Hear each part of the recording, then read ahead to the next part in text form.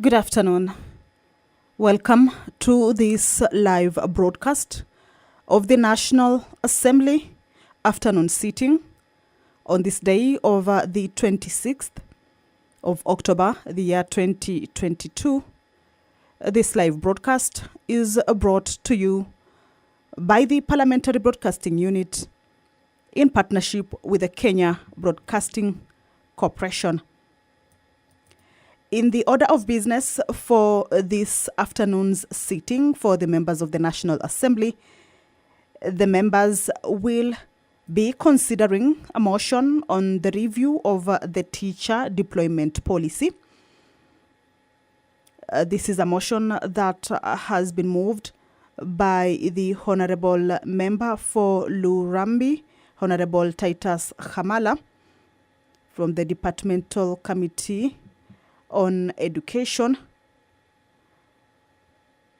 This motion seeks to have the House resolve that the Teachers Service Commission immediately reverses the ongoing delocalization of teachers and initiates a comprehensive review of the teacher deployment policy with the involvement of teachers in order to make the policy consistent with the International Labour Organization, ILO, and UNESCO laws and practices on teacher management and deployment.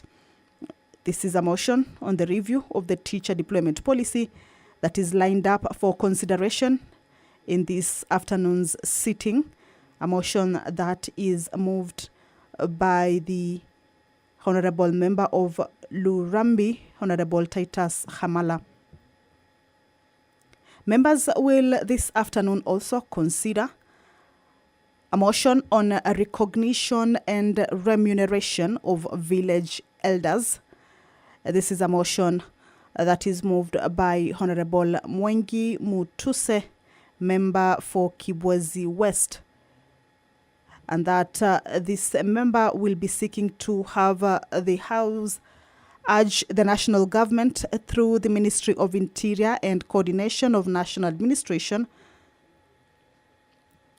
to establish all existing villages as administrative units in accordance with Section 14 of the National Government Coordination Act number 1 of 2013. The mover of the motion also seeks the House to urge the national government through the Ministry of Interior and Coordination of National Administration to recruit and remunerate the existing village elders as administrative officers. This is a motion that is moved by the member for Kibwezi West, Honorable Mwengi Mutuse, noting that aware that there have been village elders in every village in the Republic of Kenya and cognizant that the village is not formally recognized as an administrative unit in accordance with Section 14 of the National Government Coordination Act number 1 of 2013. Also noting that despite the said village elders offering services to the public and the government, they are not remunerated contrary to Article 41 of the Constitution on fair labor practices. The mover also notes that further, noting that in accordance with Section 14 and 15 of the National Government Coordination Act number 1 of 2013, the Cabinet Secretary in charge of Interior and Coordination of National Administration, in consultation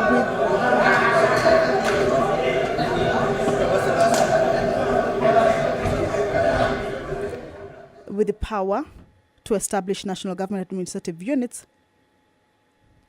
and appoint administrative officer to serve under those units. Speaker of the National Assembly, as you can see, has entered the chambers. Honorable Moses Wetangula will be presiding over this afternoon session. I will now hand you over for this live broadcast that is brought to you by Parliamentary Broadcasting Unit in partnership with Kenya Broadcasting Corporation. My name is Kamche Menza. Good afternoon. Waheshimiwa, na tuombe. Ewe Mwenyezi Mungu, ambaye kwa hekima na wema wako umeteua nyadhifa za viongozi na mabunge kwa ustawi wa jamii na utawala wa haki wa wanadamu, tukusihi ututazame kwa neema nyingi sisi watumishi wako ambao umeridhika kutuita ili tutekeleze shughuli muhimu za jamhuri yetu. Tukuomba uteremshie baraka zako sisi tuliokutanika hapa, na utujalie tuyatende na kufikiria mambo yote yatakayofikishwa mbele yetu kwa njia ya haki na uaminifu, ili utukufu na sifa zako ziendelezwe na ili kustawisha amani, ufanisi na heri ya nchi yetu na wale ambao haja zao umezikabidhi mikononi mwetu. Amen.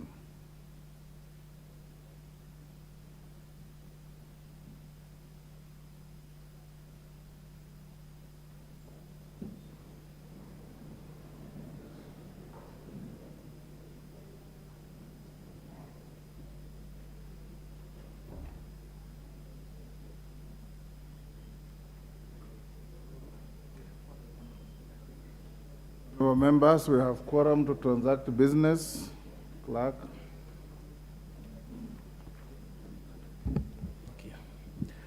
Order number 1, administration of oath. Order number 2, communication from the chair. Order number 3, messages. Order number 4, petitions. Order number 5, papers. Order number 6, notices of motion. Order number 7, questions and statements. Honorable members have been requested by the Honorable Dwale to give him an opportunity to make a personal statement.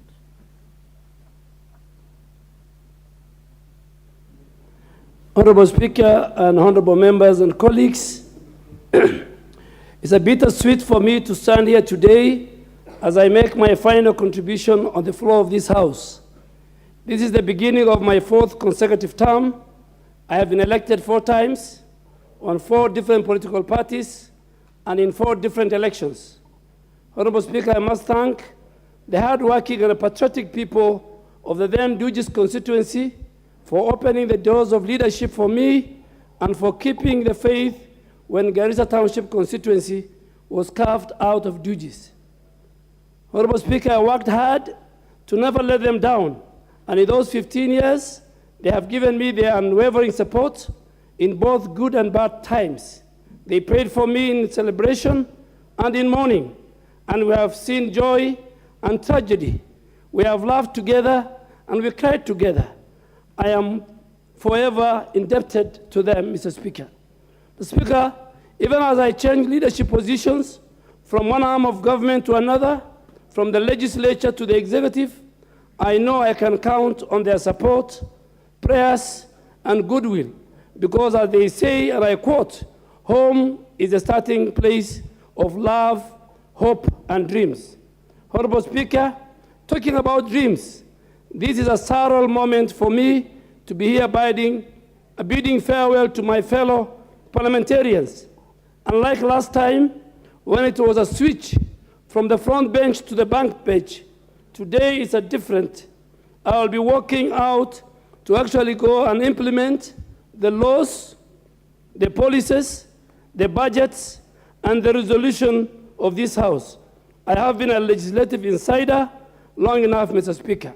I hope that as I cross over to the executive, I'll keep the faith and do the job with the dedication, diligence, and discipline.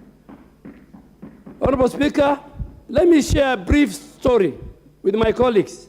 The first time I came to Nairobi, I got a lift because I could not even afford the bus fare. I was young with big dreams for serving in government and in cabinet one day. That journey from the first day to Nairobi to this day, when my dream is on the cusp of being actualized, took too long. Sometimes it looked like it was never going to happen. After 2007 elections, I hoped for a ministerial appointment. Instead, I got an assistant minister position. I worked hard at it.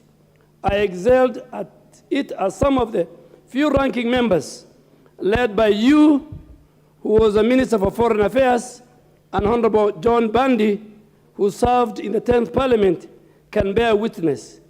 That position bore fruit. In 2013, I moved a step closer to actualizing my dream when I was appointed the first leader of majority in the Kenya National Assembly under the 2010 Constitution. The Speaker, I served with dedication, ensuring the supremacy of the Constitution was upheld. I delicately balanced the wishes of the majority party, the needs of my constituency, the national interest, the public interest, and the parliamentary independence. Sometimes it worked, at times it did not. But overall, together with the colleagues inside this House and those in the executive, we made progress. We transformed our country. In 2017, Mr. Speaker, I was reappointed to the position of Leader of Majority to complete the journey. We walked that path in tough years of the pandemic, of the COVID-19 pandemic, the harrowing years of the handshake, and the crazy season of the BBI euphoria. I weathered the storm until June 2020, when I stood here and told your predecessor and the colleagues who were there that the season has come to an abrupt end. It was one of my many lessons in politics that sometimes you may do things, you may do everything right, deliver on your promises, execute all the assignments, and do all the right things, you will perform. You will get excellent results. However, you must have the spine to stand by your friends. I'm a living testimony, Mr. Speaker, that you don't have to betray your friends to thrive in politics. Ignore that nonsense. I stood by William Ruto, now His Excellency President William Ruto, and Commander-in-Chief of the Kenya Defense Forces. He stood by me. The currency of political hygiene, Mr. Speaker, is loyalty, being principled. Can your friend rely on you when it really matters? Can you rely on your friend when it really matters? Can anyone depend on you? As many of my colleagues in here will tell you, we walked on fire, but we stood firm. We stood with the truth. We did the right thing. We did not abandon our friends. Eventually, the good guys won. I trust that we now have the opportunity to right the wrongs. Now in 2022, Mr. Speaker, I am here bidding farewell to the House to go and serve in the cabinet. That is the power of dreams. It's a miracle. But the lesson for me, Mr. Speaker, is the same philosophy that we in the Kenya Kwanza Coalition, the Hustler Nation, have been preaching. If you believe in it, if you put your mind to it, if you work hard at it, God will make it happen for you. It doesn't matter how long it takes. He will guide your steps. He will give you the push. He will support your dreams. Every hustler must rise. Everything is possible if you keep trusting.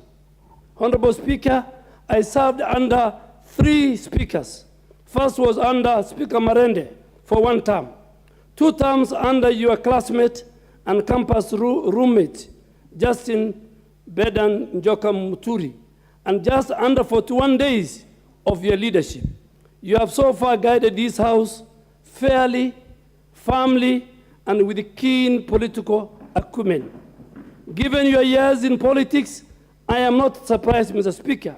I trust your leadership will help transform this House, this Parliament, and this country. I also served under 5 clerks. I begin with the late Samuel Dindiri, then worked with Patrick Gishohi. Thereafter, I worked more closely with the late Justin Bundi and his successor, Michael Sialai. In the current Parliament, I have worked with acting clerk, Sahara Kyoko. All these professional gentlemen and 1 lady have made my stay in the National Assembly memorable. Mr. Speaker, the second tip I have for my colleagues is about the staff of Parliament. We have 1,000 qualified, intelligent staff with the degrees, masters and PhD in this house. They are civil servants. They know a lot of things. They can make your career shine, but you have to go to their offices. They will not come to you. You have to ask the questions. Don't be afraid to ask. There is no stupid question that they have not had. There is no impossible request they have not received, Mr. Speaker. They have seen it all. Speak to them. You will be surprised at the depth of knowledge that they possess. They will guide you in your roles in legislation, in representation, and even in oversight. Don't think you are too important to speak to a parliamentary staff.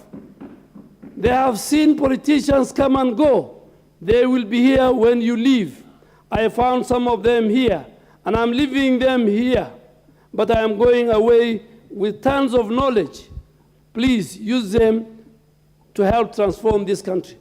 Honorable Speaker, my third tip to my colleagues is that when it comes to legislature, we sing and swim as one. We are here to work for the people of Kenya. We make laws to serve the nation. It doesn't matter which side of the political divide you are from. Always strive to do the right thing.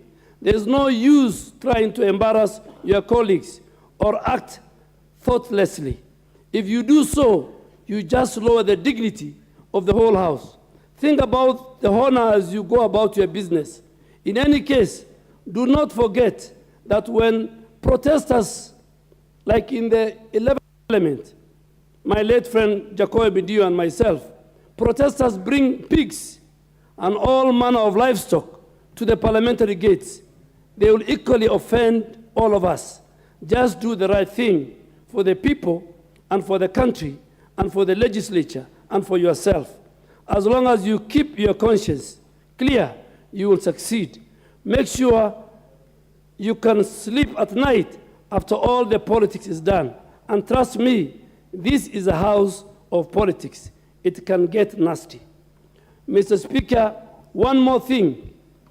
All this I must say boldly. You must find a way to protect the Constituency Development Fund. I am not saying this for sentimental reasons or for your egos. I have seen CDF change lives in all constituencies in this country. It has built schools, hospitals, roads, police stations, provided water, toilets, and bursaries to our school-going children, even food. We know how transformative it is. It is unique to us as the only legislature in the whole of the Commonwealth to have it in place. We know the courts have made their findings.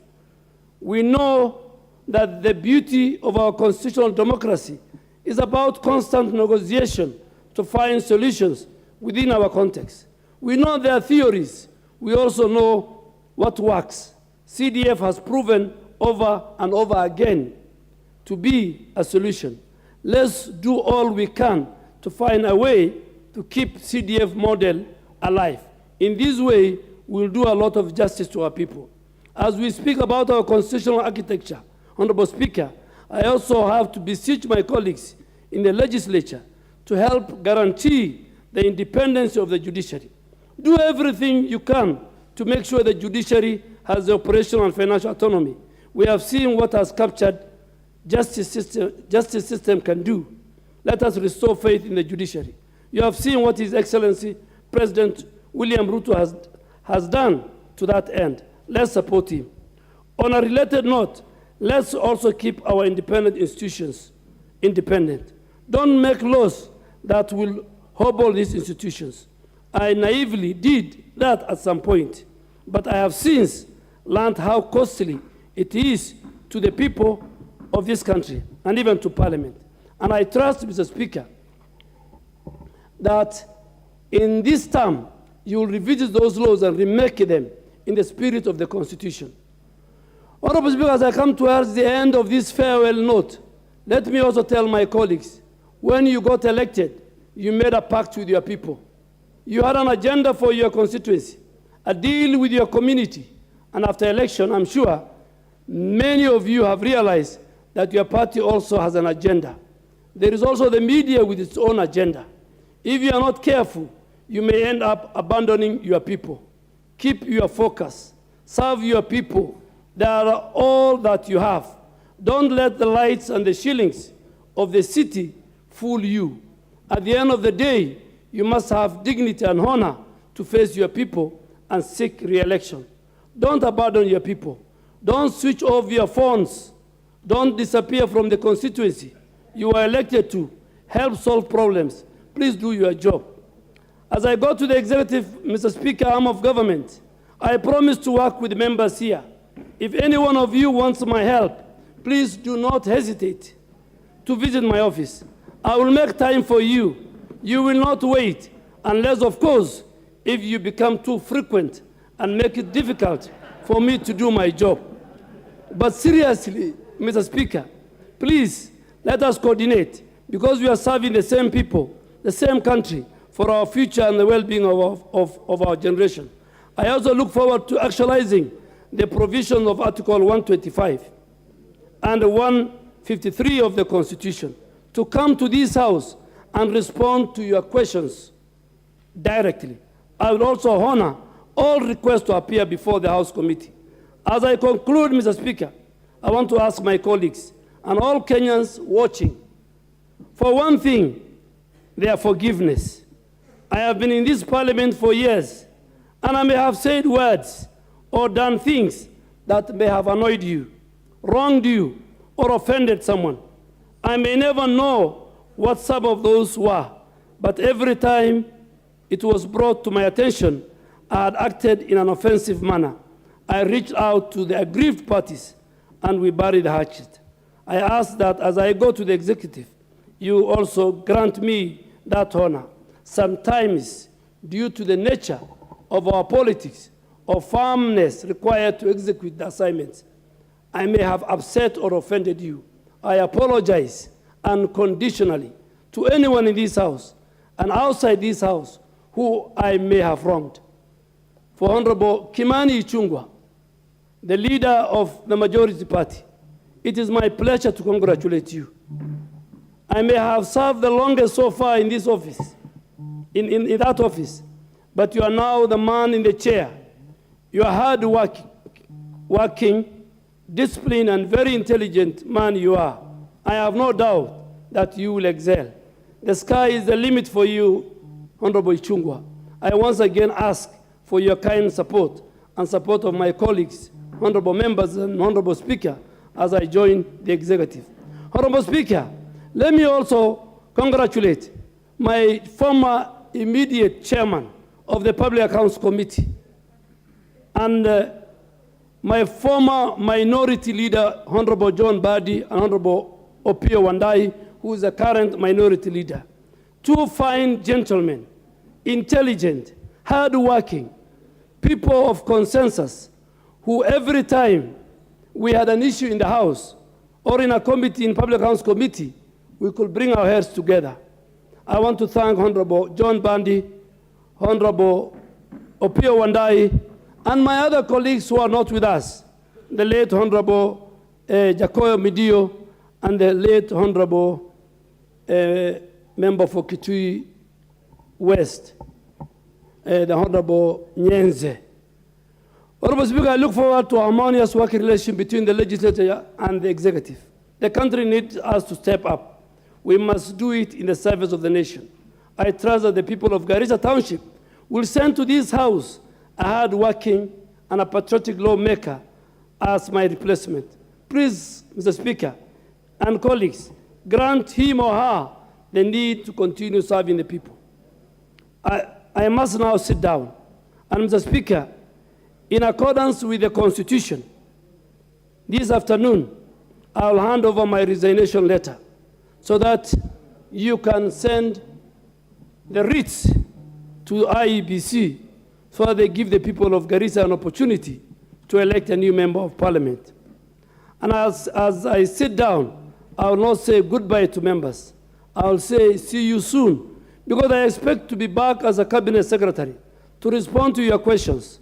And as we transform this country from bottom up, I trust that you will approve, and you have done so far, approved my cabinet position.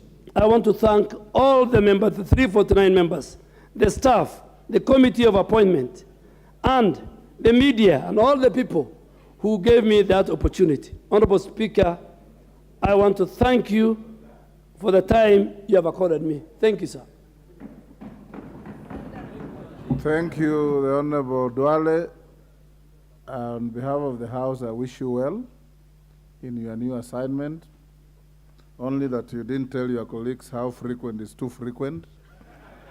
That will enable you lock the doors. Now, I will give 3 opportunities on either side to bid farewell to our colleague who is moving to the executive. No doubt the Honorable Duale has had a distinguished, admirable, and a very positive assignment in this House and in the country, and we wish you well. I'll give the first bite to the majority and minority leaders in that order. If you want me to give a little more, I wanted to give 3-3. Let's see how it goes. Yes, I'll give you. I'll give you 5 minutes each. That's too much. Okay, 3 minutes each. Thank you, Honorable Speaker. 3 minutes each. I'll just beg for myself and the minority leader a little bit more time, maybe 8 minutes with your indulgence. The 2 of you, I'll give you 5-5, the rest 3-3. Thank you, Honorable Speaker. Let me also take this opportunity. The Honorable Alice Wahome has sent word that she's held up. She'll be here at 4. When she does arrive, we might disrupt business and give her an opportunity, but those who want also to bid her farewell, you can include her in your statement. So Ipan is in the sister house, the Senate. Thank you, Honorable Speaker. Let me also take this opportunity first to congratulate the Honorable Aden Bare Duale on his approval, nomination and approval by this House to now serve as the Cabinet Secretary for Defense. Honorable Speaker, I must indicate that I am immensely proud to have worked with the Honorable Aden Duale as our first leader of majority. And I'm even more proud, Honorable Speaker, to be taking over the office that the Honorable Aden Duale defined. It is the Honorable Duale who defined what the office of the leader of majority and our new constitution will be, and he indeed shaped this office into what it is today. Honorable Speaker, I found Honorable Duale in this House in the 11th Parliament, and I have had a lot of learning from him, both as a Member of Parliament. He helped me to settle down as a Member of Parliament when I joined this House as a new Member of Parliament. He guided me and shaped me into the person that I am today. And that's why I say I am very proud to be taking over the office that he leaves, having served as our first leader of majority. And Honorable Speaker, we have served also in the same party. First in Jubilee together when he came in under URP, I came in under TNA. We worked together as we brought together the 2 parties to form the Jubilee coalition, and eventually we were both thrown out of the same Jubilee together. And we joined hands as the founding members of the United Democratic Alliance, UDA, that together with the other partner parties in Kenya Kwanza that moved on to form government this year, Honorable Speaker. Honorable Speaker, the only member of Parliament, Honorable Speaker, that I can proudly say is my friend and a friend to my family. Honorable Speaker, when we were in the dungeons and suffering immensely under the previous regime, I remember one time, accompanied by my 2 daughters, I drove to Honorable Duale's house. And the following day, he called my wife and he told me, because there's a lot of extrajudicial killings in this country, should anything happen to your husband, Rest assured, Mami, your children will be well taken care of by Aden Duale and William Ruto. Support your husband in this fight, and we pray for him. And I know the Honorable Aden Duale and his wife on many occasions would call me late in the night. At one point, he used to sleep at 10 p.m., but eventually we transitioned him to start sleeping at midnight and after midnight. Now he's taking over a job where he will never sleep. Honorable Duale, be ready not to sleep as you defend our borders, as you lead our generals and our defense forces in protecting the lives and property of our nation and our people. I want to wish you all the best, Honorable Duale, and know that in us you have a friend, you have friends here in this house. We will remember you. We are not bidding you farewell because you are just crossing the street to the defense headquarters out of this house, but you're always welcome to this house. We welcome you as our Leader of Majority Emeritus. And Honorable Speaker, I cut short my story on his prayers for my family and myself. Today, I thank God that having gone through what we went through with Honorable Duale and many of us who are in Kenya Kwanza, Honorable Speaker, we stand here alive, our family is well, and we thank God for that. And I want to thank Honorable Duale for the encouragement and the courage he gave me continuously. And he would always tell me, as a Muslim, fear nothing other than God. Through Honorable Duale, I almost became a Muslim, at least in having the courage and determination to remain focused on what we were looking for. And I thank God that we were able to achieve that. And I thank God immensely that we got government, and the Honorable Duale now transitions from the legislature to the executive. And I want to pray that, Honorable Duale, God will guide you and will give you the wisdom to serve our nation in the executive with the determination, with the zeal and energy that you served with in this house as Leader of Majority, and more so as a Member of Parliament for Garissa Township, and earlier as Member of Parliament for Dugis. We will emulate and follow your steps. We will learn on the best from you. And I want to pray that even our new members of Parliament will be able to. The Honorable Wandai. Thank you very much, Mr. Speaker. And let me join my colleagues in first and foremost congratulating the Honorable Aden Duale on his achievement as an appointee of the President to the position of Cabinet Secretary. Honorable Duale has had a checkered career as a legislator. And if there's one thing we all agree on, even those of us who are on the opposite side with him previously, Aden Duale was a man whom, when you gave a task, he gave his all to it. And many people would refer to him as a workaholic. He did his research well, and he was ever prepared on the floor of this house. No wonder when he appeared before us at the Committee on Appointments, he didn't disappoint. You know, amongst the nominees who came before us, he was one of the few whom I never gave much problems. But that is because of who he is. Mr. Speaker, there's also a record that Honorable Duale has set. You know, Honorable Duale came to this house a term before me. This is his fourth term, and I'm serving my third term. Honorable Duale was able to be elected for a record 4 times consecutively and on different parties. First time he came here, he came on the ODM ticket. The second time he came in 2013, he came under URP, if I remember. Then 2017, he came on the ticket of Jubilee Party. Now this time around, he came on the ticket of UDA. So that's a record that I don't think many of us will ever break. Okay? It goes a long way to demonstrate the fact that his people had confidence in him, regardless of the parties he ran on. Finally, Honorable Speaker, we wish to encourage Honorable Duale as he transits to the executive to continue with the spirit of engagement, so that the difference between the executive and the legislature can continuously be narrowed for the good of the country and of our people. Thank you very much, and may God bless. The Honorable Wangwe. Thank you, Honorable Speaker. Honorable Speaker, allow me also to congratulate my very good friend, Senior, Honorable Aden Duale.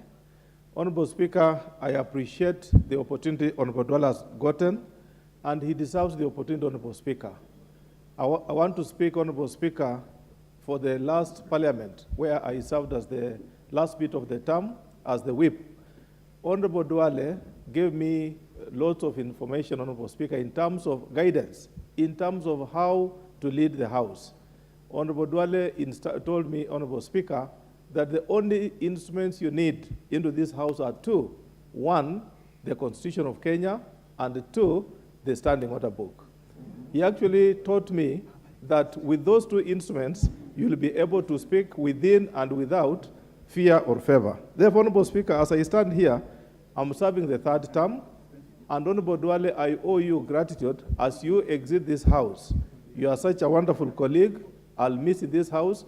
But Honorable Speaker, Honorable Duale had only one major issue, which was very giving him total advantage, the mastering of the processes of this House.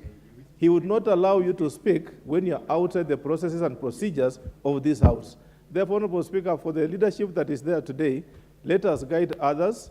Let us be those who can mentor the young colleagues who have joined this House so that we come up with stronger legislators in future. Honorable Speaker, by virtue of the mastering of the two instruments which Honorable Duale gave to me, you can only compare Honorable Duale to the late Martin Shikuku, Honorable Speaker. There is no way you would want to see, Honorable Duale would see you speak outside the two.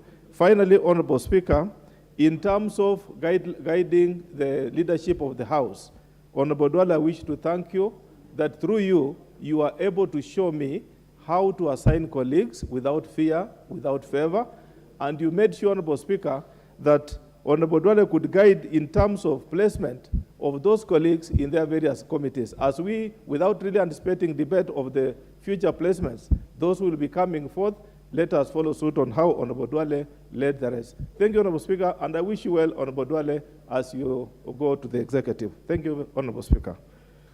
The Honorable Murugara. Thank you very much, Mr. Speaker. Speaker, allow me also to join the rest of the House in congratulating the Honorable Duale. This is not a mini feat. Honorable Duale, you deserved it and you've gotten it. The little we can say is just go well and extend the service you gave to this House to the executive. When we came in here as fresh as in 2017, Honorable Duale was our leader of majority, and he made this House extremely interesting.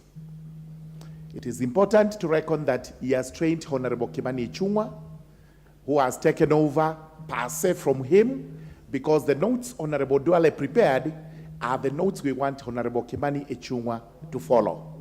Because in between, there was an interlude when we had our own difficulties and things were not moving well, but Honorable Duale, as a ranking member of this House, sat through with us. He never abandoned us. He actually encouraged us to soldier on and do what is right for the Republic of Kenya. It is as a result of this good work that God has rewarded him with this position of a cabinet minister and let him go well. Our regards to your colleagues when you reach there. When we met at the Committee of Appointments, you did it very well. Your colleagues, the Honorable Musalia Mudavadi, who slightly competed on the power of the gap with the Honorable Speaker of the National Assembly, because he also did very well and spoke very well. My constituent, Honorable Kithure Kindiki, Professor, also did very well. Not to forget all the others.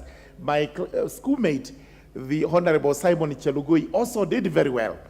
And all of them, congratulate them, tell them we wish them well, and we thank His Excellency the President for extending this magnanimous decision to you and to the others, so that you can serve as well, you can serve the Republic well, and we promise we will actually follow your footsteps in ensuring that this house remains as interesting as it was that time, because we have actually one of the best speakers, one of the best majority leader, and deputy speaker, and the others. We ourselves also speak for ourselves. It will be a good house. Let the freshers be actually excited about the house, because it will be good.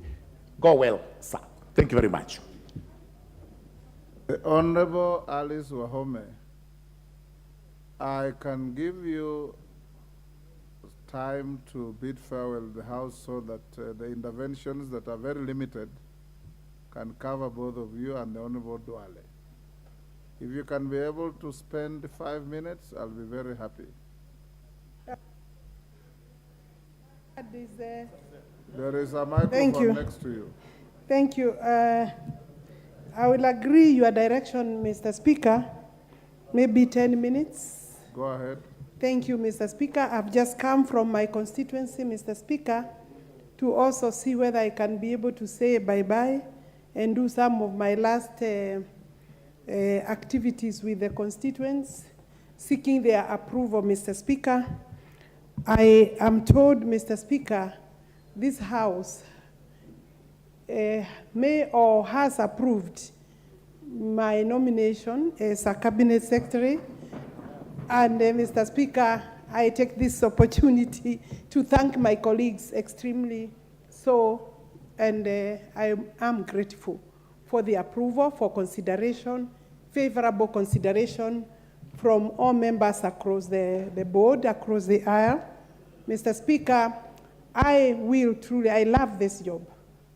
I will miss my job as a member of parliament.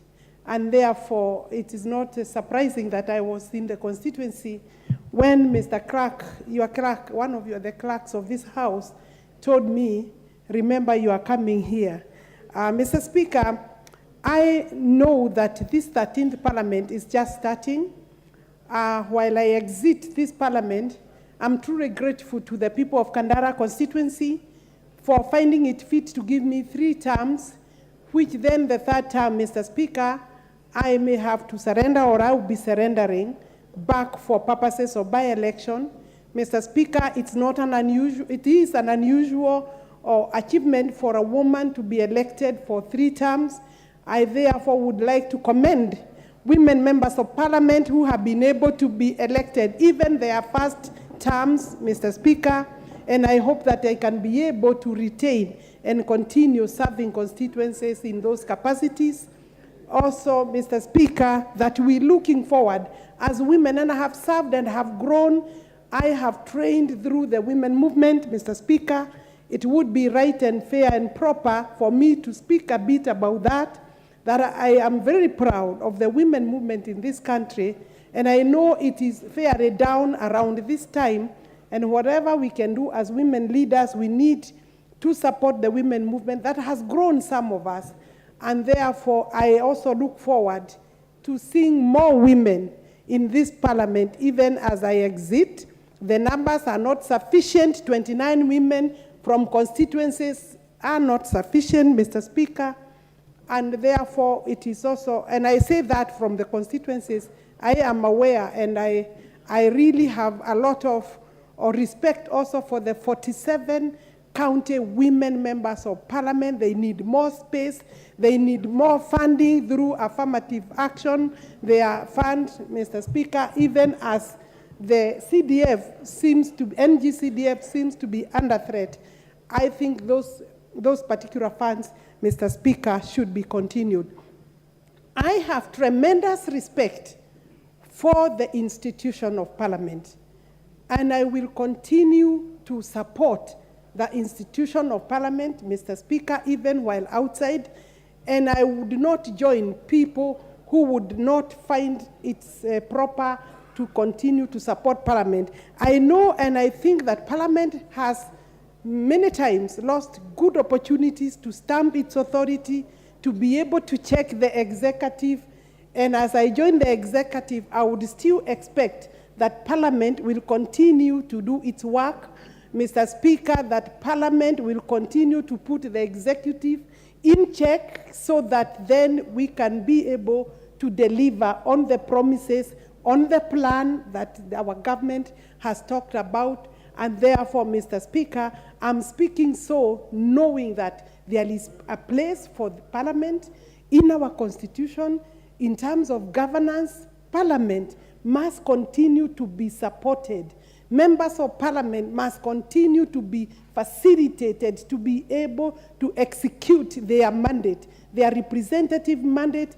I therefore want to acknowledge my colleagues, both in minority and majority, and that this particular time I have stayed in Parliament, I have enjoyed cordial relationship with most of members in the 12th Parliament, and I look forward, Mr. Speaker, to be able to work. I look forward for support in my docket, and I had said earlier, my office will be open to everybody, even those who are in the minority, because they are serving constitutional offices. And the office of the Cabinet Secretary is an office in the public service. And therefore, I want to assure you, members of the National Assembly, you are welcome for a cup of tea, for a discussion about water, for a discussion about how you can give me more money to be able to reach your constituencies. I look forward to that kind of relationship. Mr. Speaker, I want to thank, as I finish, I want to thank His Excellency the President, Dr. William Samoei Ruto, for finding it fit to give me this particular job among all those other qualified in equal measure in our coalition, Mr. Speaker, in the country as well. Mr. Speaker, I am truly grateful to His Excellency the President nominating a woman, and not just a woman, the Iron Lady of Muranga, the Iron Lady of Kandara. I am seeing that there are Iron Ladies coming up, and I want to encourage my sisters. The job be staff.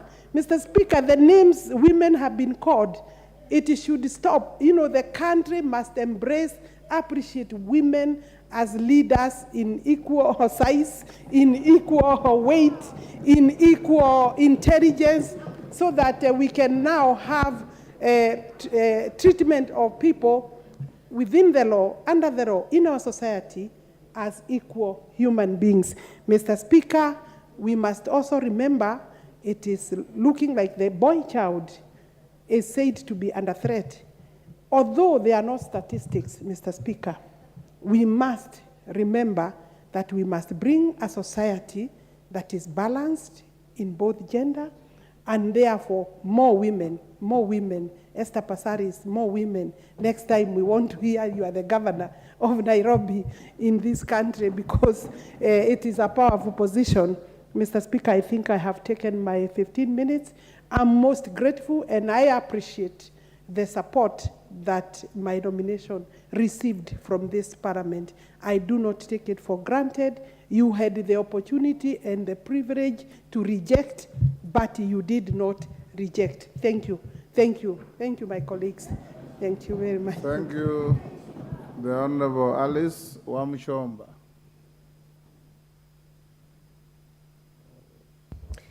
Thank you, Mr. Speaker. I rise to congratulate my seniors, the wonderful gentleman and the wonderful lady who have been honored to serve the great country of Kenya in their respective capacities.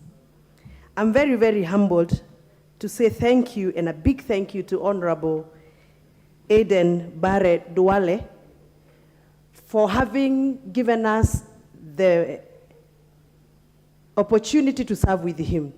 He was our senior. He served as our majority leader in the 12th Parliament.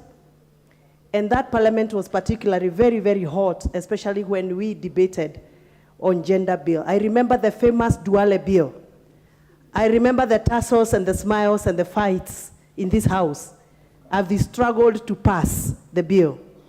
Even if we never achieved the milestone that we expected through Duale bill, I am very, very excited to register as a woman leader in this country and the current chair of KEWOPA, that we have had a positive milestone out of the serious debates and engagements that we had as we debated the famous Duale bill. Honorable Duale, we met with you in many quarters. We negotiated and haggled out the position and the placement of women in this house. You listened to us and you gave us your natural smile. We thank you. How I hope and pray that the Honorable Duale, when you go there to serve as our Cabinet Secretary in charge of Defense, we shall see so many women around you. 2-star general, 3-star general, and so on and so forth. We want to see many women serving in the Navy. We want to see many women serving in the Army. We want to see many in the field marching beautifully like they have always done. I am proud of you, Honorable Duale. To my sister, the Iron Lady of Muranga, we are so proud of you, my senior sister. Personally, I started a journey with you even before I became a member of parliament, and also for you, before you became a member of parliament. You have been our counsel, you have been our support. We have seen you struggle and fight for what you believe in. You have believed in the Hustler movement and the Hustler nation. How I pray and hope that you will be one of those that are going to defend for the rights of women to get water, access to every right that is associated with water. And more specifically, Madam Alice, through the Speaker, I hope that you shall be the Cabinet Secretary that shall finally ensure that our counties get their share of water from the traditional dams that have been existing in some of our areas, yet we do not have water. More specifically, I speak on behalf of Githunguri sub-county, the one that I do represent. We are the wetland. The Honorable Elachi. Thank you, Mr. Speaker. I also join my colleagues to congratulate our leader, the Honorable Adan Duale. There's a lot of interest. I encourage you to take 2 minutes. And my leader, the Honorable Alice Wahome. Honorable Adan Duale, I want to thank you for working together when I was the majority whip in Senate, and you encouraged us on one thing, that you must be brave enough to stand for government. Even at times when things are not so good, you stand for your government. And for showing us faith. I remember you told us with the late Joyce Laboso and Ses Barire that when the Honorable William Ruto becomes president, you will resign as member of parliament. I salute you on that faith and in that wisdom. And we agreed anyway. For my Honorable Alice Wahome, I want to thank you. You gave me a job as a CEO in this country. I never took it for granted. We worked in Kandara, and I know you're going to do a fantastic job in the Ministry of Water. And we will pray for you all. You need wisdom, and we pray that God will guide you. And I want to also thank the Honorable Kithure Kindiki and Murkomen, people we served together, and I know they're going to do a tremendous job for this government. So thank you so much as you go, and we pray that you'll find a good civil servants who will understand and work with you and not sabotage the work that you want to do. Thank you, Mr. Speaker. John Badi. Thank you, Mr. Speaker. Mr. Speaker, as I congratulate my friend Adan Bare Duale, let me start with him. I want to just say that many people have not understood the relationship I've had with Duale. Almost all the time, apart from the time we came in as first-term MPs, we have been on opposite sides of the political divide. But our friendship has flourished, and many people have not understood this. But I want to just mention a few things. Number one, Duale and I, even though he is 6 years older than me, but politically we are age mates. We came in the same day in Parliament, and it did not take us 1 year before we became friends. And we have maintained our friendship up to this level. The only thing is that all the time when Duale's political star is rising, mine seems to be going down a bit. And anytime my political star is rising, his goes down. I remember in the 10th Parliament, Mr. Speaker, when he was assistant minister, I was a backbencher. When I became assistant minister, he became a backbencher. When Jubilee won elections in 2013, Mr. Speaker, Honorable Duale was made the majority leader. I remember that time, literally my documents were thrown out of my office, of the office of the assistant minister in the office of the prime minister. And now when the handshake came, I thought we were now going to work together, him as the majority leader and myself as the minority leader. Again, it did not take long before Duale's star started going down, and mine had risen. Now he's becoming a cabinet secretary when I thought I was going to be the cabinet secretary and he was going to remain and stay in this house. Mr. Speaker, what a coincidence that now I've approved him as a cabinet secretary. Maybe tomorrow in 2027, I don't know, when I am likely to have a rising political star, maybe Duale, this time I want to pray for you, not really to remain where you are or even go higher. But, Mr. Speaker, we have had a good working relationship. Duale has a work ethic that is admirable. And I want to say, Honorable Duale, that continue with your consultative nature of leadership. I worked with you as majority leader, worked with Kimunya as majority leader. You are better than Kimunya in terms of consultation. And that I can say without any fear or favor. To Honorable Alice Wahome, we never interacted really too closely with her. But we have been members of parliament together, and I have no doubt that you are going to make sure that the people of Kenya get access to water. You have been principled, continue that way, and as you put it, you are going to be a cabinet secretary for the Republic of Kenya. Thank you very much. I wish you all well, including those of our colleagues who are not in this house, like Murkomen. So Ipan, that's another very strong lady, Mr. Speaker. Let's not forget her.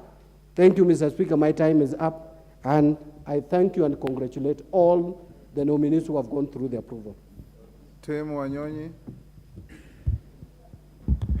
Thank you, Honorable Speaker, for giving me a chance also to say something about the Honorable Duale and Honorable Alice.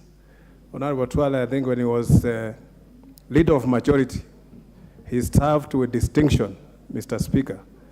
And even when he was removed from being the leader of majority, he honorably handed over to Honorable Kimunya. He did not throw tantrums, he did not do anything. And that shows the show of greatness in him.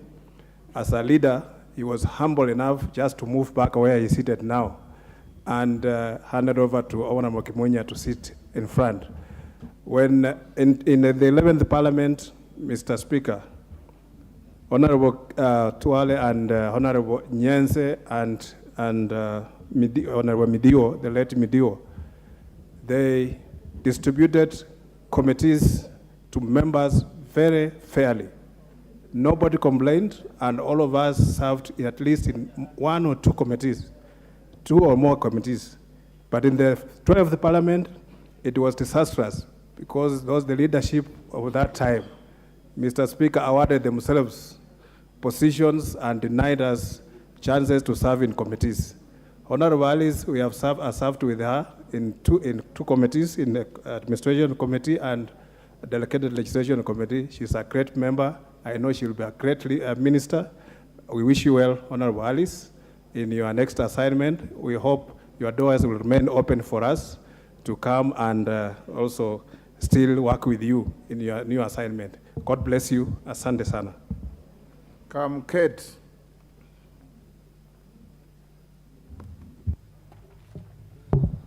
Thank you, Mr. Speaker, for this opportunity. Mr. Speaker, the Honorable Aden Duale is a gentleman that can be described as the legislator par excellence, or the ultimate legislator. When I came to this parliament, Mr. Speaker, he used the same terms that he was giving us a little bit earlier to advise me. He pulled me aside and told me, to be very careful with my constituents, and I did follow his advice very carefully. That's why I'm here for my second term. I remain forever grateful to him. As the patron of Pastoralist Parliamentary Group, we benefited a lot as pastoralists from his leadership. Mr. Speaker, sir, and now as Defense Cabinet Secretary, I want to urge Honorable Duale to think outside the box. Do not do things as have been done ever since independence.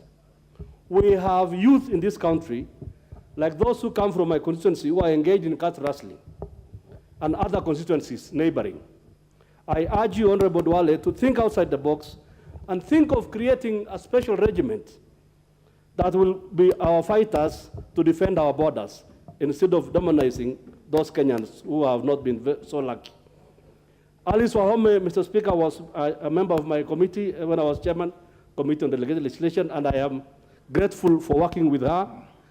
And I want to tell Alice Wahome this as I sit down, Mr. Speaker, that water everywhere will reduce conflict among the warring communities in the north. Congratulations. Adan Kainan. Thank you, Mr. Speaker. Mr. Speaker, with nostalgia, Mr. Speaker, I remember the Honorable Duale during our days at Moi University. Mr. Speaker, for those of you who have interacted with Duale, the politician, Duale the politician, Duale the student have always been the same. For those who have gone to Moi University, if you go to Ngeria College, Ngeria section, and you ask for the cottage where we used to occupy, you'll be told this particular street used to be Kainan Duale Street. Mr. Speaker, I pride myself as being the first member to be elected to a public office from the alumni of Moi University. Duale has always been courageous. In our politics, Mr. Speaker, there are tests to politicians and they are self-made politicians. Duale is indeed self-made politician, Mr. Speaker. On behalf of the NEP parliamentary group, he has been our chairman. I hope you will accept to be our patron right now because you can't be a chair. He has also been the patron of our PPG, the Pastoralist Parliamentary Group. I hope you will continue to accept this. Mr. Speaker, I also want to thank His Excellency the President because in Northern Kenya, Mr. Speaker, the military plays a very important role. And I hope, Mr. Duale, in that key institution, you will encourage both military diplomacy and parliamentary diplomacy because you now transiting from the first arm of government, which is the legislature, to the second arm of government, which is the executive. I am sure you have a lot to share and you'll be the best role model for your colleagues. I know the others from the Moi University alumni like the Honorable Kindiki Gure and many others. I believe with your intelligence, with your experience, you will emerge as the best CS in the Republic of Kenya. And that particular docket, I have been the chairman of Defense and Foreign Relations. I midwife the military actor right now. I understand that particular docket. We wish you well, and I hope those uniformed officers.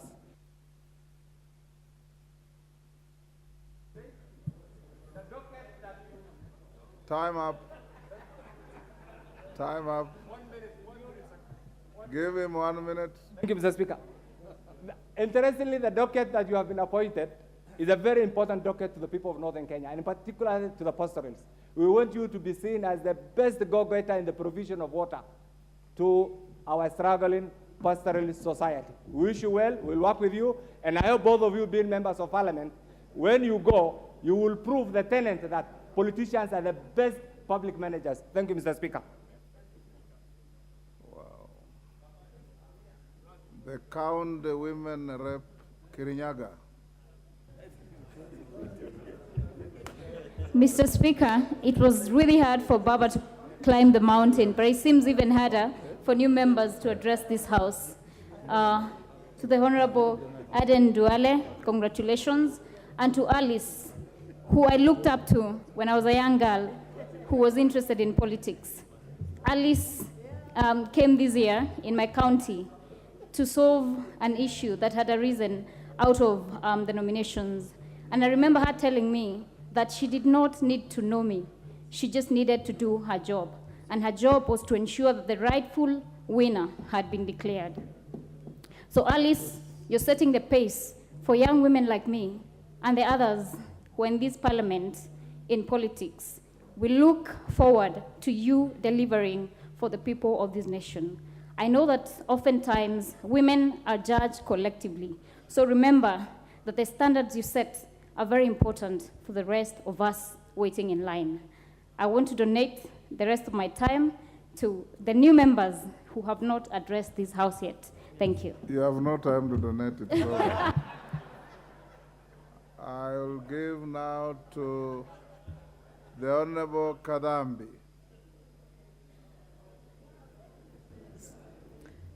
Mr. Speaker. After Kadambi, I'll give Tutu, then we close.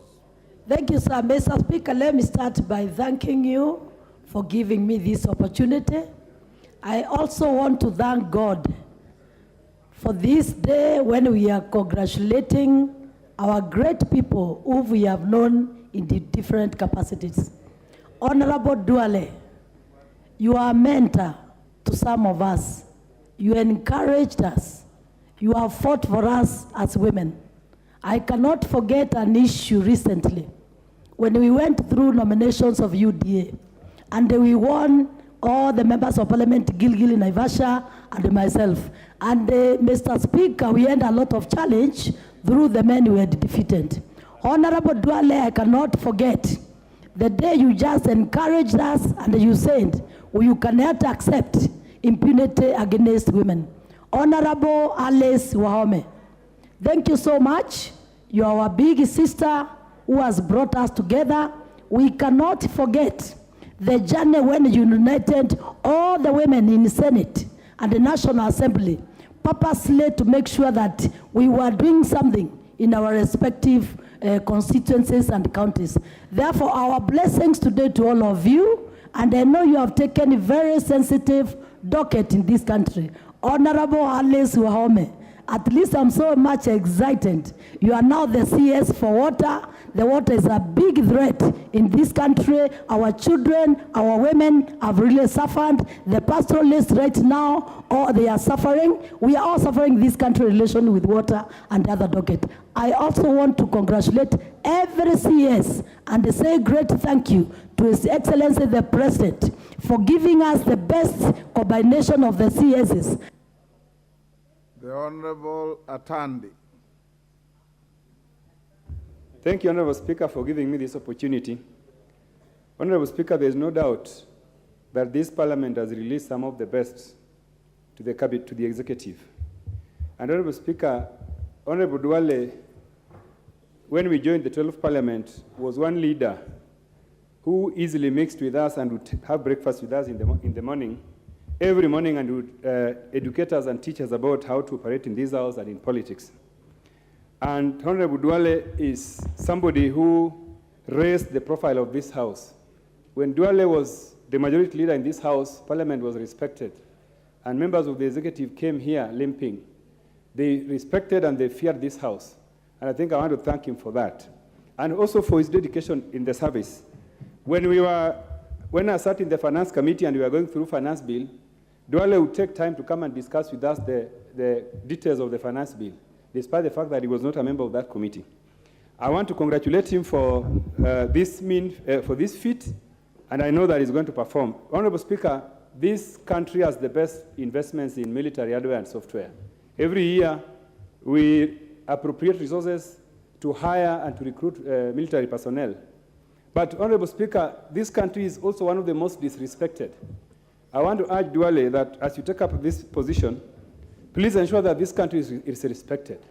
I think it is time Kenya went to war so that our neighbors can respect us.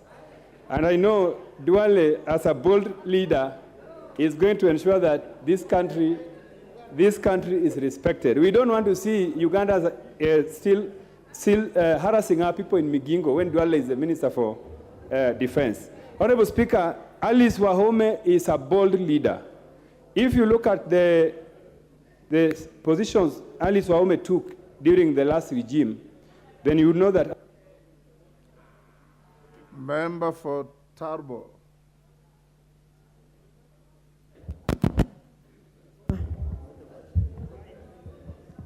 I'll give you. Honorable Speaker. Thank you, Honorable Speaker.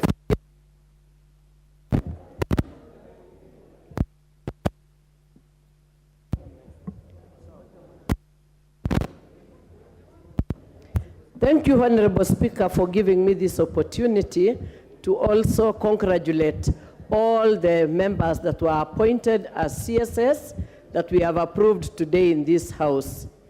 I want particularly to congratulate Honorable Duale for being appointed as CS, and I want to say he has done a sterling job in this House. I still remember my lowest moment when we were at KICC and Honorable Duale was being removed. I remember sitting behind there and looking at former president and asking myself, does the president know who he is losing? The person who fights for government like it is his own property. Honorable Duale, I wish you the best in your new appointment. Honorable Alice Wahome, you are the pillar of the women in this House. You led the Inua Mama and you made us what we are today. You steered Kenya Kwanza through the Inua Mama brigade, and we went far to raise the bar for the Kenya Kwanza people. Congratulations and wish you well in your new appointment as the CS for water. We know as members of this House that we shall benefit because you will have an ear for each one of us. Thank you so much, and may God bless all of you. Thank you. Thank you, Honorable Speaker, for giving me that chance. Member for Mwingi Central. Thank you, Mr. Speaker, for giving me this opportunity.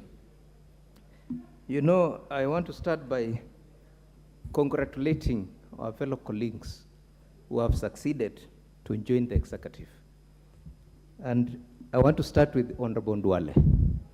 You know, Honorable Duale, if he does not speak in this house, there is no house that day.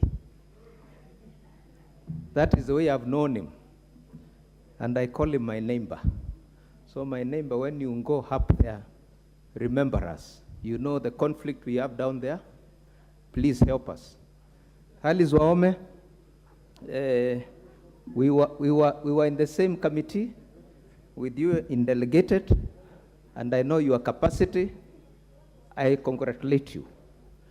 And you know, when you walk out there, the climate is so harsh because of climate change. And that is your docket.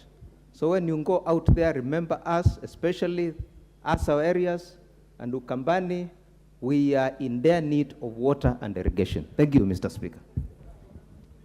Honorable members, there's still tremendous interest in this matter, but I want to advise that we finish this at 4, so we have 20 minutes, and I reduce the time to 1.5 minutes. I'll give the women rep for Mombasa. Asante sana Bwana Spika. Niweze kumpongeza ndugu yangu kipenzi Mheshimiwa Honorable Duale. Pongezi sana.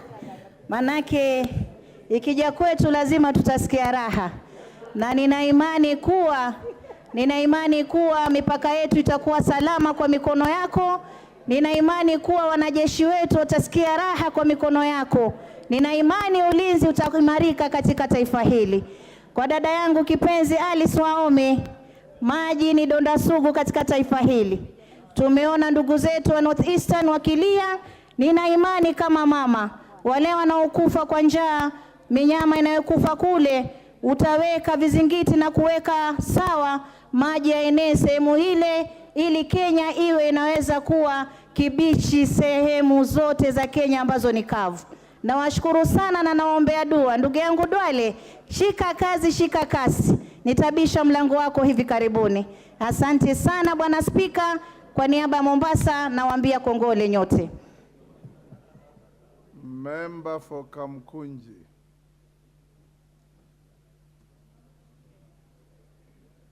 Give him the microphone. Thank you, Mr. Speaker, for the opportunity. Let me start by congratulating my brother and friend Duale, Aden Bare Duale, for his appointment.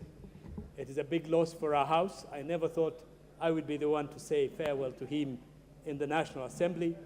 I know him as a consummate, passionate, intense politician. I kept on telling him that, in fact, for me, politics is just one part of my life. But for him, politics is in blood. It is in his blood. He sleeps politics. He wakes up politics. And I think, for sure, there has never been a better majority leader in this House than him. So it's quite a big loss.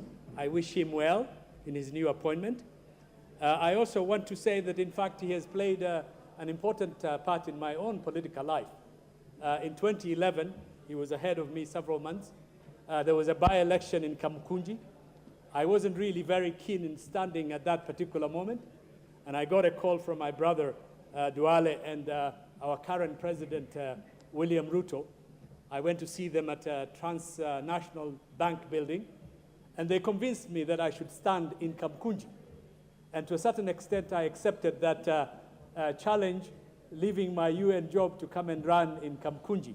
So I want to thank him for his support and for his continuous support to me, and I want to wish him as the new Minister of Defense. I also want to wish my sister Alice, the lioness from Kandara. I want to wish you very well in your new appointment.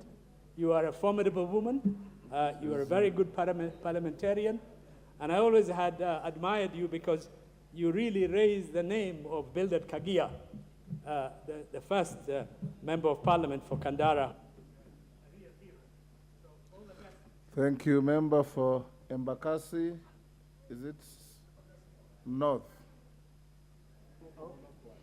Thank you, Mr. Speaker. May I also take this opportunity to congratulate my brother Adan Duale for having appointed to represent the nation as far as the security of this country and the KDF in general is concerned. I am aware that he is very able and he will represent the country at his capacity very well. On my sister, Aris Wahome. Wahome is my neighbor at home, and you know very well, I really congratulate your appointment to water, because water is life, and you know very well that Nairobi, we really need extraordinary cubics of water as we are moving to high-rise, as the agenda of the president is housing, so I am sure that you'll be able to take care of that. And also do not forget that we don't have enough for irrigating back home. Thank you very much, both of you. I wish you all well. Member Wambilianga.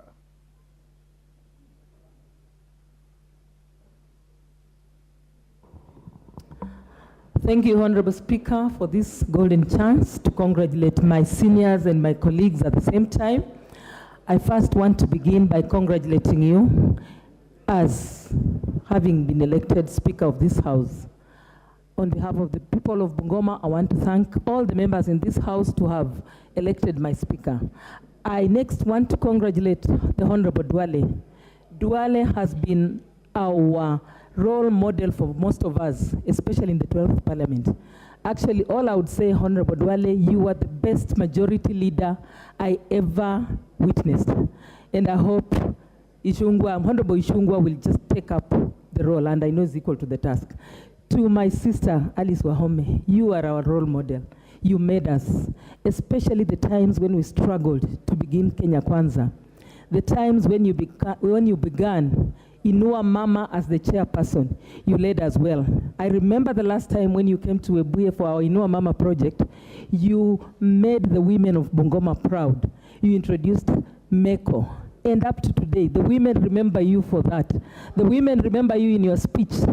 And it's like you read ahead. It's like you knew you will be Minister for Water. Stand up to that task, and I know you will deliver as a woman.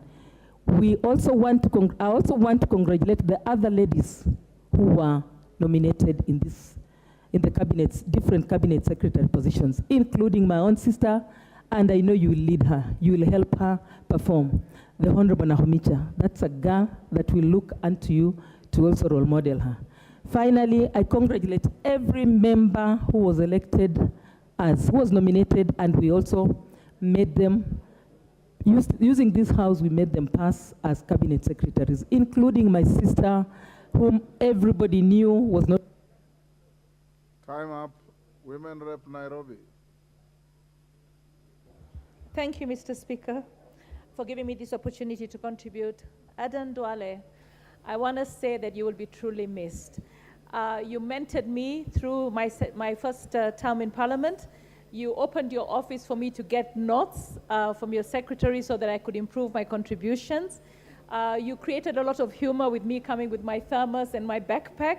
But all in all, you stood for forgiveness. I remember there's a time you and I had a bit of a tiff, and then you actually met me in court and you said, Esther, I ask you if I did something wrong, sorry. You have a lot of humility in you, and I really pray that God continues to favor you. I also want to request for the youth of this country, can we make some kind of mandatory military training, which I think other countries do it, and the youth get disciplined, and they do so much more better for their country. Alice Wahome, my sister, my mentor, my mother, I am so proud of you, and I'm so happy that you've got this docket. I just want you to know that there's a study that has been done by KWESNet, which shows that women are trading their bodies for water. So we have a big crisis. Water can be from our taps, healthy and clean for us to drink. We shouldn't have to buy water. So I really wish you well. And I want to say, Honorable Duale said that he ran 4 times from 4 different parties. Honorable Alice Wahome just wished me well in my future. Let us not think of party politics all the time. It's time for us to unite for the good of this country. Let us stand together, let us work together. Let us serve the people who are in dire need.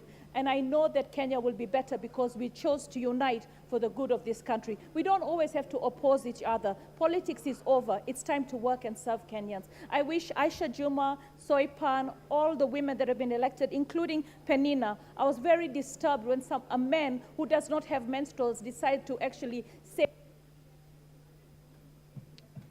The Honorable Kiaria.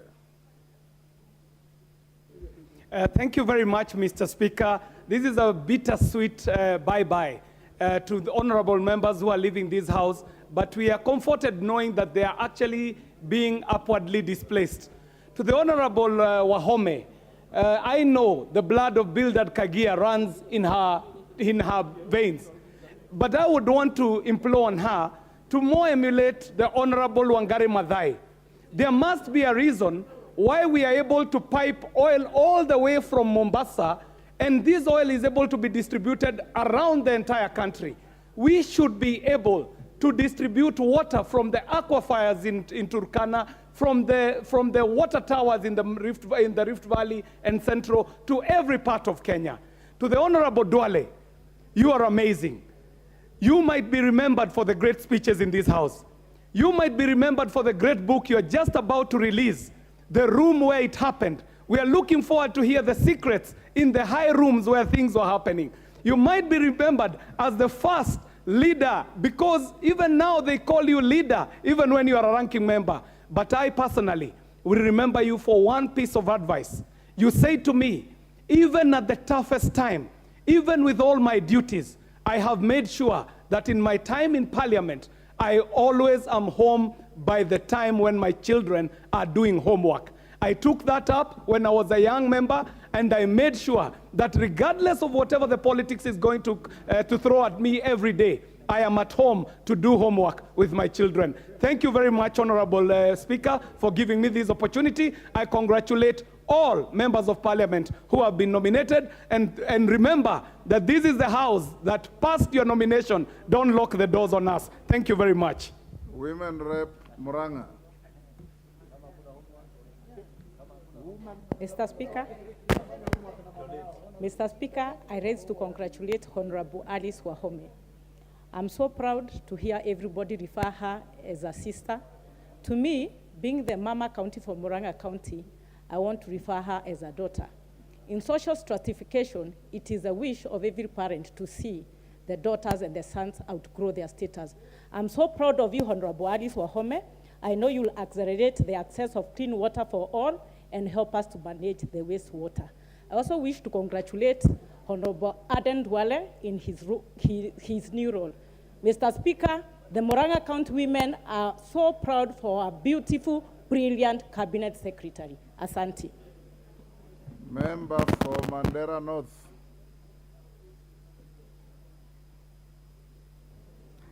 Thank you, Honorable Speaker. And first and foremost, I want to formally congratulate Honorable Adan Duale, Honorable Alice Wahome, for initial nomination and the approval of this morning, and all the other members who have been in this House, both in the Senate and National Assembly.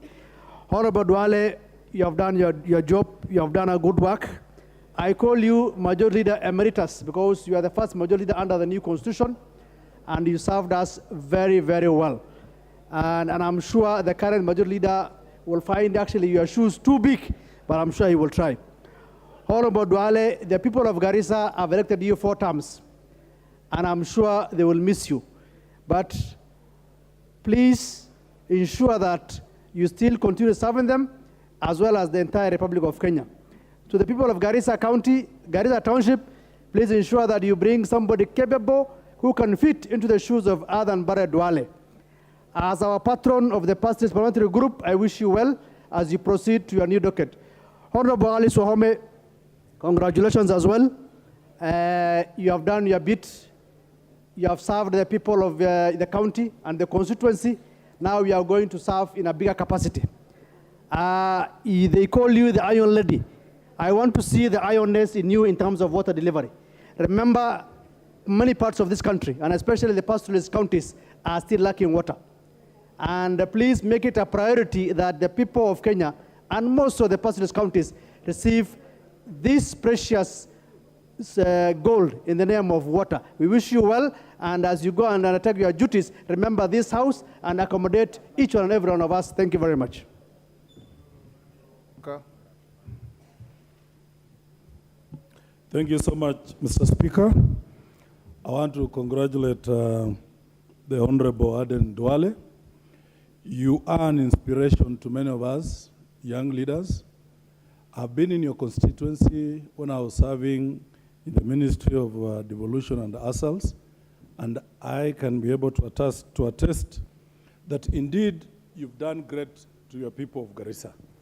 Thank you so much. May God bless you as you build on what your successors have, what your predecessors have done, as you emerge the best leader. For Madam Alice Wahome, this country needs water a lot. I just pray to God that he gives you all that it takes, so that at the end of your term at the ministry, we are able to have water everywhere in this country. I admire you because normally men frustrate women, but I admire you because of an incident that involved the IEBC where some men tried to frustrate you and you said no. Thank you so much, and God bless both of you. And even for other members who are not members of this House, in my mind, the Honorable Susan, who is also my kinsmate, that may God bless you all as you serve the people of Kenya. Thank you so much. The Honorable Member for Garissa. Women Rep Garissa. Thank you, Mr. Speaker. I am Honorable Duale's Women Rep, and on behalf of Garissa County, we would like to thank the President, His Excellency President Ruto, the appointing committees, and this House. Mr. Speaker, Honorable Duale is loved, and the people of Garissa are sad, especially township, because we think that no one will fit his shoes. But hopefully, I'm among the people who he molded and took and brought it to the politics. I'm here because of his mentorship, and I'm sad that he's leaving, but happy that he is climbing the ladder as his women rep. I would like to thank this House, and we will slaughter some camels on behalf of Honorable to celebrate this achievement. Thank you very much. Honorable Wahome, as a woman, a young woman who is new to this parliament, I'm motivated, and I know one day we will all climb that ladder and to be great women like you. Where I come from in the deserts, it's very hard for a woman to be here where we are today. And thanks to Honorable Duale, some of us are here. And with this motivation that a fellow woman will be up in the ladder and be serving this great nation, we thank this nation and the people who helped the women to climb such a height in politics. Thank you very much, Mr. Speaker. As my MP, Township MP goes, I will say thank you. My time is up. Thank you very much. Member for Mbere South. Is it Mbere North? Anaruku. Thank you, Mr. Speaker. I want to congratulate Honorable Aden Duale for the great leadership he has shown over the years. We started with Honorable Duale when we are members of URP, United Republican Party. That is almost 10 years ago. And he has mentored many, many people who are in this house, me one of them. And I say, Mheshimiwa Duale, please, when you serve as the Minister of Defense, this country look forward to your leadership, to your the strategies which you are going to implement as far as security of this nation is, security and defense of this nation is concerned. And as a student of international relations, I know we are in a region where defense is seriously in need. We know we are in DRC, we can be in South Sudan and many other nations. We know we are getting some threat from the Republic of Uganda, and I know you're up to task as far as issues of defense are concerned. To my sister, Aris Wahome, who is now the Minister of Water, where I come from, Mbere North, there is a dam which we have been singing from 2016, Kamumu Dam, Kamumu Dam.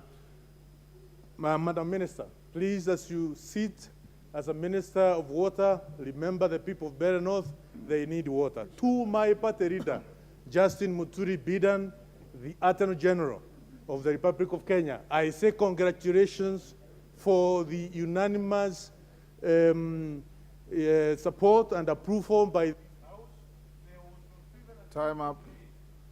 Honorable members, I know we all want to congratulate our two colleagues. Those who have spoken for us, we associate with what you have said. And on behalf of those who have not spoken, we want to congratulate the Honorable Duale, the Honorable Alice Wahome, and all other parliamentarians from the sister house who have been nominated to cabinet and approved by this house, and indeed all those members of the cabinet that you approved today to go and serve the government of our republic. We wish them well. We hope they will take a non-partisan approach in the service to the people of Kenya and serve all Kenyans without fear, favor, or prejudice, and may God give them the wisdom to do so. I want us to end here and go to the next order. Order number 8, motion, review of the teacher deployment policy, resumption of debate.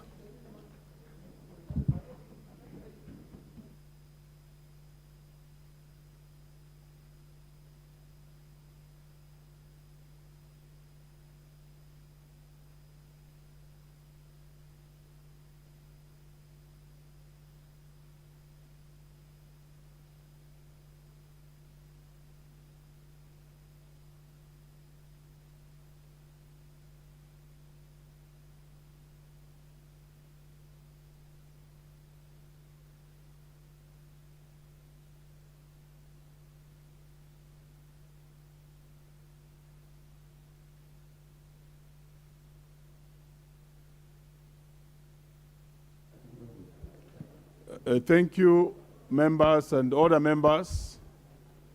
Order members,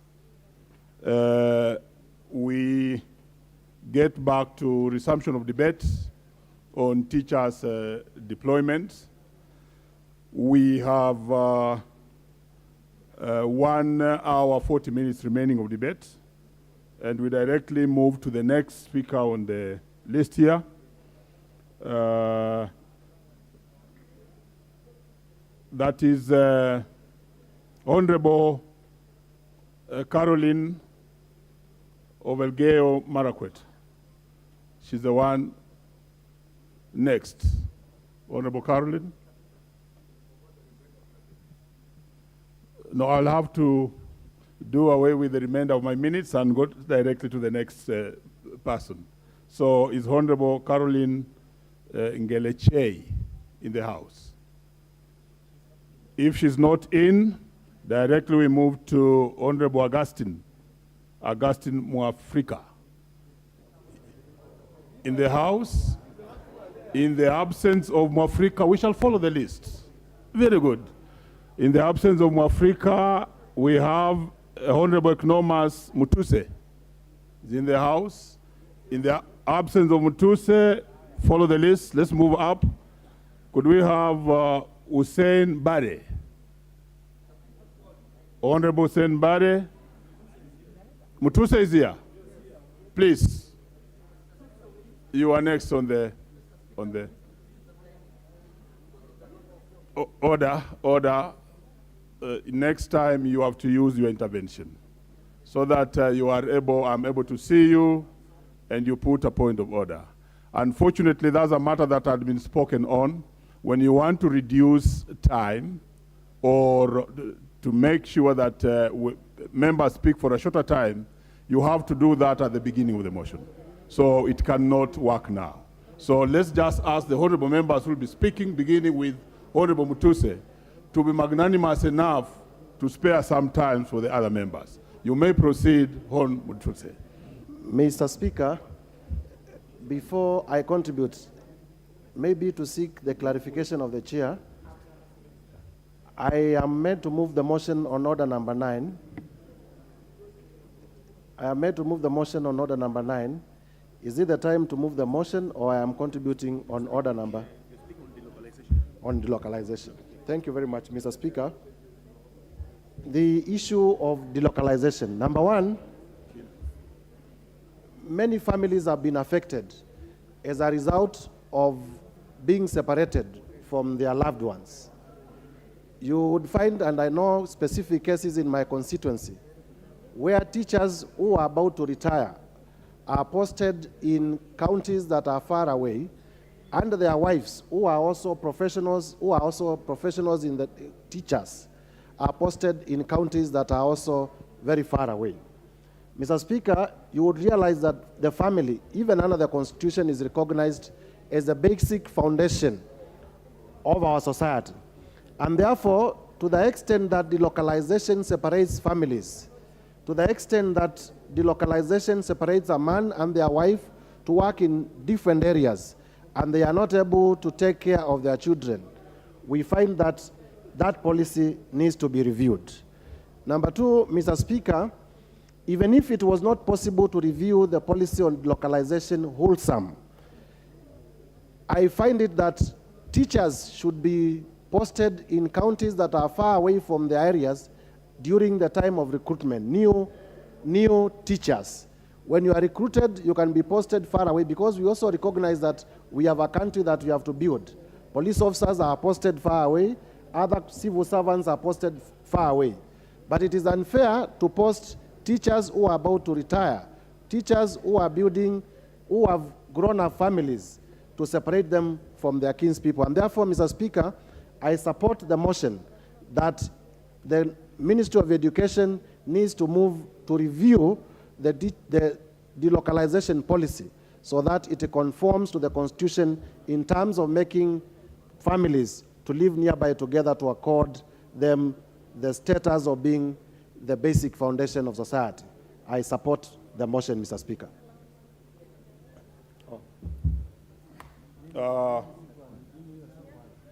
Honorable members, order. May I acknowledge the presence of the following schools which are in the public gallery? Or they already left? It's okay, we had a number of schools there, but if they have left, that's well and good. Thank you very much. We may move with the debate. And next to speak is Hon Hussein Bare, if it's in the House. As much as possible, I'm following the list. So let's not do a lot of mobilizing. This will really help everyone. Don't you think so? So I'll follow the list as much as possible. On the list next is Hon Amina Nza Mnyazi of Malindi. Is she in the House? If she's not in the House, she's there. She's there. Proceed. Where is she? Give her the microphone. Here. Please, give her the microphone. Proceed. Honorable members, like I've said, I'll, as much as possible, follow the queue. This will be very fair for everyone. You may proceed. Asante Bwana Spika. Mimi kwa majina natambulika kama Amina Laura Mnyazi, ni mbunge wa eneo bunge la Malindi, na kwa niaba yangu nataka jambo la kwanza niweze kumshukuru Mwenyezi Mungu kwa kuweza kunifikisha hapa. Nataka pia vile vile niweze kushukuru watu wa Malindi kwa kuwa na imani na mimi na kwa kuniteua mimi kama mbunge wao, na najua hili jukumu lenye ambalo liko mbele yangu ni jukumu kubwa, na naomba Mwenyezi Mungu aweze kusimama na mimi niweze kutekeleza yale mambo ambayo yako mbele yangu. Lengine ni kwamba niweze kupongeza wale watu wote na mawaziri wote walioweza kuteuliwa hivi leo. Nataka niwaambie pongezi. Najua pia kwenu nyinyi ni jukumu kubwa lenye ambalo liko mbele yenu, na haswa pongezi zangu pia ziweze kumfikia dada yangu Aisha Jumwa, mwenye ambaye nimeweza kukalia kiti chake kwa sasa. Najua kumekuwa na mambo mengi, lakini Aisha ni mtu mwenye ambaye ako na kura yangu, na ni mtu mwenye ambaye anatoka katika eneo bunge langu, na mimi namuombea kila laheri, aweze kuzidi kufungulia milango wanawake wote wa Malindi na Kilifi County kwa ujumla. Lengine, Mheshimiwa Spika, ni kuhusu yale matatizo yenye ambayo yanakumba kule katika Malindi sub county, ikiwemo baa la njaa. Kama mnavyoona, matatizo ya chakula na baa la njaa limeweza kufikia kila mahali katika Kenya hii.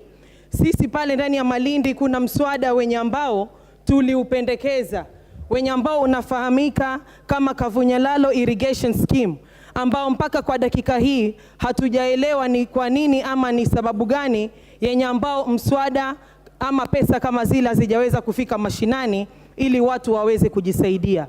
Nataka niliweze wazi hapa Bwana Spika ya kwamba project kama ile sisi tunahitaji ndani ya Malindi sub county ili tuweze kujiendeleza, kupata pato la chakula, tuweze kuondoa baa la njaa. La pili ni masuala ya utalii. Leo niko na raha kwa sababu tunaona dada yetu msomi ambaye amefanya kazi katika sekta tofauti tofauti, jina lake limeweza kupitishwa kama waziri wa utalii. Na nataka nimpongeze dadangu huyu na kumwambia kwamba awe macho na awe makini. Zile sheria zenye ambazo zinaweza kupitishwa hapa Nakuru ama Nairobi, masi mengine haziwezi kuwa ziko sawa sawa, ziwe zinapitishwa pia kule sehemu za Malindi. Malindi ni mji wenye ambao tumetegemea utalii kwa muda mrefu, na tunataka tufanye kazi na kupitisha miswada yenye ambayo itapendekeza na itapendelea ile hali ya watu wa Malindi wanapofanya kazi pale. Usalama nao ni jambo lenye ambalo lazima liliangazie kama mwakilishi wa watu wa Malindi. Usalama ndani ya Malindi sub county tunashukuru kile kichache kenye ambacho the administration wameweza kufanya, lakini pia sisi kama watu wa Malindi wenye ambao tumetegemea utalii kwa zaidi, inanisikitisha mimi kama mjumbe wao, kila masaa tukiona pale ndani ya Malindi sub county tumewekewa red notice, nchi za kigeni wanaambiwa wasifike kwetu kwa sababu ya masuala ya usalama. Na nashukuru pia vile vile tumeweza kupata waziri mwenye ambaye anaelewa maneno haya.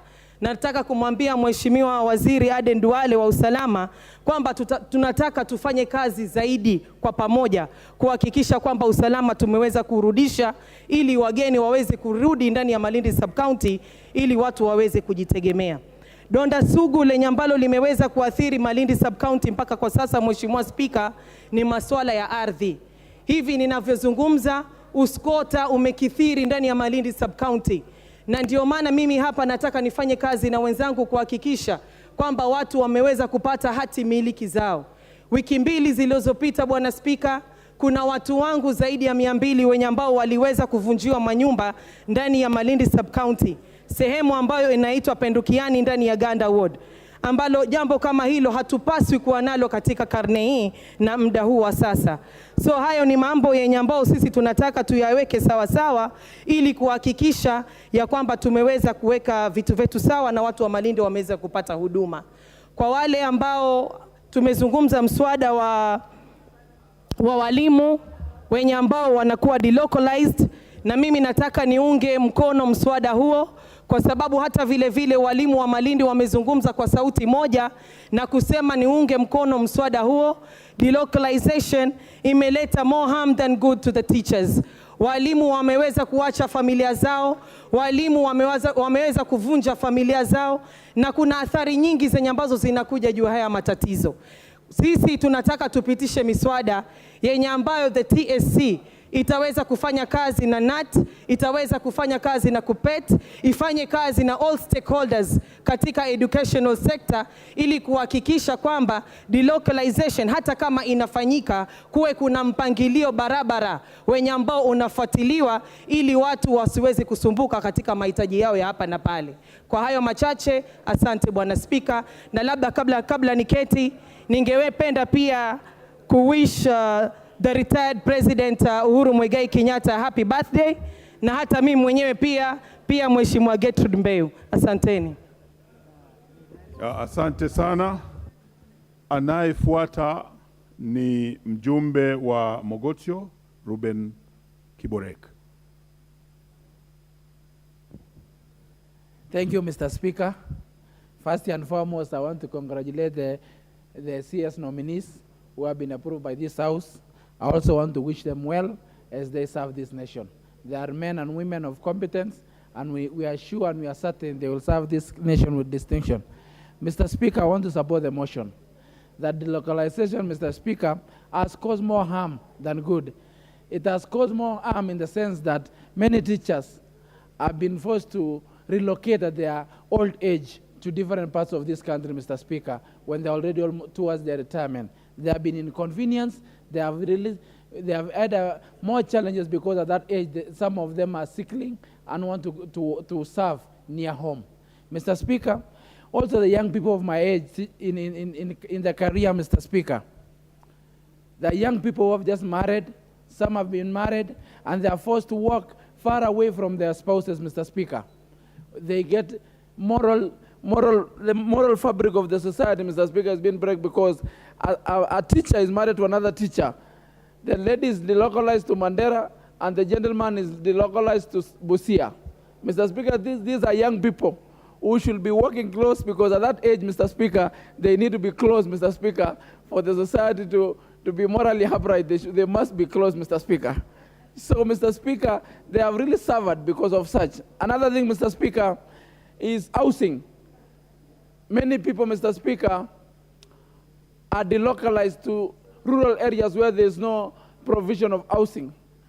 They get to a place where they don't have anywhere to sleep, and the conditions are very not friendly to someone who comes from urban area or maybe comes from more advanced place of the society, Mr. Speaker. Unless the government put in order the places for accommodation for these people, so that when they are delocalized, they have staff quarters where they can live a decent life as teachers, Mr. Speaker. But before that, Mr. Speaker, they should work in somewhere where they can be comfortable and can serve the country from their own comfort. Mr. Speaker, another factor is delocalization has also been used as a tool to punish those teachers who have issues with their employer, Mr. Speaker.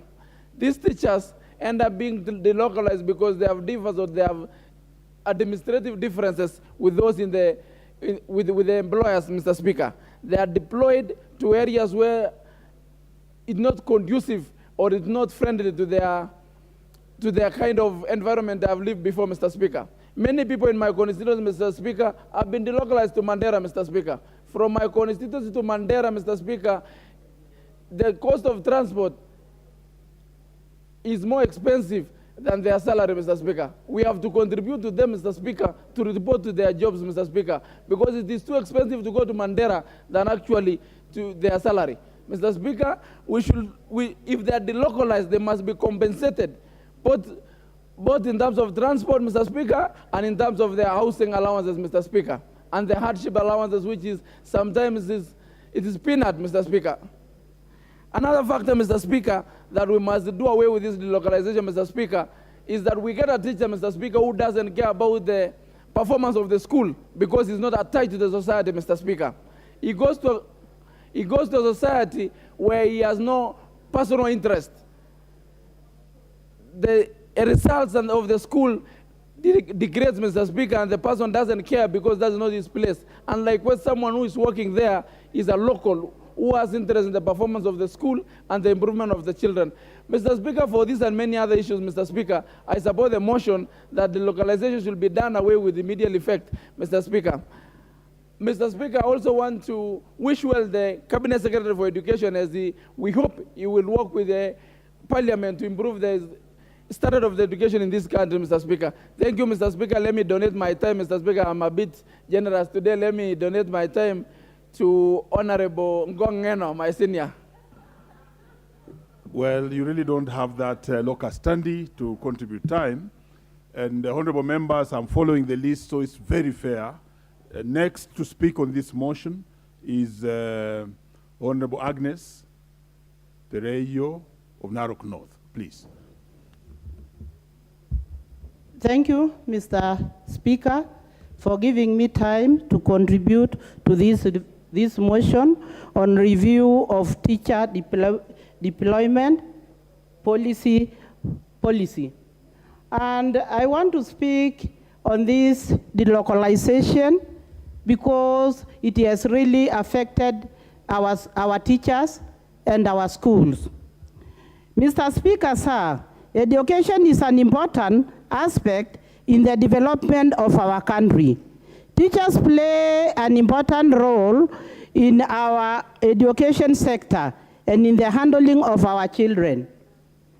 I support the motion on review of a teacher's deployment policy and most importantly, emphasize on delocalization, which has negatively impacted on the performance of our teachers. Among other teachers, it has really affected them because removing teachers from their comfort zone and taking them to where they will be looked like they are newcomers, and these teachers are on their way to retire. And this will mean that this delocalization will contribute to breaking the families of these teachers. Teachers cannot afford to have two houses. They will have one at home with their children and the other one where they will be posted. And in the areas they go to, they will be looked like these are intruders because they don't belong to that place, and it is not the community that has requested this teacher to come to that school. So I'm thinking in Narok, where I come from, Narok North, we have a history of 10 teachers cases involved in teachers in my constituency who have committed suicide just because of delocalization.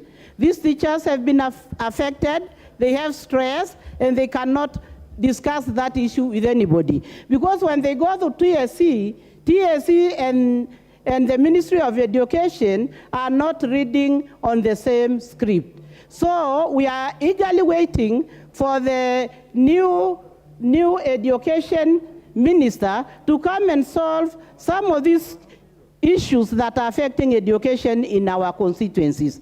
Because when you go to TSC will not want to listen to the teacher.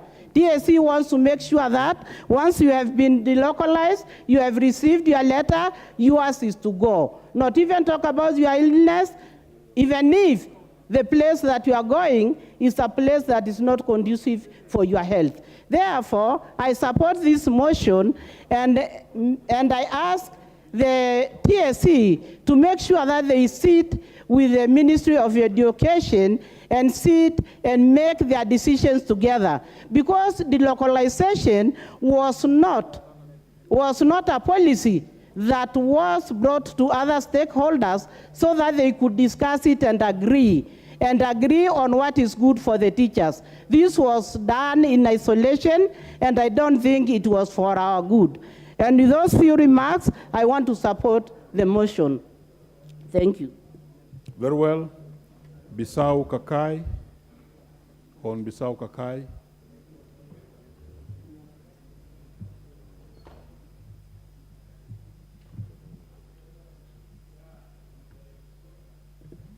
Give him the microphone. Bisau Kakai. Very well. Proceed. Mr. Speaker, I would like to support the motion because actually delocalization has been very, very negative in the sense that apart from just family separations, there's been issue of incurred costs because of commuting. Teachers live far apart, and some of them operate an example, leaving Monday morning and coming back maybe on Friday evening. That is an extra cost. Also, Mr. Speaker, there's been also an exposure to accidents because of frequent commuting. Mr. Speaker, I really sympathize with communities, especially in semi-arid areas where they've had shortages of teachers. But by and large, maybe even as we support the motion with an amendment, and knowing very well that this has been passed before to the TSC, that we have a situation whereby what had been requested before during Madam Amina's ministerial position, we try to have an amendment, Mr. Speaker, whereby there is some flexibility in terms of recruiting teachers based on their mean grade within some arid areas where they've had challenges when it comes to teachers. But by and large, Mr. Speaker, we would like to ensure that we keep teachers within their home areas so that also we improve on the quality of that, Mr. Speaker. Thank you.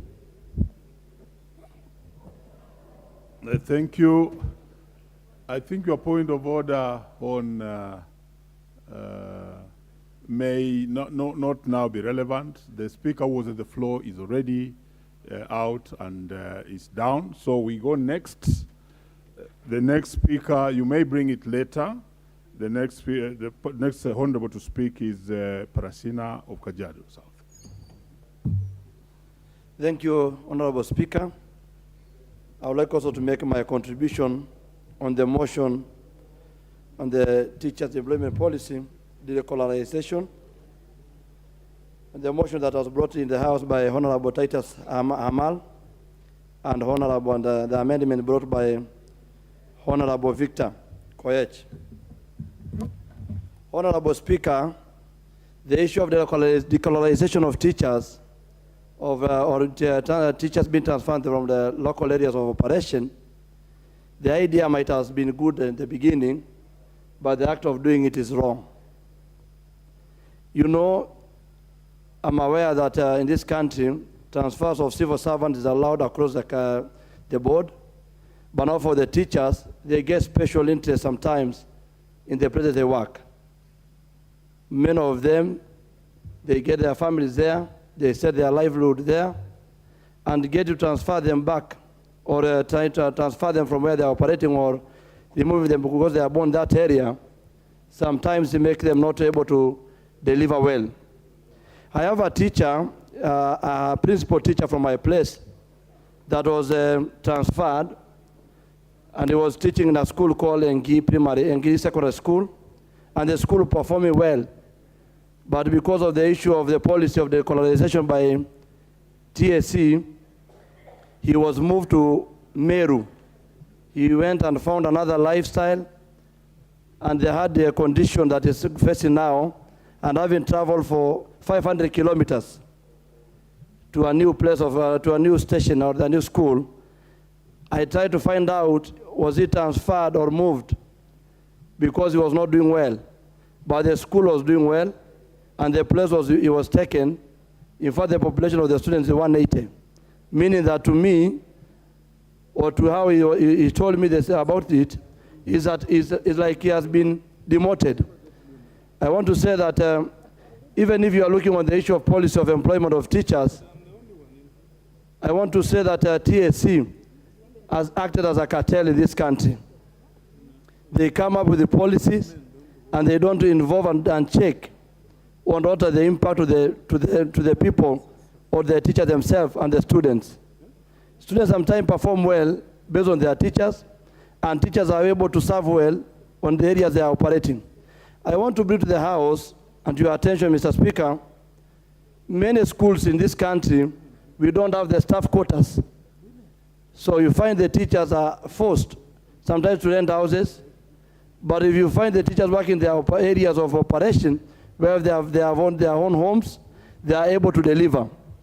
In terms of harsh conditions and allowances, you are aware that teachers are the most people who are not paid well in this country, and giving them again another condition to be shifted and be taken to other places of operation, you find out they don't do well.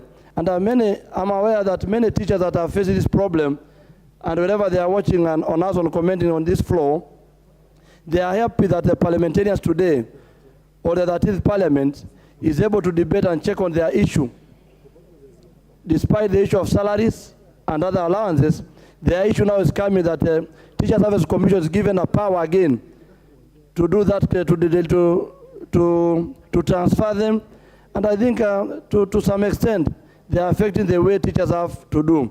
Maybe you are, Mr. Speaker, sir, I also support that these things to be checked again, this policy to be looked at. Let teachers be involved. And let this TSC not sit in this house in Nairobi, to go to the ground, see how teachers are going through.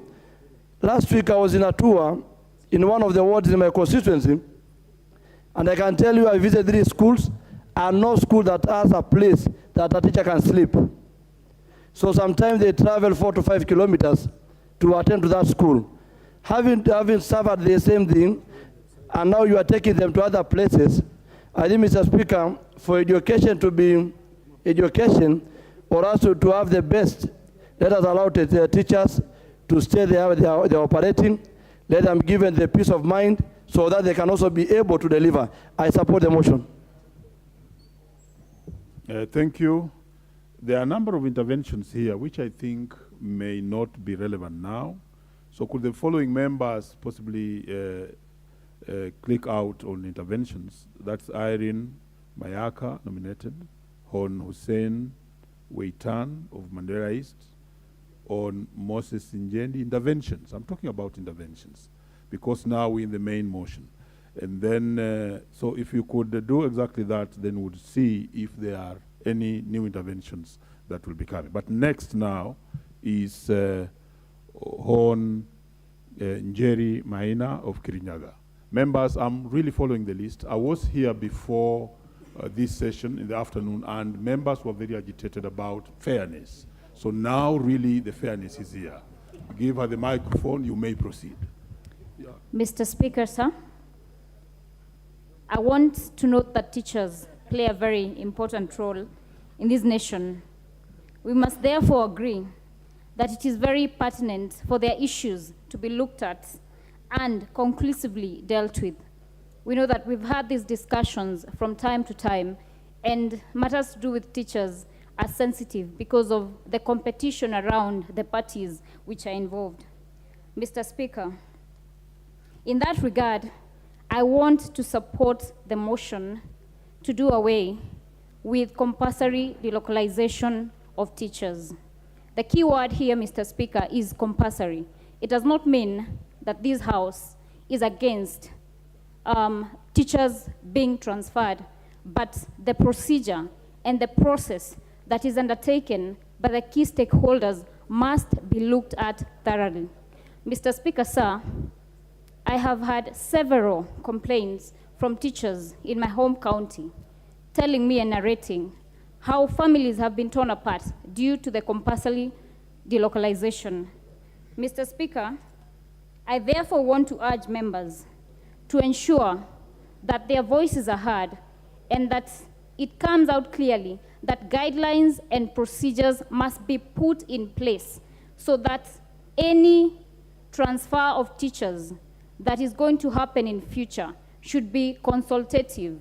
And this is a process where we will have guidelines and teachers will be consulted and be able to raise issues on why perhaps they're not able to move to work to another county. I believe teachers do a work that is based on mostly on a calling. So I believe they also understand that it is important that the right to education that is guaranteed by the Constitution of Kenya 2010 is executed. And it is not therefore an intention on their part to deny service to communities that need the services that they offer. Mr. Speaker, sir, the family dynamics, the health, and any other issues that will be raised by the teachers must be considered before they are transferred. Mr. Speaker, sir, compulsory delocalization has been weaponized before by the people who are in power to ensure that the teachers who are pertained or purported to be anti-them or anti their interest are transferred to areas where, for want of a better word, is not suitable for their even career development. Teachers are like any other employees, Mr. Speaker, sir. So therefore, their needs must be looked into. And this House must be intentional and ensure that it is seen to the very completion that we do away with delocalization with immediate effect, and we put in procedures and measures for teachers to be able to have a consultative basis of transfer. Mr. Speaker, sir, I wish to donate my time to the new colleagues in the House. Thank you for the time. And thank you very much for donating some time to also the other colleagues. So next is Honorable Adams, Sanai, Keyo North. You are next on the list. Not being there, Sanai. Honorable. Order, Wanyama. Dan Wanyama, order. Order. Take your seat down, please. Next is on Julius Ruto cases. Very well. Thank you so much, Mr. Speaker, for the moment that you accorded me to make my contribution to this enormous discussion. Indeed, as my counterparts have said, delocalization, that is a new term that came in recently when the then Ministry of Education decided to absurdly move teachers from their area of education or the local area they have been for quite some time to the new areas. Of course, could be it was driven by good motive. Over a change is as good as a rest. But again, the way it was done, to some extent, it was not procedural. We want to appreciate the fact that Kenya is good. We have diverse culture. We have diverse people. Allowing the new teachers to start teaching from a different area away from where they come from would be a good way, or would be a good thing to be put in place as a good practice.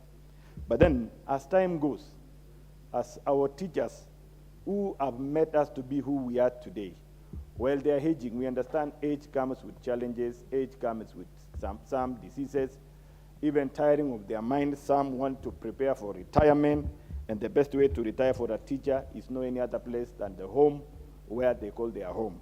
So at this, we want to allow this delocalization, if it has to be there for better performance, for good integration, and even for the same teachers to understand, to appreciate how Kenya is diverse, that even as they are giving knowledge to these children, they should give on the background of knowing exactly how our country it is.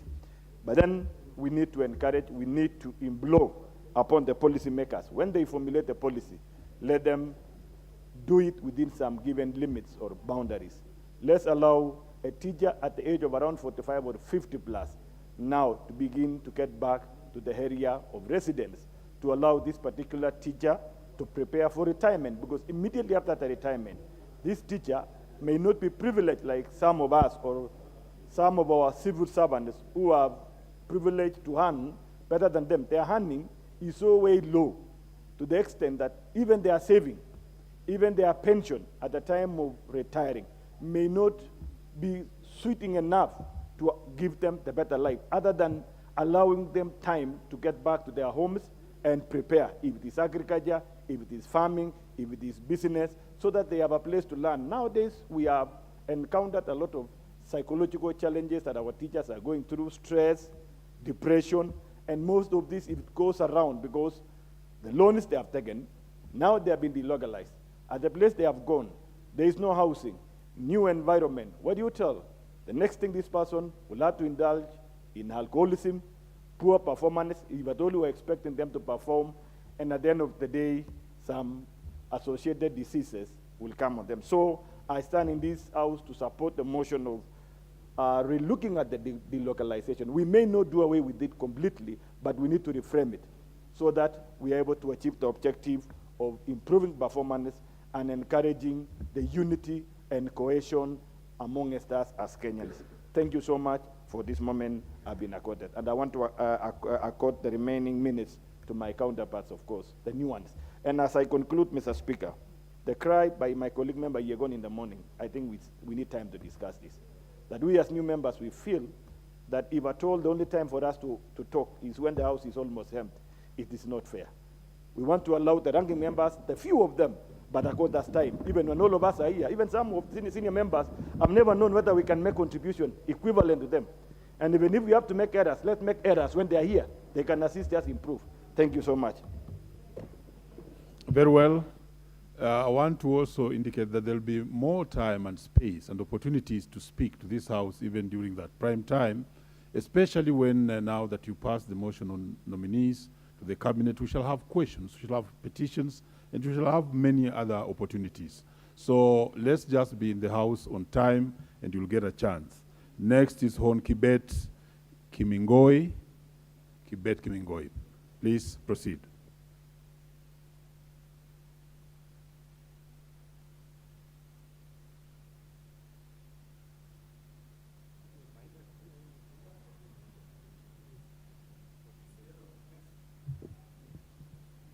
There's a mic. Okay, use that one. You may proceed. Thank you so much, Mr. Speaker. In support of the motion, I rise up. First, I want to commend the mover. And number two, want to reiterate the fact that delocalization in itself is not a bad idea. However, it has been misused, it is being abused, and it has been even in some cases used to force teachers out of service. In my constituency, Mr. Speaker, I have 2 teachers who at the height of campaigns, because of the position they had taken, were transferred to Lamu, and when they went to that school, the school had actually been closed because of insecurity. By the time they are coming back, they were told they have deserted duty and therefore removed from service. So in exercising this, the proposal to have a clear policy is the way to go. And on this issue, we will also have to deal with the sister issues that are arising out of delocalization. We may be delocalizing because there are inadequate teachers within some areas and in some communities in our country. Then the question would be, why wouldn't we employ new teachers in those areas, knowing the fact that there are so many teachers who are out of employment and they have graduated from school? Number 2, to have this have a human face, we must also look at the totality of the welfare of the teacher. We know that because of this program, some schools have been staffed properly, some schools are understaffed. With this, the communities that those schools are, they are now being forced to employ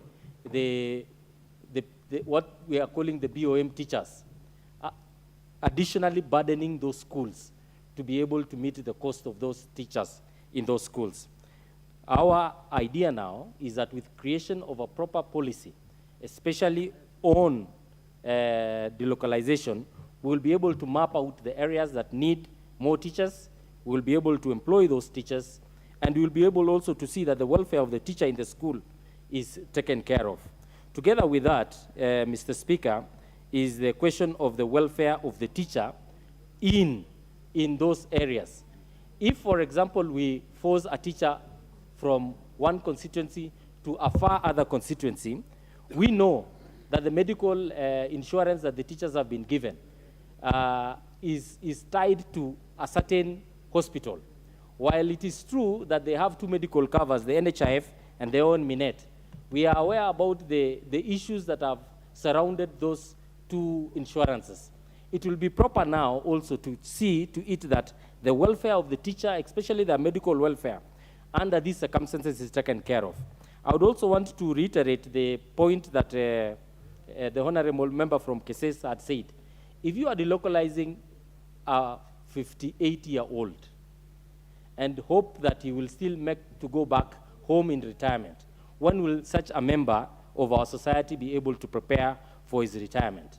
All the things that we are asking is that in support of this motion, let the government and the Ministry of Education set out a clear policy that will determine when, how, and to what extent this will be practiced, and in its practice, a human face to be fixed on it. Attendant also to it, Mr. Speaker, is the question of recruitment, the amendment that came through. We know, and we've heard through the statistics that have been provided to us, that there is a huge deficit of teachers in our schools. Further, we know also that there are so many teachers who are qualified to teach within the schools. Ours is actually, let's look into this so that we may be able to absorb this population of teachers into classrooms, that they may be able to effectively teach and also disseminate the information to the children. Otherwise, Mr. Speaker, I support the motion. Thank you.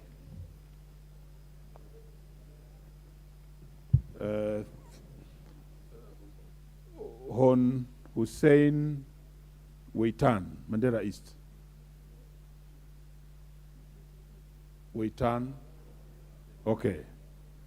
Next, Abraham Kirwa Mosop. Very well. President, give him the mic. I'm here.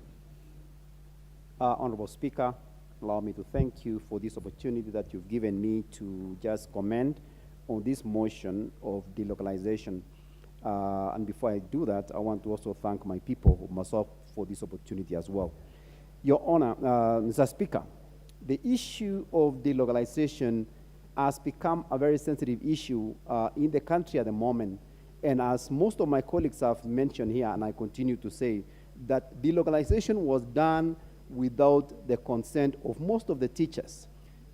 Kenya National Union of Teachers, KUPPET, and many of these organizations, unions also actually, were against it. From the first place, the compensation that we give to teachers is so minimal that if you move a teacher who is locally employed, who stays at home, who has his own garden at home, who has his food at home, the moment you move him to a different location or a different place, the cost of living is going to be higher, which means the compensation that he's receiving will not be sufficient enough to support a teacher. Two, once you move a teacher from his family, assuming you move a teacher from Rift Valley to Western, he has to look for a place to stay, he has to look for food, he has to figure a way to take care of his family when he's away.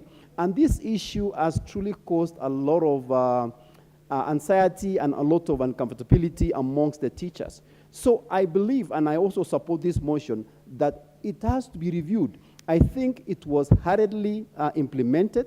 I don't think the teachers were consulted. I don't think there was a public participation. So I believe the Teacher Service Commission needs to review this policy, and they need to go back to exactly what helps the teachers.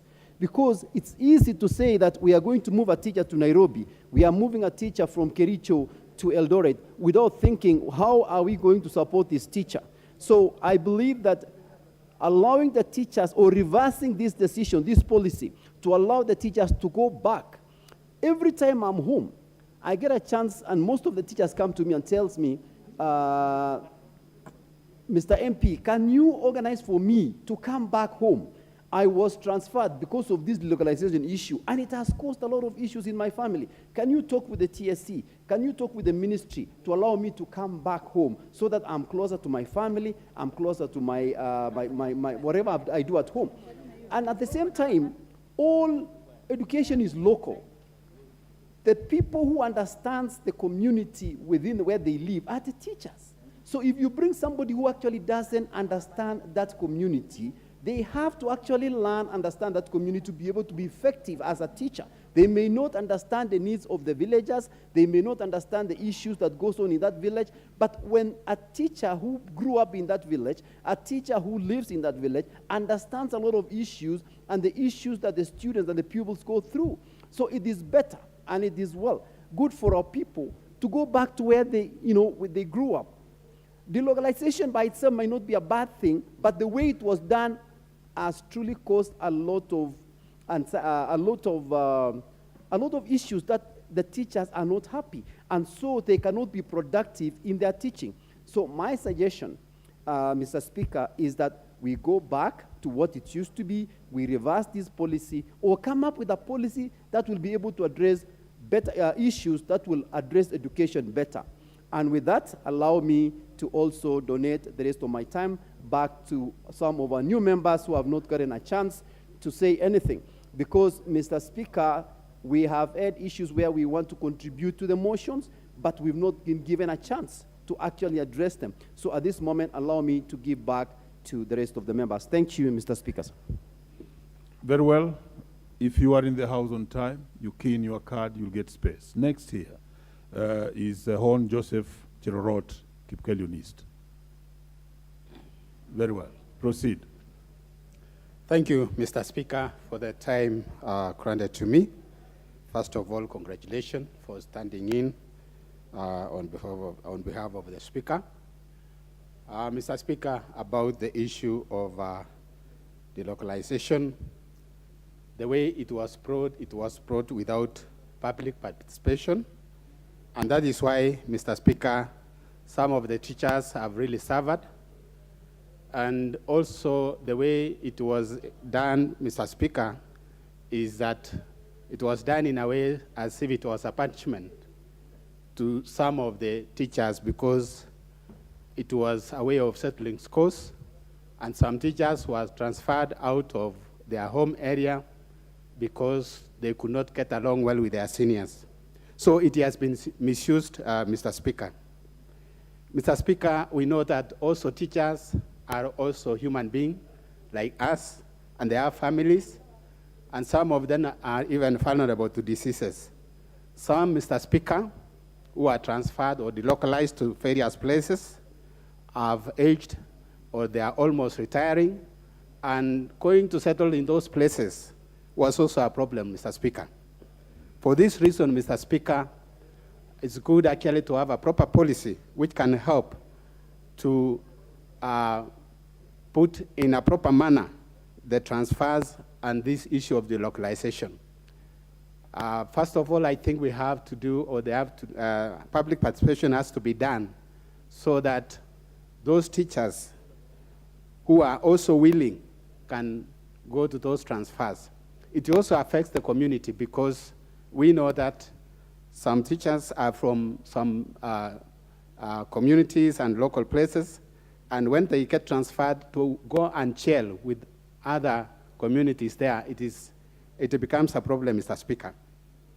So, Mr. Speaker, my proposal is that I support the motion, and this issue of delocalization should be actually considered in a proper manner, and therefore I support the motion, Mr. Speaker. Thank you. Yes, Gideon Ochanda, Honorable, and thank you for following the queue. You're next. Proceed. Thank you very much, Mr. Speaker. Mr. Speaker, some of the concerns I wanted to raise, I thought would have been very interesting if you are not on your seat as a teacher leader. Mr. Speaker, I'm convinced as a person that we are addressing one thing an anomaly.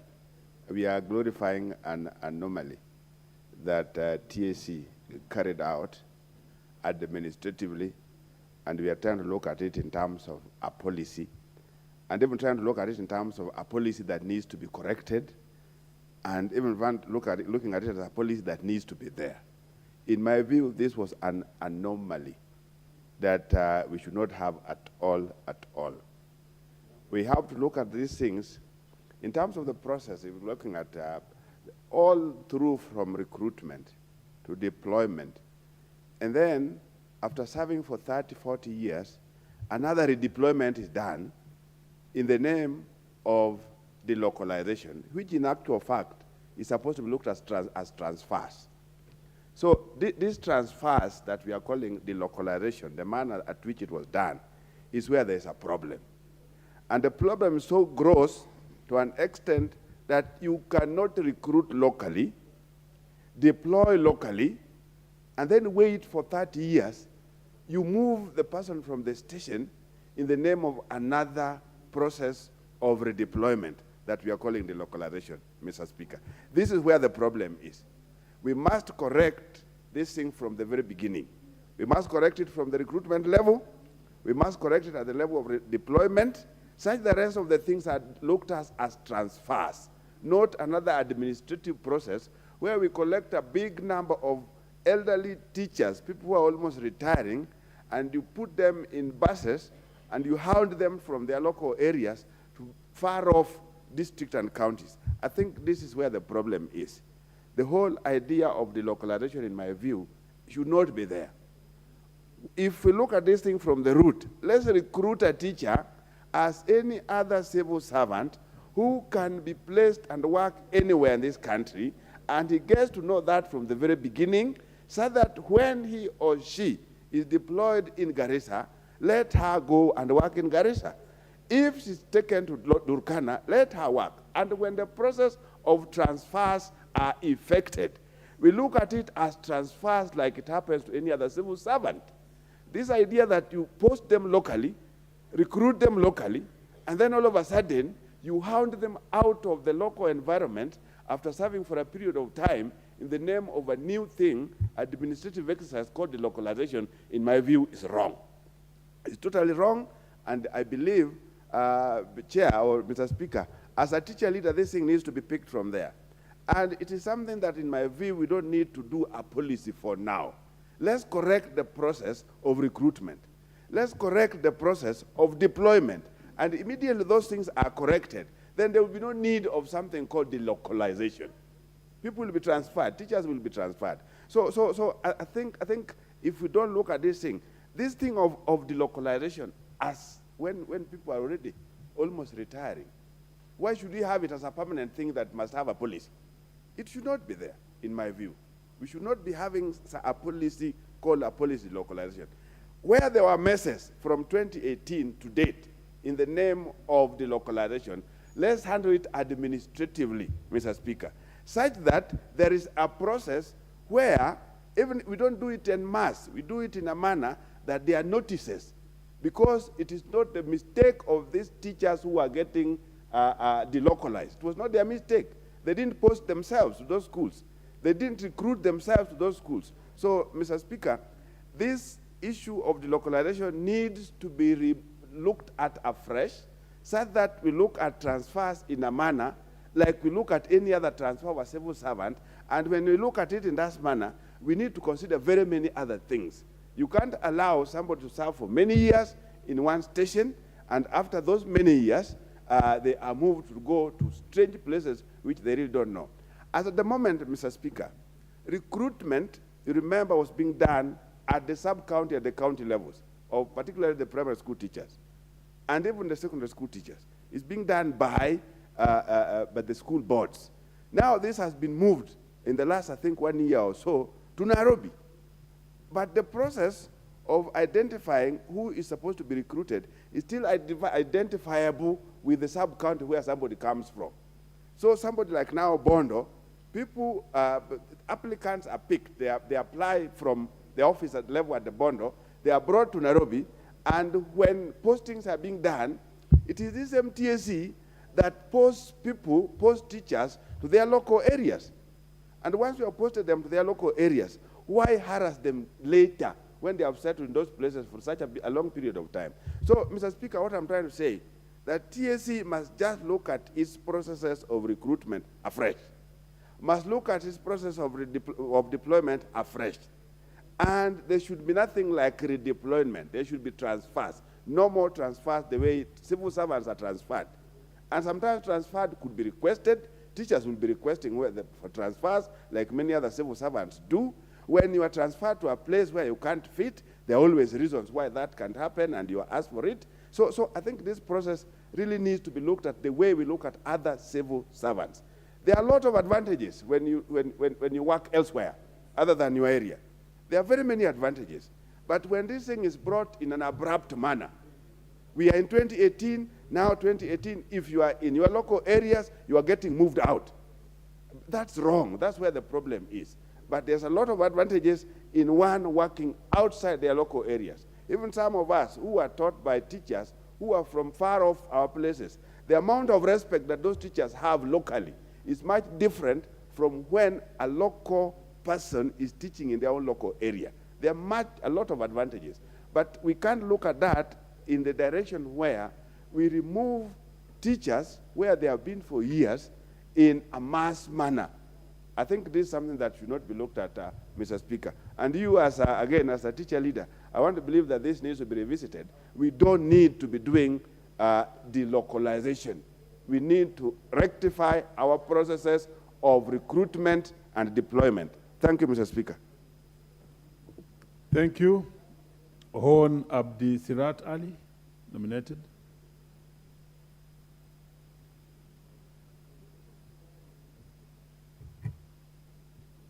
Give him the microphone.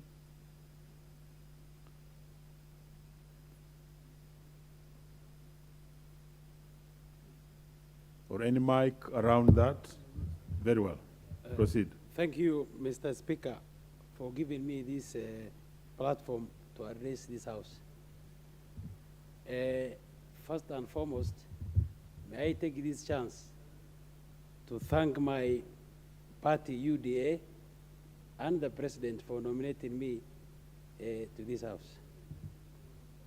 Mr. Speaker, this is my first maiden speech, and I would like to contribute to the motion by supporting the delocalization of teachers.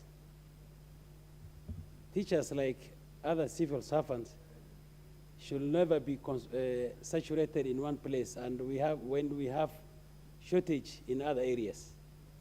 Remember, the place where I come from, northern Kenya, we have historical challenges with teachers. And unless affirmative action is practiced, whereby we lower entry points to teaching colleges, we cannot just try to concentrate teachers in areas and leave out those areas. Having said that, Mr. Speaker, I would like also to highlight some real challenges that are undergoing in my counties, northern counties. One of them is drought. Mr. Speaker, currently we are having a ravaging drought which has completely wiped out livelihoods. You are aware that those communities depend on livestock, and due to this cyclic and punishing drought, those livestock have been lost. As we speak now, we are almost losing human lives because of that drought. Mr. Speaker, our president has flagged off relief food almost 40 days ago.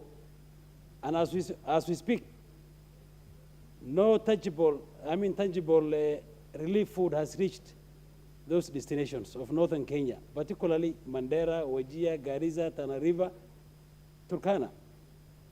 Mr. Speaker, we cannot change the pattern of drought. It's a natural disaster. But we can change the effect of drought by mitigating, having proper plans and mitigations, Mr. Speaker. Mr. Speaker, as we are undergoing ravaging drought, we have a twin challenge of insecurity. The little attempt by community-based organizations, NGOs, and well-wishers are not able to reach the final destination due to terror attacks. These attacks are done within our borders. Our security team are becoming helpless.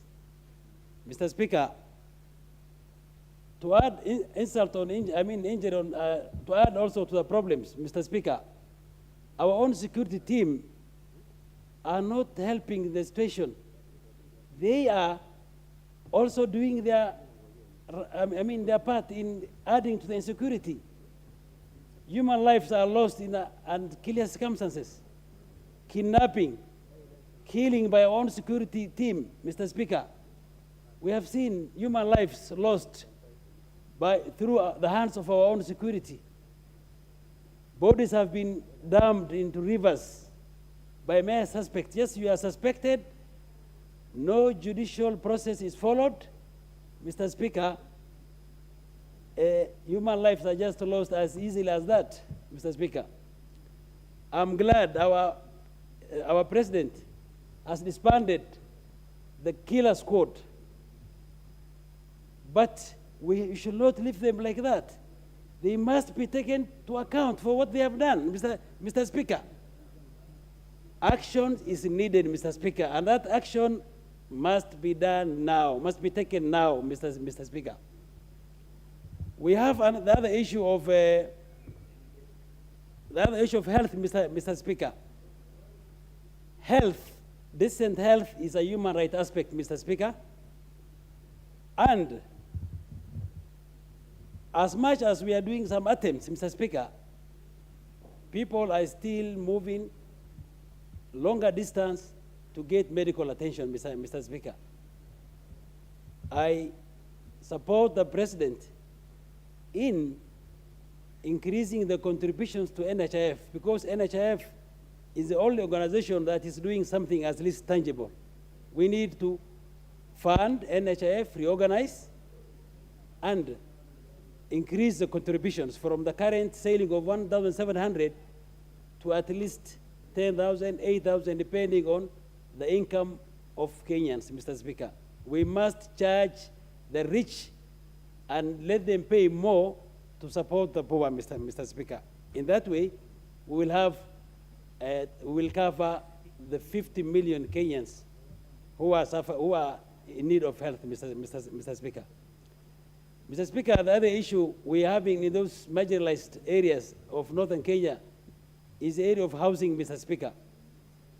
This KK government, Kenya Kwanza government, has started to have housing, Mr. Speaker, for this country. We urge the government to start from those needy counties. Let's have bottom-up approach will help those who are already marginalized to have access to housing, Mr. Speaker. The other issue we have is the issue of, Mr. Speaker, the issue of ID cards. We are still having challenges with getting Kenyan national ID cards on those marginalized counties. I don't know why the person who is coming from northern Kenya is not able to have ID cards as easily as the person who is coming from Busia. We have lawyers who are in Uganda and in Kenya, and they don't have a problem. When I come from Mandera, I'm told, oh, you are bordering Somalia. You should be subjected to unnecessary processes.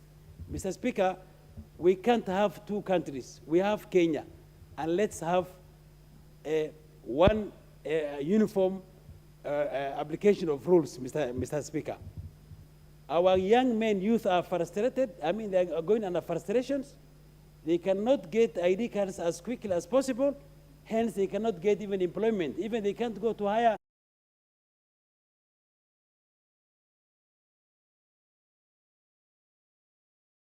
We will move very fast, and we will demand our right, Mr. Speaker. With those few remarks, I donate my time, and thank you very much. Thank you. That was a maiden speech. Next is Hon Mangale Chiforo Modo. Lunga Lunga. Very well. Give him the mic. Thank you, Mr. Speaker. I rise to support the motion by Honorable Titus Hamala, together with amendments proposed by Honorable Koech from Chepalungu. Mr. Speaker, Teachers Service Commission, it is frustrating the teachers of this country, because delocalization was brought about when they wanted to punish the unionists. Now it has turned, they have done away with the union. Now they have come now to the teachers themselves. History is very clear. Teachers of this country in 1967, their own wisdom, decided to form Teacher Service Commission so that they can have an employer who will actually take care of their interests. But now it has turned to be a nightmare. Delocalization is frustrating teachers. Delocalization is killing teachers. Delocalization is making teachers of this nation to look like they have nothing now. They are like useless. Just imagine, I have an example of a teacher who had glaucoma, and he was forced to this animal called delocalization, taken far away, 500 kilometers away from his home. Now today, the teacher is blind. There are many other teachers who have been suffering, so many. My colleagues here, honorable members, have contributed that there are teachers who have been separated with their spouses. There are some who have been transferred while the age is, imagine, 58 years. It's too much. Just to say, Teacher Service Commission ought to employ, they need to employ more teachers. Again, we know that there is this issue of transfers. Let the teachers be allowed to apply transfers. We know there are so many teachers who have applied transfer and they have not been given. They're just there, but they are just touching those who are, the teachers who are already settled, and take them away from their homes. I want to also stand with my colleagues that this delocalization menace should be stopped forthwith, so that our teachers can settle where they are comfortable. They are human beings. They are also, you cannot compare teaching profession with other professions. You see, they are handling, let's look, for example, the primary teachers are handling small children whom maybe they are from the same culture. So we need to stop this, Teacher Service Commission need to stop this animal called delocalization.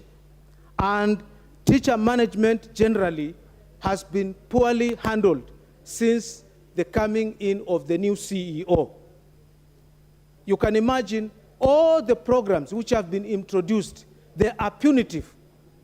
This thing they call teacher appraisal, many other things they have introduced, but they all look punitive. The head teachers and principals are always online to feel, I don't know what, so that they are appraised and nothing is happening. And again, it has become very difficult for teachers to be promoted in this country. I think time has come for this House to protect the teachers of Kenya, so that they are also being considered to be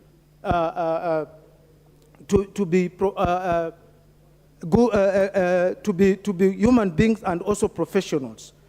Again, I want to mention that school heads, they have been detached from their fellow teachers. They are being considered to be managers, and new ranks have been introduced just to make sure that they are dictating terms to the, let me not say other teachers, but the teachers who are in the classroom teachers. So we need to actually address this issue so that we bring it into rest for the teachers of this country to enjoy and also work as any other professional in this country. We cannot allow the Teacher Service Commission to twist all these other stakeholders. You can imagine, they cannot even work together with the ministry officials. We are always in the sub-county offices, sitting together, bringing peace and harmony. For what? I think everybody, the Teacher Service Commission, need to respect that the ministry officials in the sub-county and even at the country level. Nationally too, they need to. So the new minister for education, he has a responsibility to bring this mess into arrest and also make sure that he brings discipline and order to the Teacher Service Commission in total. Recruitment of teachers should be considered to be a very serious exercise, and it should be done at the sub-county level. This issue of bringing all issues or all the processes into the national level or the Teacher Service Commission headquarters, sometimes it deprives chances to other teachers. So, Mr. Speaker, TSC has turned now to be eating its own initiators. And we need to save the teachers through this House. Honorable Speaker, I want to stand and support this motion that delocalization is to stop forthwith so that teachers can be treated with decorum and respect so that they also enjoy as human beings. Asante sana. Thank you so much, Mr. Speaker. Next, Hon Moses Injendi, and thank you for following the queue despite being a ranking member. Thank you. Proceed. Thank you, Mr. Speaker. I arise to support this motion as amended. Mr. Speaker, I would imagine that TSC had a very good idea when it came to this delocalization. But I think the challenge was or is to do with how they managed this process. But however, I would imagine, for example, personally, that one school in a particular school, from class 1 to class 6 or 7 or 8, proceeded to second school in the same school, if that primary school has also a second school, then went to college. When it came to posting, he's also posted in the same school, same village. And we know how our villages are. We come from particular clans, particular tribes. I would imagine this kind of person or this kind of community would not grow, would not expand his knowledge. We have to share that even a village, when a village is exposed to some foreign culture, different kind of behavior, it can itself reflect on how it goes about its life and maybe change. But Mr. Speaker, when you look at the whole process of delocalization from the TSC, we are imagining that it was implemented in a way to punish teachers. Because when you look at, for example, other cadres of employment, for example, nurses, when it comes to posting for nurses, when it comes to posting of police officers, when it comes to posting of vet officers, there's no cry as it is currently with the teachers. Mr. Speaker, TSC must consider, and as I'm saying that I'm supporting this motion with amendment, I know the academic calendar for schools is ending in December. I would urge that TSC immediately reverses all the transfers it actually effected by December, that teachers come back to their usual positions, so that we can actually relook at the whole policy, the whole program of posting teachers. Mr. Speaker, when you look at even the term itself, delocalization, the connotation itself is very negative. Whom are you delocalizing to where? Because we think all of us are Kenyans. So you're delocalizing one from where to which kind of region? And if you're delocalizing someone and you take him to another region, in itself becomes very negative to this particular person in that particular area. Mr. Speaker, they have really to reconsider, even when it comes to this business of delocalization. When you look at the Education Act, it talks of, when it comes to a primary section, that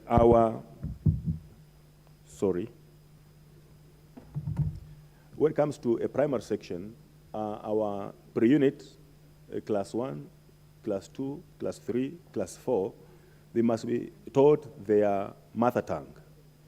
So when it comes to delocalization, you are delocalizing a head teacher. For my case here, most of the teachers who have come to my area, Kakamega County, Malava, they are from Bondo. So you're delocalizing a person from Bondo to come and manage a school in Western, which is Luya. How will this head teacher manage, supervise the teaching of the pupils in class 1, class 2, to ensure that really the language that they are being taught is a cultural language? Mr. Speaker, I think when it comes to this business of teachers, they must reverse the whole thing, that we have to start with, after training, a policy comes up that after training, then teachers can be posted, particularly in second schools. Because I recall myself, when I was in high school, teachers who taught me were not from my village, and there was no complaint. So TSE or the CEO must reconsider herself. How come this particular time round, teachers are crying? Everyone is crying. In other sector, when it comes to posting, when it comes to deployment, there's no noise as it is when it comes to TSC and the postings. So, Speaker, this is an area that I would ask the CEO to listen to the voice of people's representatives, because it looks like the CEO has killed Nat, the CEO has killed Kopet, where you sit, that your voices are not being heard by her. And now that we are speaking, Mr. Speaker, I think she should listen to the voice of Kenyans who are crying because of her treatment of the teachers when it comes to this delocalization. Mr. Speaker, in my area, I've seen teachers there from other areas. Teachers actually who are sick, completely sick. Some of them they are suffering from stroke. Some of them are always going to hospital for treatment. Then I was asking myself, why would this kind of teacher be delocalized, come from his family where maybe the wife was taking care of him, come to a far place school to teach? How would this person even concentrate in school? Mr. Speaker, I've also seen teachers, really, and I don't know how come TSC does not have the feelings to see this or to notice this, who are just newly married. Someone just newly married, and you understand when you are newly married, especially from where we come from, the tropics, you want to be with your wife closely, and then you transfer the newly married teacher to a different school. You actually breaking up the family. There was honorable member in the morning here was talking of most of the male teachers, after being transferred, they end up marrying another woman or having a concubine. We also know of now, even where female teachers, because the husband now is far away, like in Coast, in Western here, where now you have now another man who is actually living with that madam teacher because of separation from the husband. So, Mr. Speaker, this is a fact of life that we have to bear up with, and we ask TSC really to consider the whole... Yes, what's your point of order?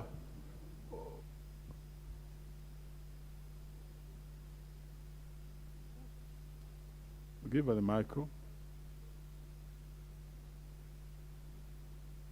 Order member, you now have the microphone. Thank you, Mr. Speaker, sir. The honorable member who's mentioning about the ladies who are left and they start getting other men, I think it is not in order because he is not a woman. Okay, on Malulu Njen, you have been advised to use as much as possible parliamentary language. You may proceed.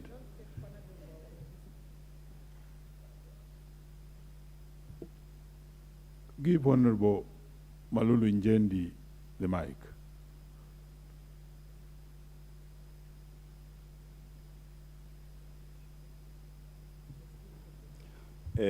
Thank you, Mr. Speaker.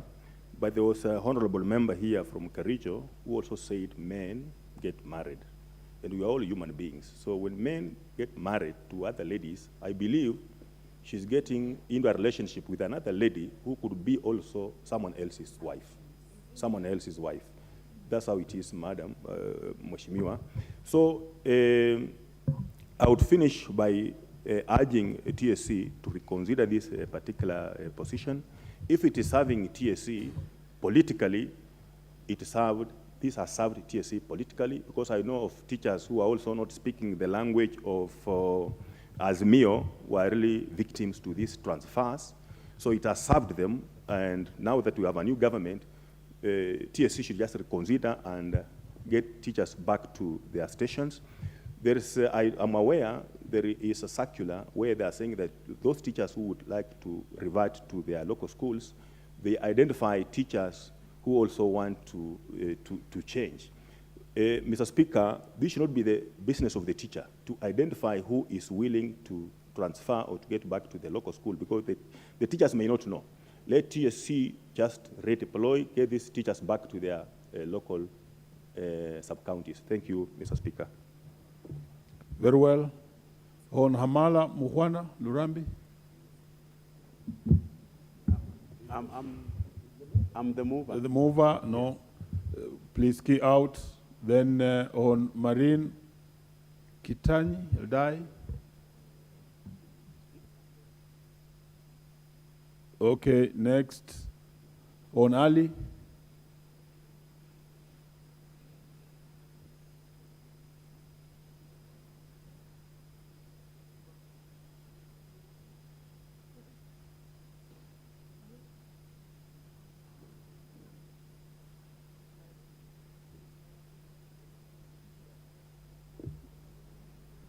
Asante sana Mheshimiwa Spika. Ningelipenda kuunga mkono na kusema ya kwamba mikakati maalum inafaa iwekwe katika tume hii ya TSC kulingana na vilio vya walimu wengi kote nchini. Mimi kwanza nitazungumzia eneo bunge langu la Nyali. Sisi wabunge wa taifa tuna majukumu makubwa sana ya kuwekeza katika elimu. Na kadri tunavyozidi kusonga mbele na kujenga shule hapa na pale katika wodi mbalimbali, tumekuwa na changamoto sana ya uhaba wa walimu, na vile vile wakati ambapo walimu wanaandikwa kazi, hawa walimu hawaandikwi kazi kutoka maeneo yetu. Ni kana kwamba kuna njia ambayo TSC inatumia, njia ambayo inafaa kupigwa msasa na kuhakikisha ya kwamba masuala yote yanayohusu walimu wa Jamhuri ya Kenya inaweza kuangaliwa kwa undani na kwa umakini kabisa. Tukizungumzia kazi zao, watu kuondolewa katika maeneo yao, kupelekwa katika maeneo mengine bila ya sababu, na wakati wa kuajiri unashtukia kwamba ni watu kutoka sehemu zingine wanaletwa katika sehemu zile, na kuacha walimu ambao wale wako pale, na kufanya zile shule ambazo sisi tumezijenga kama wabunge kuwa na uhaba wa walimu na kutegemea wale walimu wa BOM. Vile vile ningelipenda kuzungumzia TSC yenyewe. Mimi kama mbunge katika bunge la 12, bunge lililopita, hili ni bunge la 13, nimekuwa na wakati mgumu sana sana, hususan ukienda katika afisi zao na kutafuta usaidizi, sana sana wakati ambapo tunajenga shule na kuhakikisha kwamba tunataka walimu wa kutosha. Ukienda katika majengo yao Tume hiyo inaendeshwa kama gari ya wizi. Tume ambayo haitaki kusikiliza, haina heshima na wabunge, haitaki kusikia vilio vya watoto wa eneo bunge, kwa sababu vilio vya watoto hao ni vilio vya uhaba wa walimu, ni vilio vya walimu kulipwa mishahara duni, ni vilio ambapo walimu hawana hata bima ya afya inayoweza kuwasaidia vizuri, ni vilio ambavyo vinasababisha watoto kupata alama za chini katika eneo bunge mbalimbali ama katika kaunti mbalimbali humu nchini Kenya. Uhaba wa walimu unasababisha alama mbaya. Kutumia walimu wa BOM na kukataa kuajiri walimu bado inazidi kuleta mzigo. Hii masuala ya walimu wakubaliwe kuchukuliwa katika sehemu zao. Wao pia ni binadamu. Najua kuna ule mpangilio wa asasi za serikali ya kwamba mtu akiweza kufanya kazi katika kipindi fulani katika kituo fulani kwa muda fulani ni sharti yaondolewe apelekwe sehemu nyingine. Lakini utapata katika hii TSC sio hivyo. Wao wataendesha vile ambavyo wanataka, na sisi kama wabunge ndio tuna majukumu makubwa sana.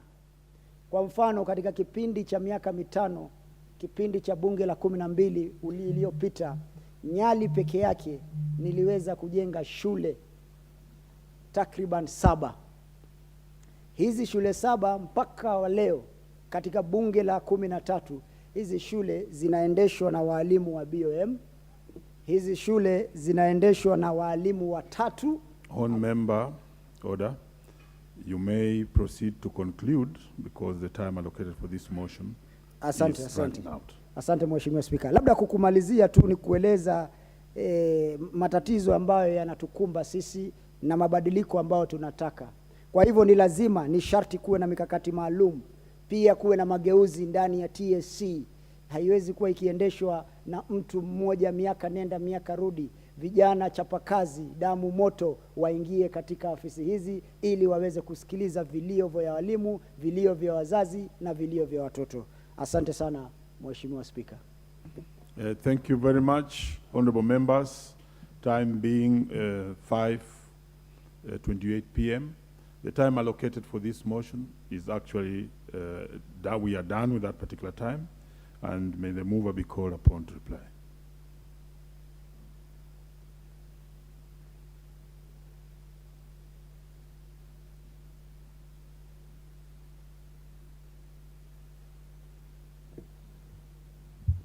Honorable Speaker, thank you so much.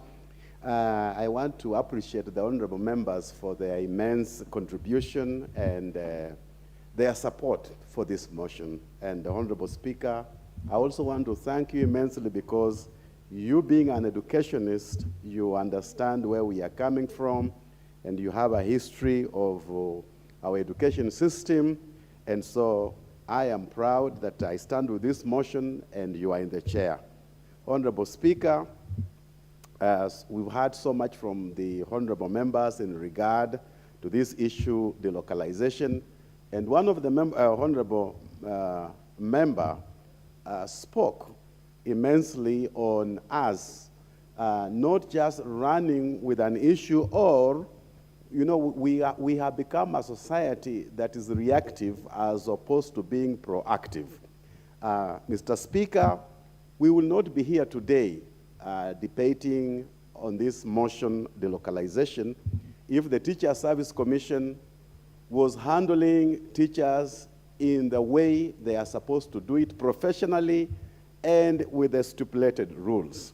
Mr. Speaker, we've had honorable members give their contributions, and the majority, I would say overwhelmingly, 99.99%, each one of them has an experience that is coming from their constituencies, the sufferings, the challenges the teachers are going through, and we represent people. As members of parliament, when our people are challenged, when they have problems, they look to us as leaders to offer solutions. And it will be very important, honorable members, going forward, for us to look at this issue holistically so that we fix this anomaly once and for all. Honorable Speaker, we as members of parliament cannot be alien in the offices of Teacher Service Commission.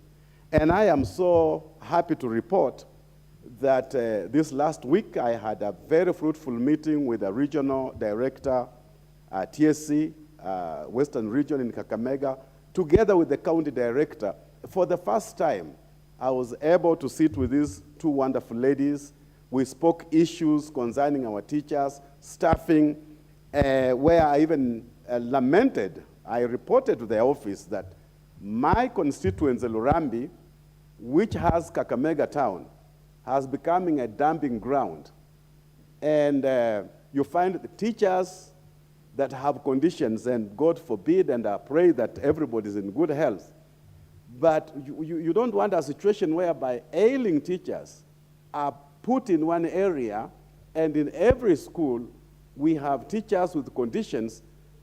We want to support our teachers, but we also want the employer to be alive to the fact that you cannot have teachers with conditions just put in one place where you make that place look like it's a dumping ground for teachers.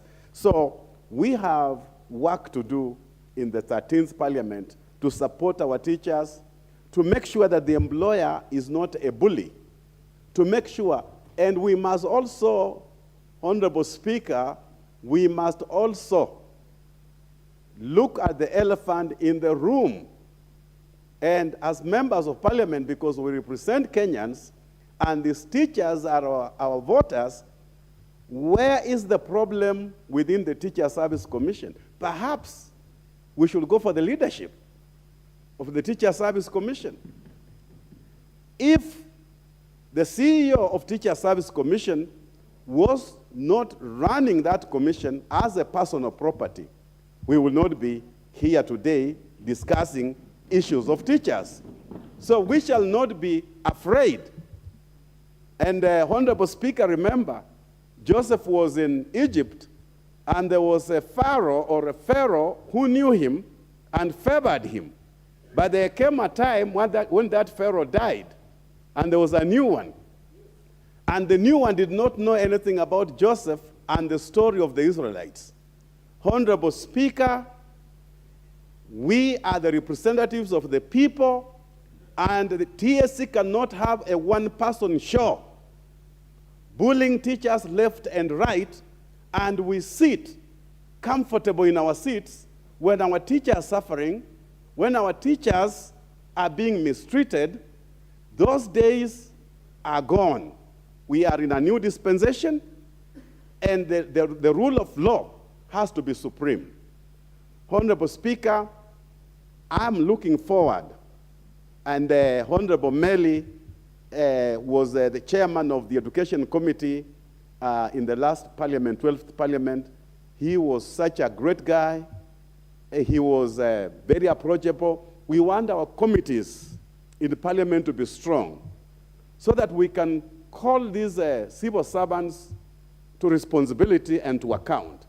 So, Mr. Speaker, I am grateful, and I want to donate a little time that is remaining, if you allow me, whether it's 1 minute.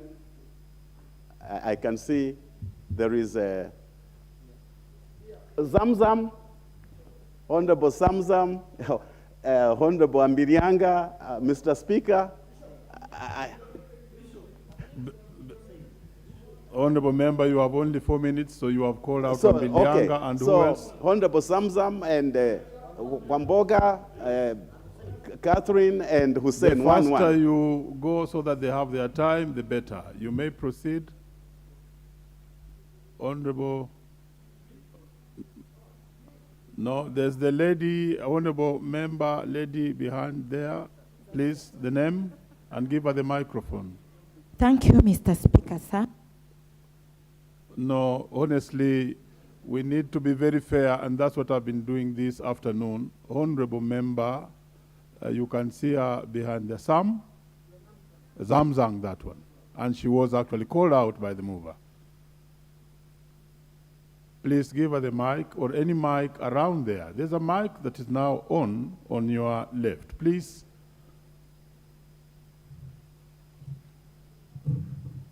Asante sana Bwana Spika. Nashukuru sana kwa mswada ambao umeletwa na ndugu yangu Honorable Kamala kuhusu walimu na kuhamisha walimu kiholela holela. Ni dhahiri kwamba walimu wamepata mitihani mikubwa, wengine wameshikwa na msongo wa mawazo kwa sababu kile wakihamishwa na kupeleka sehemu za mbali wakati wamejidhibiti sehemu moja, inakuwa kwao ni matatizo, kwa sababu hata mapeni pia wakati wanapata dharura nyumbani kwenda inakuwa ni mtihani. Kwa hiyo mimi napenda kumuunga ndugu yangu Kamala kwa mswada huu na kusema walimu wana haki, na TSC siwafanye kama mpira wa kona kuchengwa huku na huku na kuweza kuwasumbulia maisha yao. Kwa hivyo naunga mswada huu, walimu waweze kupewa nafasi ya kufanya kazi popote wanapotaka wao wenyewe. Asante sana. Very well, time has run out. Or do we still have on Wambilianga?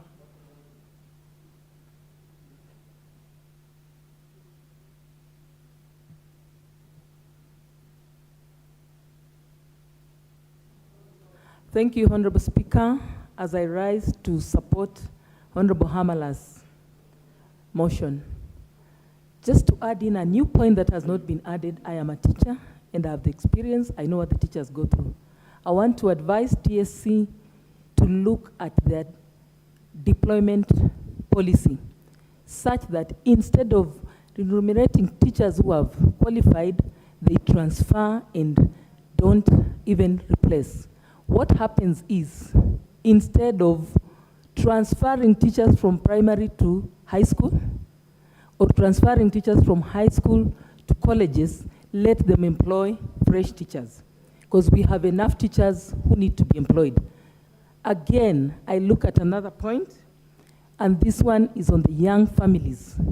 From Western Province, I repeat again, we have lost so many teachers who have suffered because of delocalization.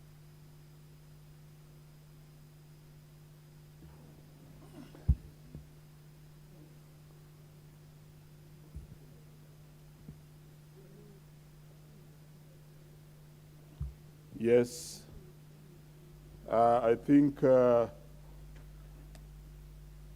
having exhausted the time for this particular motion and looking at the House, we shall defer the question to this motion until the next session or sitting of the House. Next order.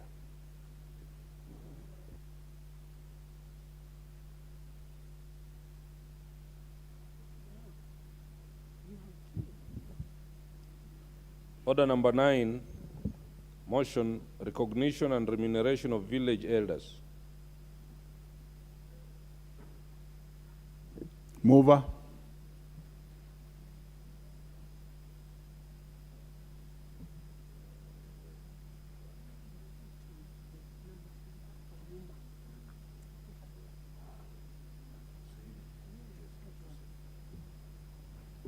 Very well, you may proceed.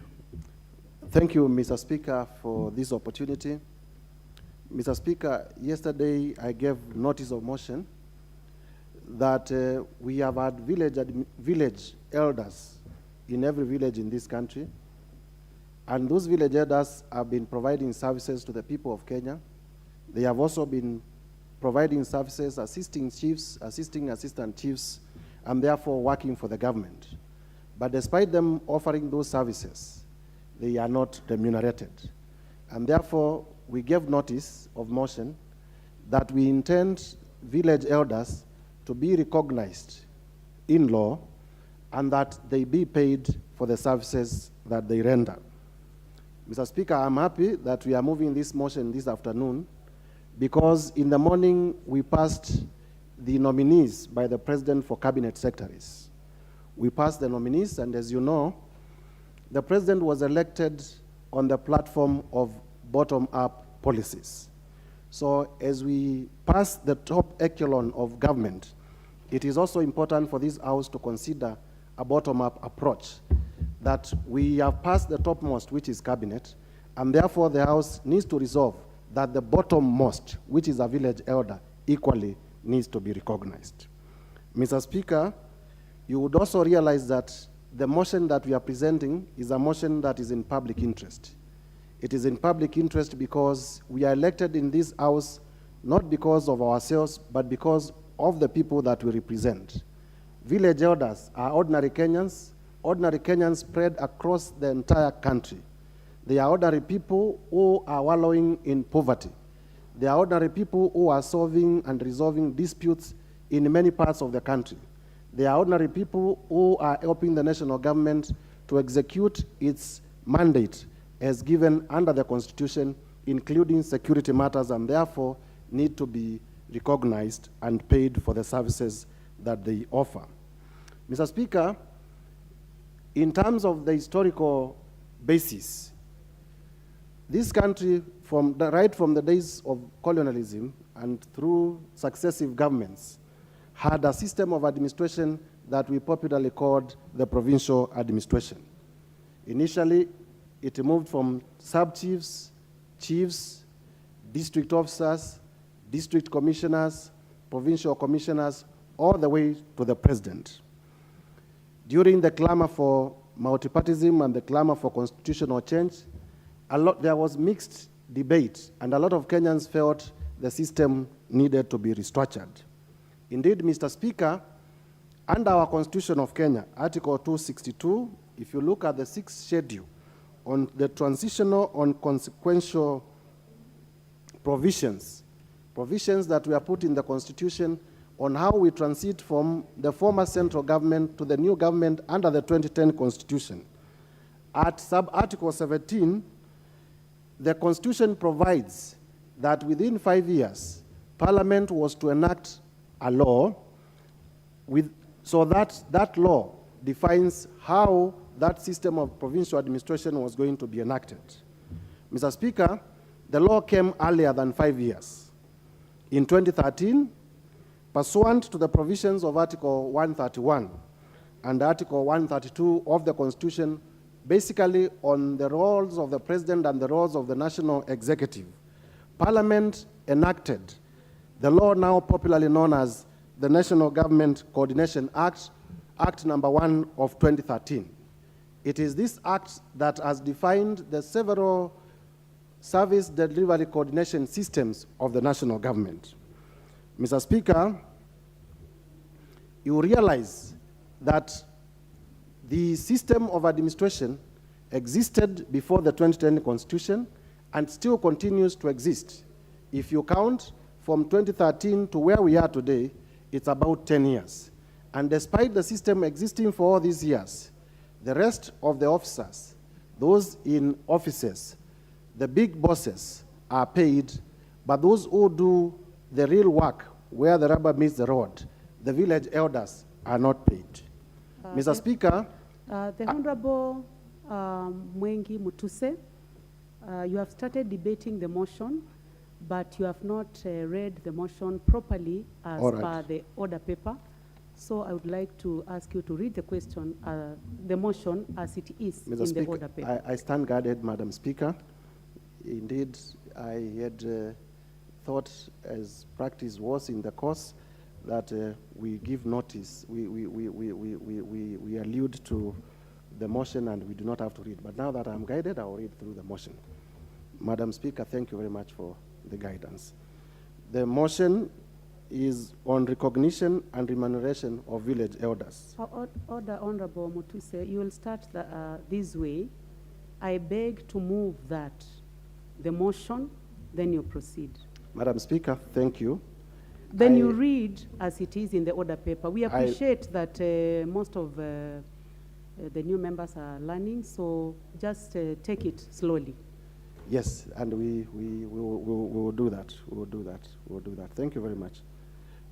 Madam Speaker, I beg to move the following motion on recognition and remuneration of village elders.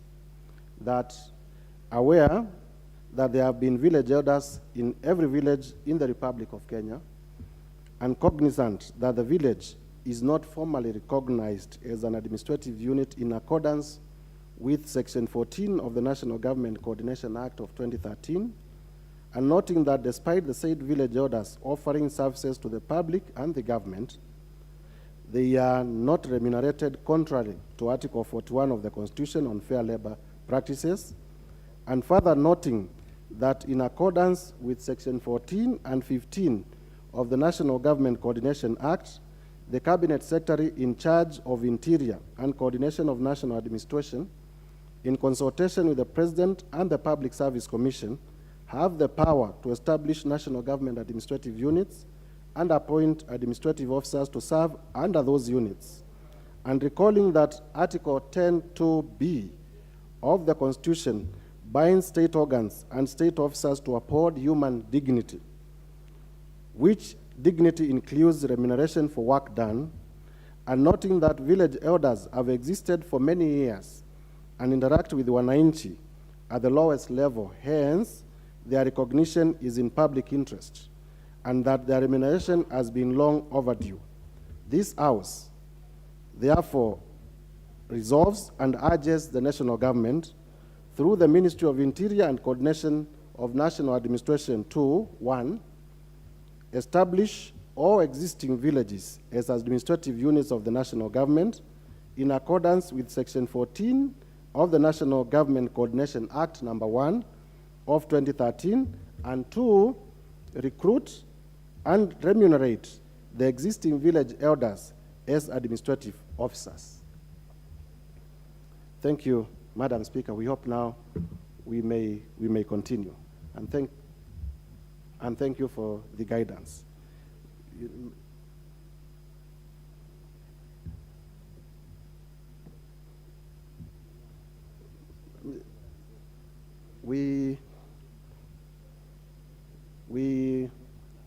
Mr. Speaker, Madam Speaker, sorry, our intention is to highlight so that members may understand, and we had started and we are concluding so that we may call the seconder to second the motion.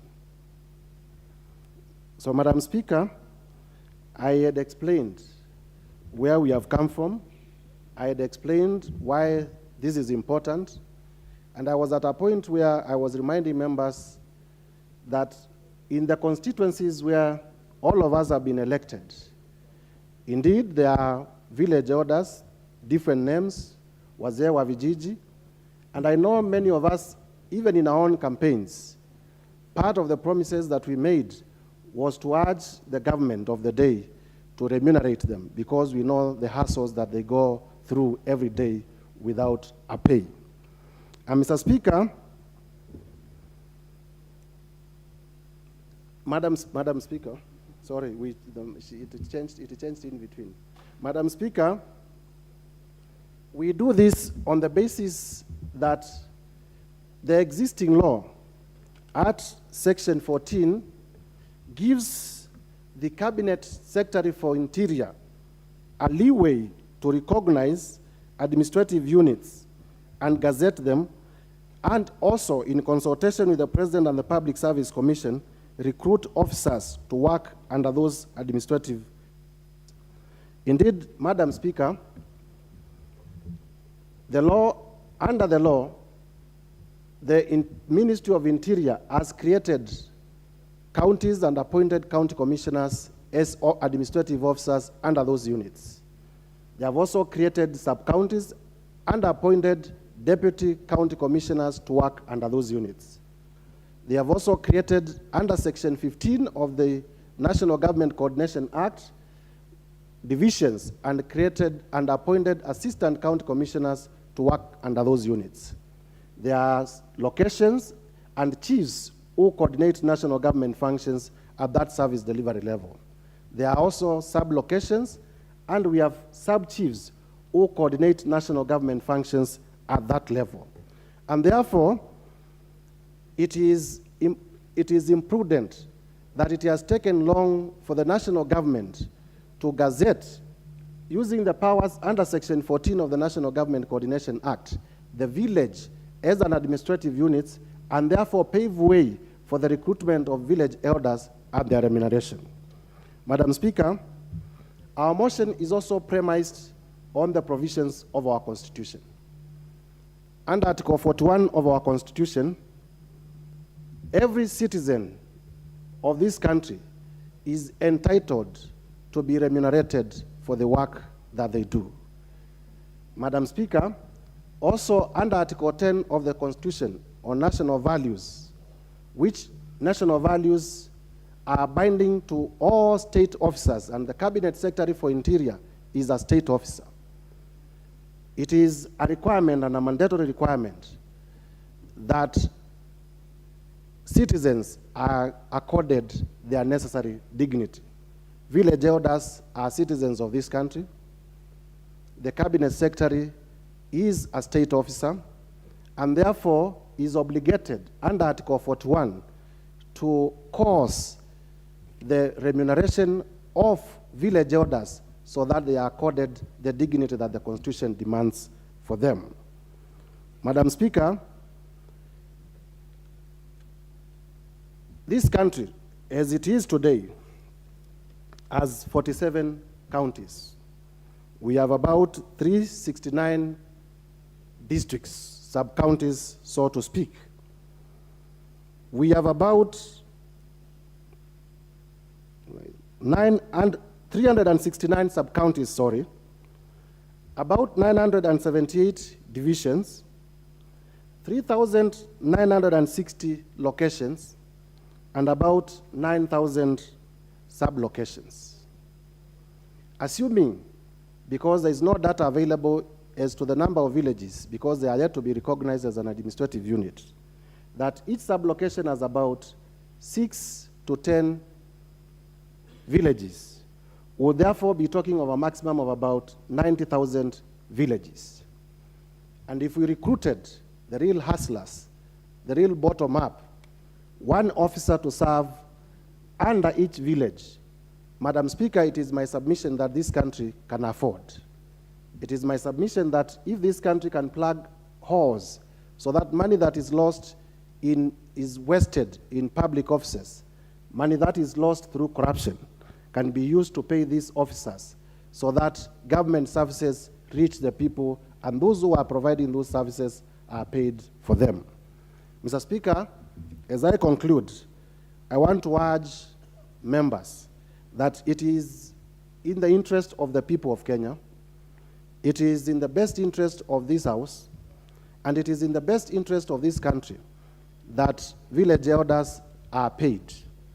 I have checked, and in our neighboring countries like Tanzania, the equivalent of village elders are being remunerated through a system of allowances. The same is also happening in other weaker economies than ours. Mr. Speaker, as a fundamental rights issue, like I have put it before, it is entirely wrong for somebody to work without being paid.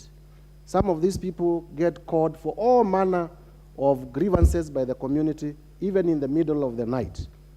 Somebody's home has been invaded by thieves. It is the village elder who will be called to inform the OCS. They do not have airtime. Madam Speaker, because of not being remunerated, they have devised a system at the local level where people who are reporting and people who are seeking their services oftenly are asked to pay something for those services. Madam Speaker, that is corruption at the lowest level.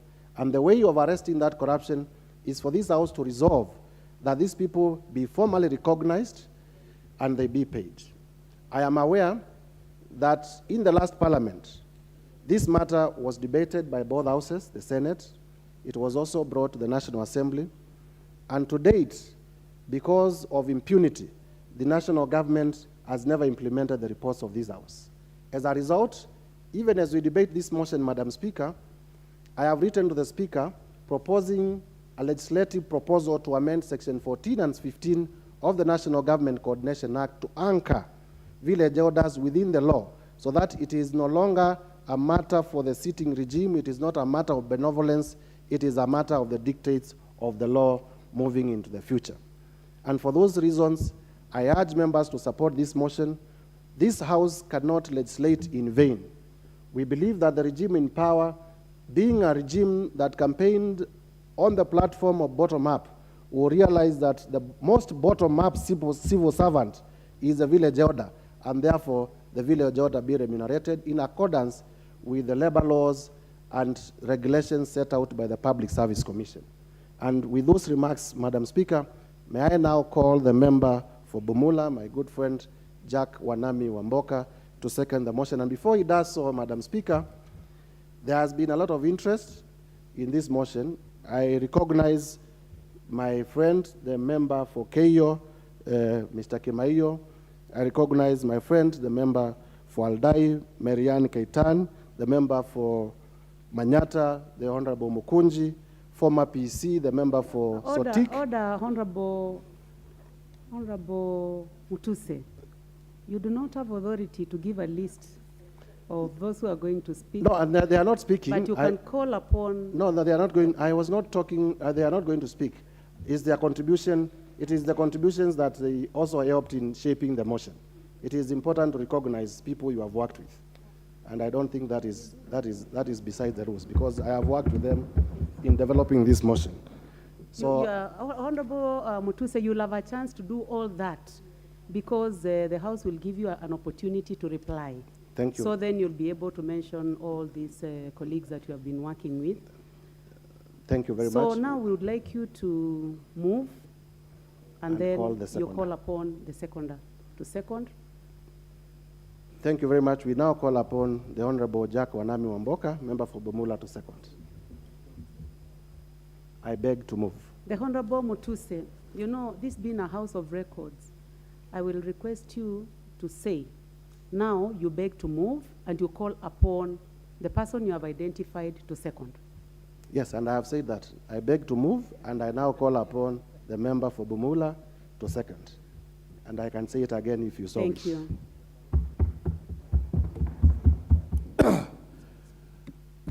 Honorable Speaker, thank you so much for this opportunity. I think our good clerks are keeping our good speaker very busy, that she didn't follow through what Honorable Mwengi Mutuse was saying. I beg to second this motion on recognition and remuneration of village elders. Madam Speaker, we are aware village elders are salaried officials of the national administration who, through serving voluntarily, command significant influence within their territories and sit in most of these public boards. They are the lowest unit of administration, Madam Speaker. These are the people who suffer most. These are the people who work without offices. These are the people who promote peace and good coexistence among neighbors in the villages for free. These are people who solve even domestic rows, conflicts, domestic conflicts. A husband and a wife are fighting in the village, they'll call upon the village elder to go and solve those issues. These are the people basically who are main teachers of this society. Madam Speaker, we are aware that with all this that they do, they're the most vulnerable. These people don't have even medical schemes. And I think for all of us as members of this House, these are the people who, some of the people who played very crucial roles. In my case, Madam Speaker, it was easy for me to be a member of parliament because I had a very good rapport with village elders. They're the people who know every corner of every village of every region.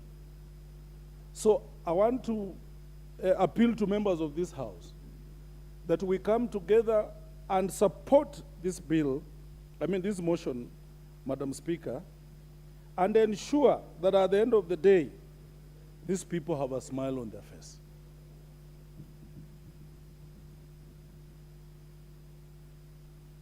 Madam Speaker, I want to applaud the CS. Now, because we have approved, is going to be sworn in the CS of Interior.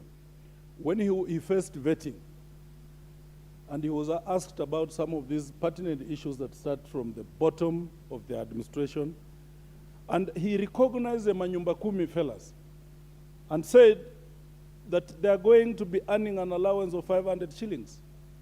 These are the children of the village elders. We want to convince and propose to the CS, the incoming CS, that before he reaches to Manyumba Kumi, he must start by addressing these issues. And it's there in law, Madam Speaker. The National Government Coordination Act of 2013, Section 14, bestows power to CS, with the approval, of course, as my good friend, Honorable Wakili Mwengi Mutuse said, to establish any government delivery unit. And as such, we will be expecting a surge from the good CS. Let's support these guys. Let's stand with them. I also want to raise my reservations, Madam Speaker, because I'm aware that in the year 2008, the Honorable Omalwa, then Saboti MP, raised this motion, wanted to introduce amendments to the then Chiefs Act to create the offices of village elders and provide for requirements for appointment and remuneration. Up to now, nothing has been done. So I don't want to grow into the list of fears that we are debating this beautiful motion here, and it's going to rot and gather dust on the shelves of this parliament, or I don't know where in government, Madam Speaker. We must, as a house, have mechanisms of having the government to do things that this house passes, Madam Speaker. And I think it is also incumbent on you, on this house, on the chair of this house, to give direction in terms of how this will happen. Because we cannot continue debating very good motions, very good bills, but at the end of the day, Madam Speaker, nothing happens. So I'm optimistic that at the end of this, we are going to have our village elders at least have something for their families, have something to take care of medication of their families, have food on the table for their families, have even be able to pay fees for their own children. It is very discouraging that you have someone who works for you for very long hours and you don't remunerate them. And in the spirit of the clarion call for this government of bottom up, today we passed for them the topmost, the up. And now the bottom of all these scenarios are the village elders. So we expect our our president, the Honorable Ruto, to put this as part of their policy, so that they get down to the grassroots. Because today, if the Kenya Kwanza government wants to deliver, if they're talking of hustlers, who is going to help them identify hustlers? The village elders. If they're talking of mamambogas, who is going to help them identify mamambogas? The village elders. And on that note, we beseech them. We beseech the president, because he also needs support of this house, which we have no problem giving. We beseech him to look into the welfare of these people. Madam Speaker, I am a member of Parliament of Bumula because of these people. The likes of Chenjuli, of Talitia, the likes of Alfred Wekesa, my own village elder. It is because of such hardworking people who told me, if you go this direction, you'll make it. If you use this person, you'll make it. But this one is Amkora. Don't use this one. This one hosted your opponent yesterday and the other day. So, and I'm sure it's the case of all these members of this house. Let's support these guys. Let's support them. Let's support them. We want to ask all of you that we support these guys so that at the end of the day, we are all happy. I don't have much to say. Perhaps I need to seek guidance. I can donate. I want to donate, Madam Speaker. I want to donate. I want to know how many minutes I've remained with. Honorable Member, you just conclude by saying that you second the motion. Yeah, I know this. I know very many members have a lot of interest in this. Yeah, we are only dealing with one speaker, so you don't shout. You are honorable members. And on that note, Madam Speaker, I beg to second this beautiful motion by the Honorable Mwengi Mutuse, MP, OGW, Kibwezi West Constituency. Asante Wakili. Thank you very much, proposer and seconder. Honorable members, I propose the question, which is that aware that there have been village elders in every village in the Republic of Kenya, cognizant that village is not formally recognized as an administrative unit in accordance with Section 14 of the National Government Coordination Act number 1 of 2013. Noting that despite the said village elders offering services to the public and the government, they are not remunerated contrary to Article 41 of the Constitution on fair labor practices. Further, noting that in accordance with Section 14 and 15 of the National Government Coordination Act number 1 of 2013, the Cabinet Secretary in charge of Interior and Coordination of National Government, in consultation with the President and the Public Service Commission, have the power to establish national government administrative units and appoint administrative officers to serve under those units. Recalling that Article 10(2)(b) of the Constitution binds state organs and state officers to uphold human dignity, which includes remuneration for work done, noting that village elders have existed for many years and interact with wananchi at the lowest level, hence their recognition in public is in public interest, and their remuneration has been long overdue. This House therefore urges the national government through the Ministry of Interior and Coordination of National Administration to 1, establish all existing villages as administrative units in accordance with Section 14 of the National Government Coordination Act number 1 of 2013, and 2, recruit and remunerate the existing village elders as administrative officers.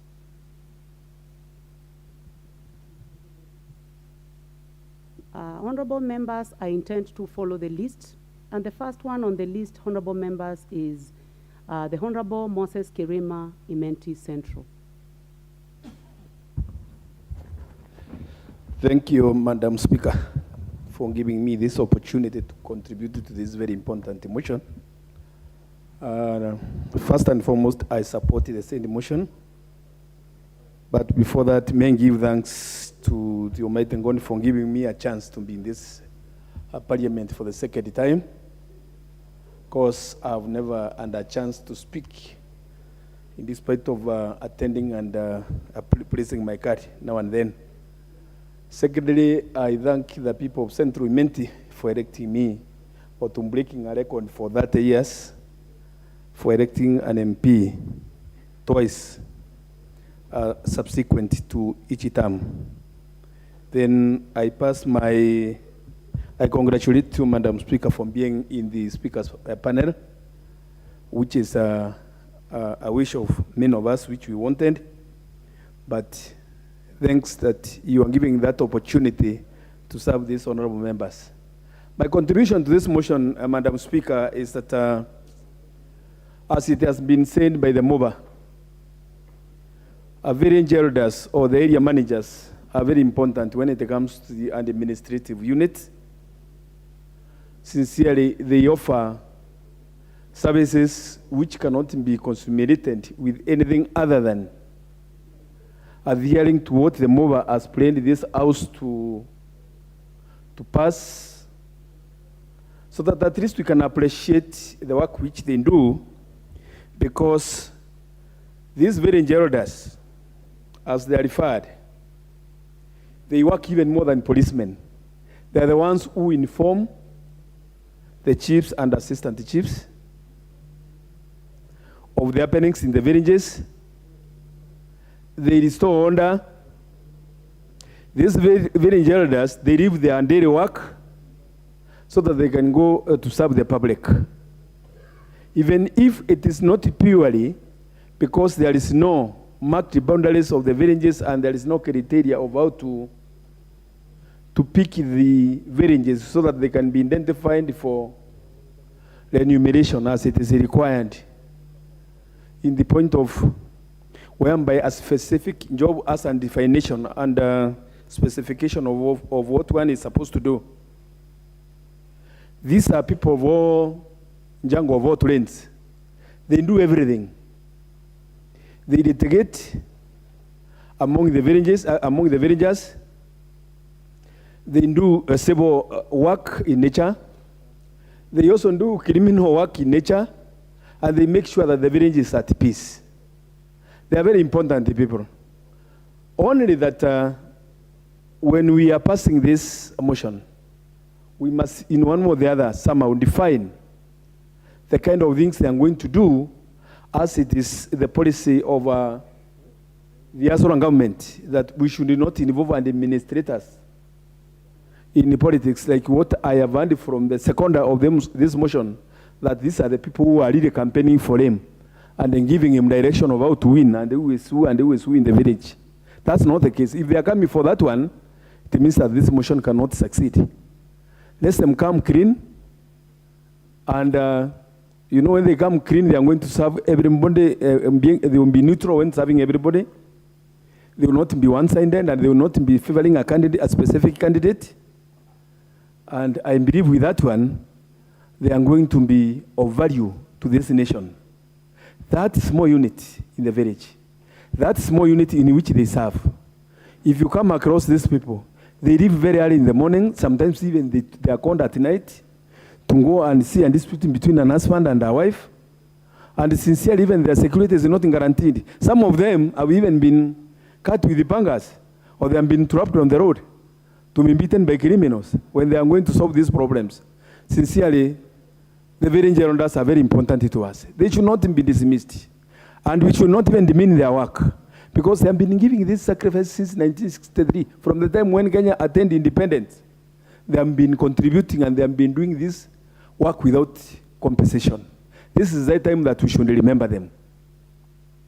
I therefore, Madam Speaker, believe that we should come up and see to it that the moment this motion is passed, we are going to pursue it and see that the Committee of Delegated Registration is going to implement it to the letter, so that at least we will not be doing all these things in vain, taking into account that there are a number of motions which have been passed in this parliament, and it has never seen the light of the day.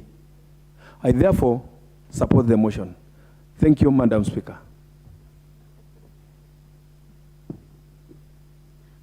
Thank you very much. The next person in the list is the Honorable Marianne Keitani.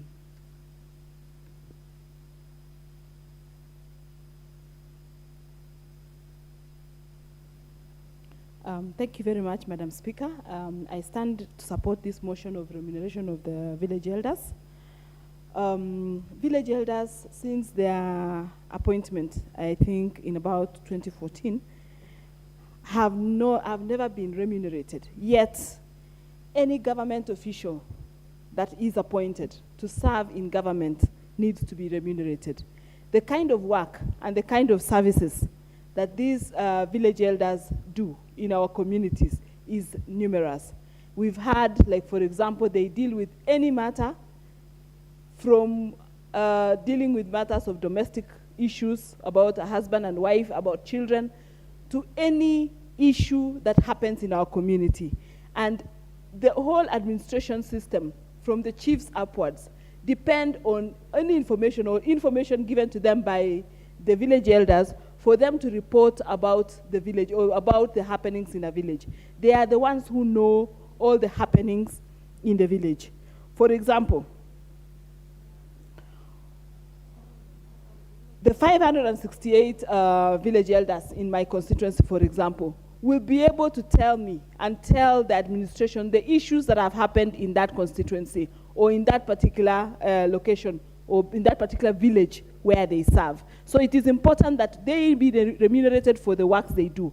Currently, their remuneration is based on payments from the people who, or the warring parties that they deal with, and whoever pays the piper calls the tune. So if we have two warring parties and one of them pays and the other doesn't, of course the village elder will tend towards giving service or tend towards assisting the person who has paid. So we need an independent person who is government to be able to pay for these services of theirs. Secondly, they also need to be given uniforms. They need to be recognized by being given uniform, because we know that from our public service, anybody who is uniformed is given the respect that that uniform carries. A policeman, for example, will be given that respect because they wear the police uniform over and above, of course, that the seat they keep. The chief will be respected because they wear uniforms. So we also need to, as much as we remunerate them, let's give them uniforms and let's give them a place where they can practice or where they can do their work. They currently do them at the comfort of their homes. And many of them, they come from humble backgrounds. So calling two people to come to a humble background where maybe there may not be chairs is also not fair. So it's nice that they be given a space and an office where they can operate. And most of the functions that they do, or rather almost all functions they do, is to keep law and order. We know that our courts today have created what they call quasi-courts or small courts, which deal with cases that do not exceed about 1 million shillings. But these people save a lot of government time and government resources, because most of these courts will not handle a lot of the issues that the village elders would have handled within their villages. So I support this motion, and I would recommend that the National Government Coordination Act recognizes these particular village elders in the act and ensures that it entrenches this service, and especially by recognizing villages as administrative units. I support this motion. Thank you, Madam Speaker. Honorable Peter Kihungi, member for Kangema.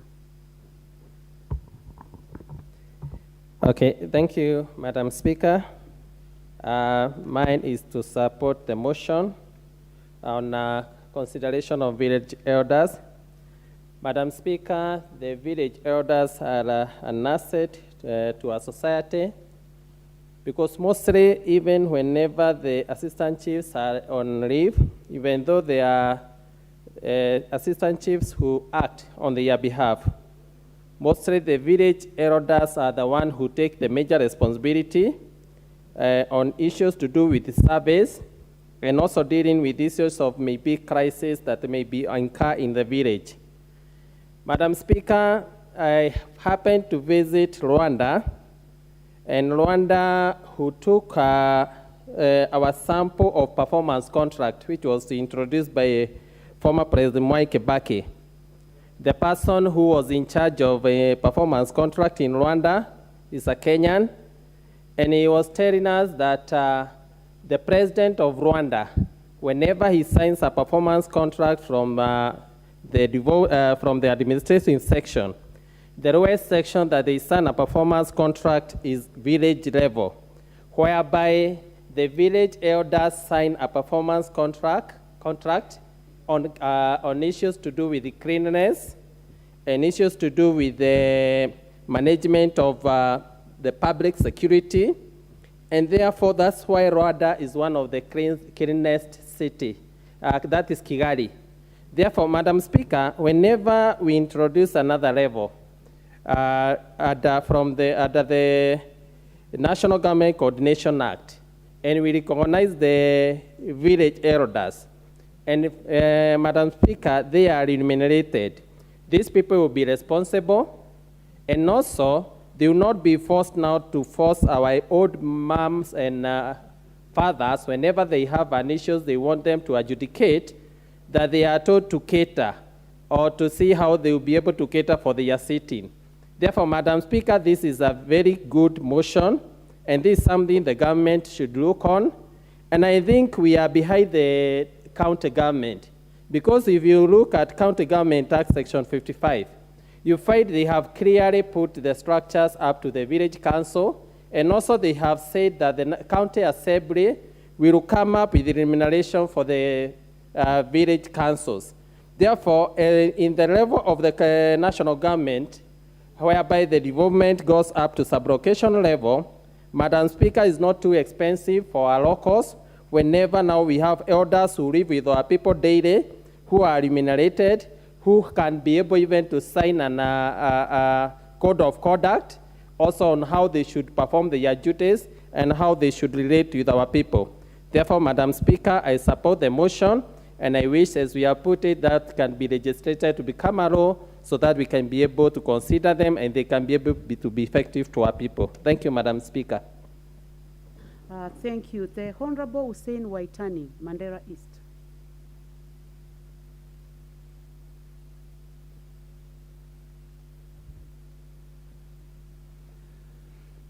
Thank you, Madam Speaker, for giving me this golden opportunity. Village elders are a very important component of our society. They really play a vital role in the society. Though not recognized before, they play very great roles in solving most of the problems that affect our society. If it were not them, I'm sure our judiciary could not have handled the number of cases that are there. They could have been overwhelmed by the number of cases that are there. But these people have been helping our administrative units, the assistant chiefs, the chiefs, and the DOs, and all others in solving the problems, especially where I come from, in Mandera. Most of the problems are solved by these village elders. They work in a very hardship area, very hard situations. Unfortunately, they have not been remunerated before. We want now this great parliament to pass this motion so that they can easily be remunerated and paid just like all other leaders in the locational and sublocational level. Once that is done, I can assure you the workload in our judiciary, the number of cases that are lying now in the judiciary, maybe for years and years, will be minimized, and we will have quality judiciary in this country. If there are around 90,000 sublocations in this country, if we have around 3 village elders in every sublocation, that is around 270,000. If you give them maybe a remuneration of 20 to 25,000, that is not much. That is minimal, extremely minimal, compared to the work they do. I therefore request our honorable members to support this motion so that this can be entrenched in our constitution and these people are given their rightful share in this country. These village elders solve very, very high-level cases. Sometimes they risk their life, you know. once you are solving problems, high-level cases, of course, one will be happy and the other one will be, not happy. As a result, you might have problems. And some of them are killed. Some suffer. That way, they have no pension, they have no salaries, they have no health care benefits. That way, I think we need to change that situation and give them remuneration so that they can be motivated and even play more vital role in the society. In the recent past, our villages have been increasing day in, day out. Unfortunately, the government does not move very fast in turning these villages into sublocations. These are the people that really support the government in handling cases in the village level. Unfortunately, they were not recognized. From now onwards, after we pass this motion, we want the government to recognize these people, give them their rightful remuneration, and they now be part of our public administration. With those few remarks, I support the motion. The Honorable Phyllis Barto, member for Moiben.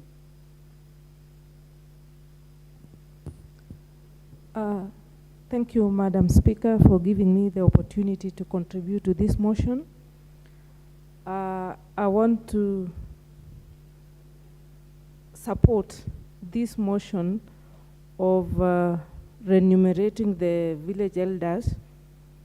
This is because they play a very critical role in society, and their pay should be anchored in the Constitution.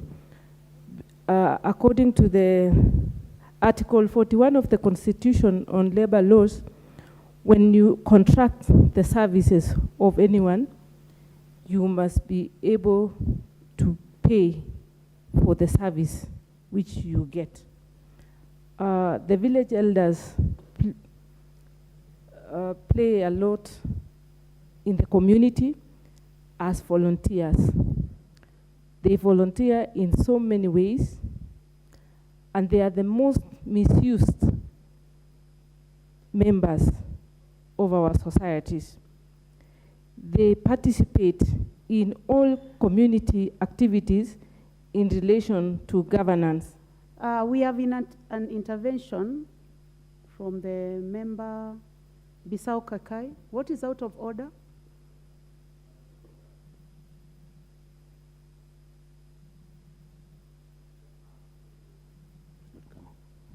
Please let the member be given the mic. Thank you, Madam Speaker. I just request for your indulgence and your guidance. Do we really have a quorum? Because I understand this is a very important motion, but looking around, I don't think we have sufficient quorum. Kindly guide us, Madam Speaker.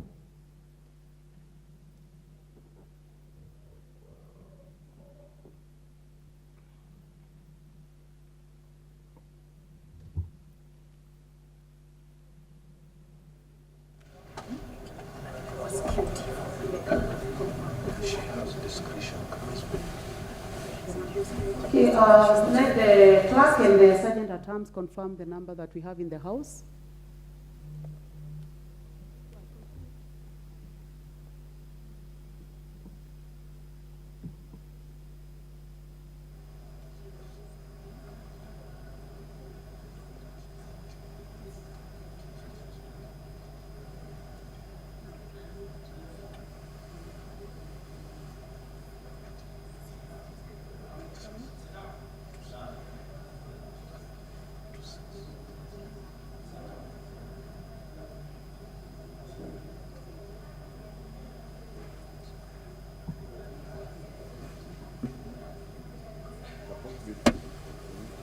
So, honorable members, we do not have the requisite quorum.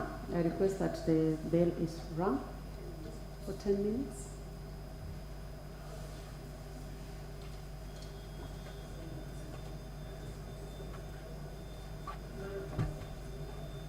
Switch off the machine. This machine.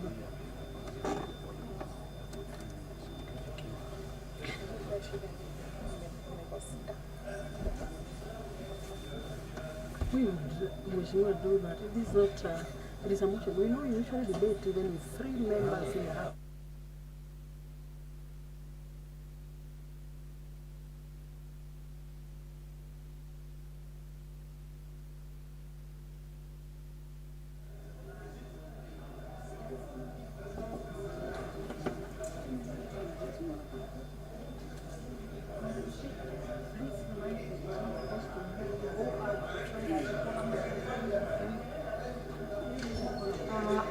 So, honorable members, it is important that you be informed that when the quorum bell is being rung, you are not allowed to go out.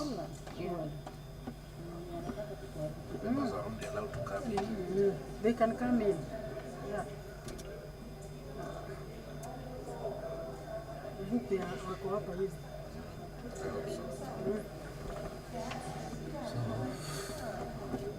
Huyu wewe bwana. Mtu mtetezi. Huyu wasitoke. Don't allow.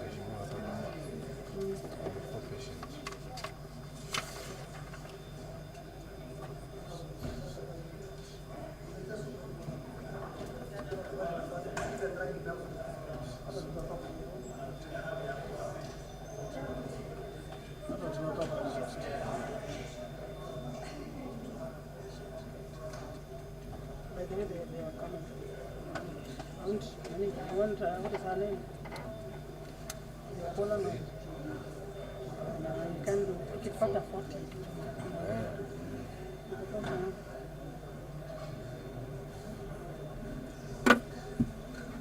Changalai.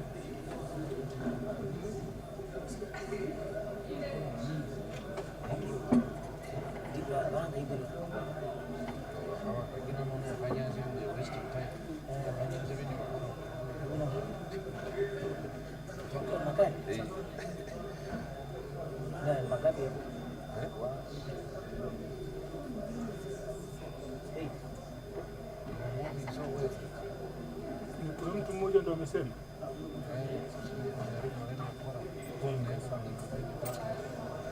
Mbona kuna namba ngapi?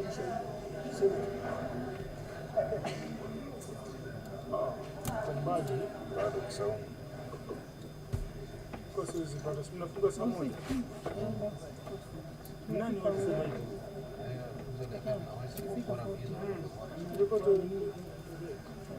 Nilikuwa nazungumza maneno gani?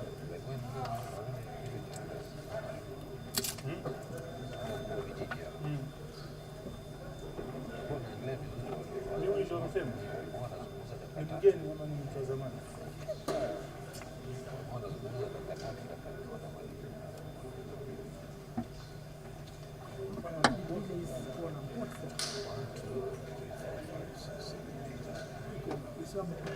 Tuko tumetosha, tumekesha nyumba.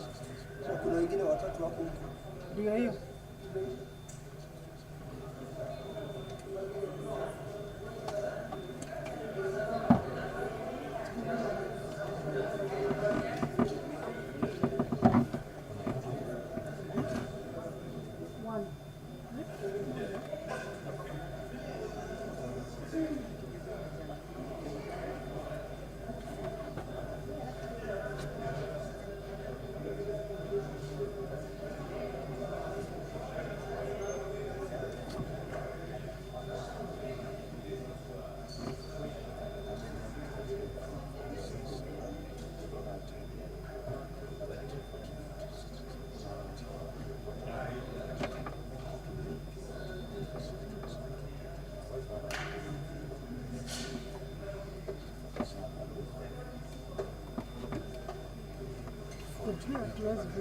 Nitakuwa 40, so we are 40. That is Rebecca. Yes. Where is Rose? Simfanya hivi.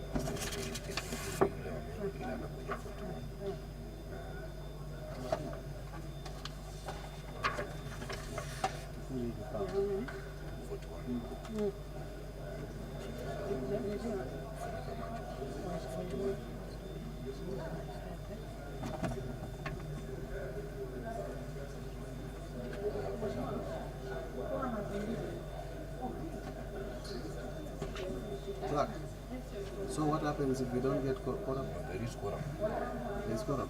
Tunaendelea. No, if we don't get what will Honorable members, we now have requisite quorum, so we will proceed. And the Honorable Barto, you may proceed.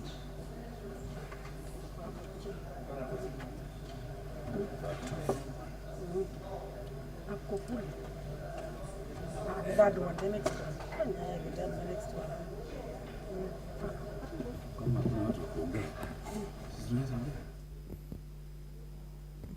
Thank you, Madam Speaker. I was contributing on the remuneration of the village elders. My name is Phyllis Barto, MP Moiben. And I started by saying that the remuneration of the village elders should be anchored in law according to the Constitution, Article 14 on labor laws. If you contract the services of anybody, or if you get service from anyone, you are supposed to compensate for the services provided. I also say that the village elders are the most misused members of the society. They are they volunteer all their services at every point in society. They sit in many public committees to resolve disputes even before they get to the other administrative units like the chief. They enforce health interventions, for example, immunizations, just like the case of COVID, which ravaged the society. The village elders were very active in mobilizing, in sensitizing the members of the communities that they go get the immunization. They register deaths, they register births, children who are born, those who die. They are the unit of analysis in society. That is where everything begins. Everything in society starts with the village elder. And yet, these people don't get any compensation. They don't get even a cent. Just like one of the honorable members have said earlier, that he who pays the piper calls the tune. That is, they are at the mercy of those people who see and maybe give them something small. Madam Speaker, a few weeks ago when I was in my constituency, I met some village elders and they were requesting that at least they be given uniform so that they can get recognition in society. They sit in situations, in communities when the bursaries are being given by national government, county governments, yet they are not considered. Madam Speaker, if these members of the society are not recognized and are not paid, it is going to, they are very vulnerable and they are human beings. They have to meet their needs. They have to take their children to school. They have medical issues. They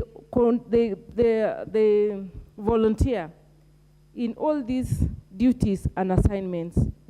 Yet, at the end of the day, they go home empty-handed. Madam Speaker, it is a high time that we consider, as members of parliament, we legislate this issue. Your time is up, Honorable Member. The Honorable Irene Mayaka, nominated member.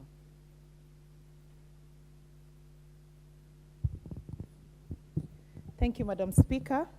I also stand to support the motion on remuneration of our village elders and recognition of the same by my good friend, the Honorable Muduse.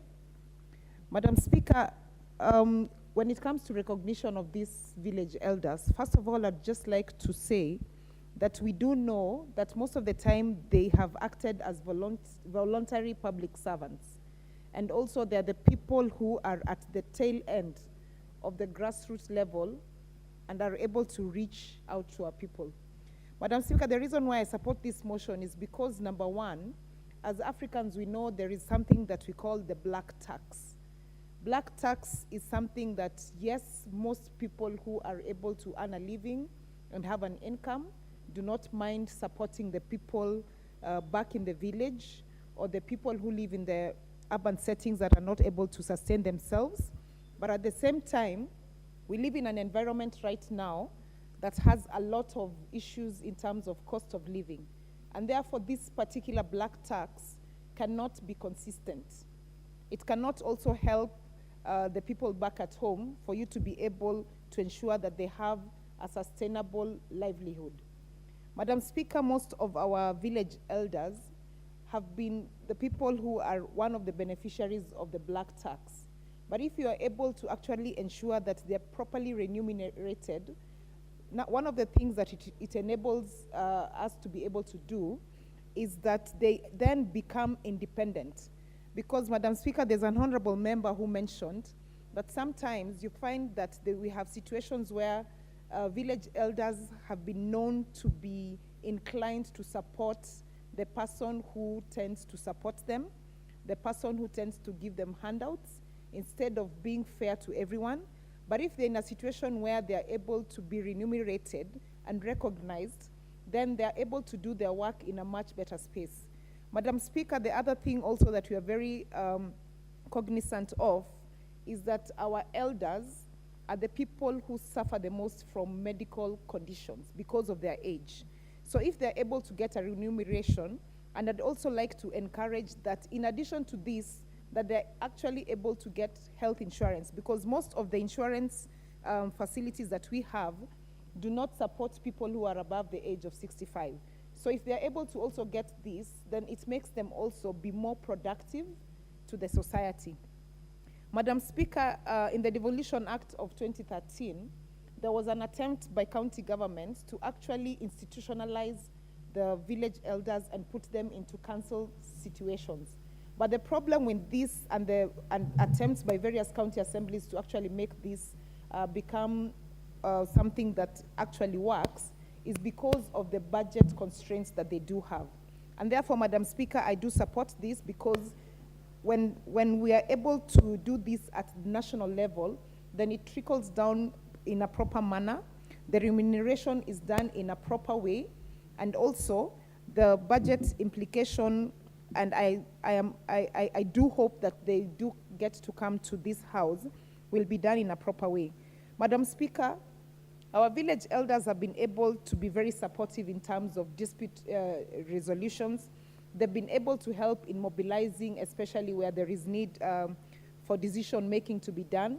And Madam Speaker, in line with Article number 118 and 132 of our Constitution that supports public participation, one of the other things why I really support this is because most of the time we've found ourselves in situations where policies are made without proper public participation. We just finished discussing a motion on the localization of schools, and one of the issues that really affected that was the fact that there was no proper public participation.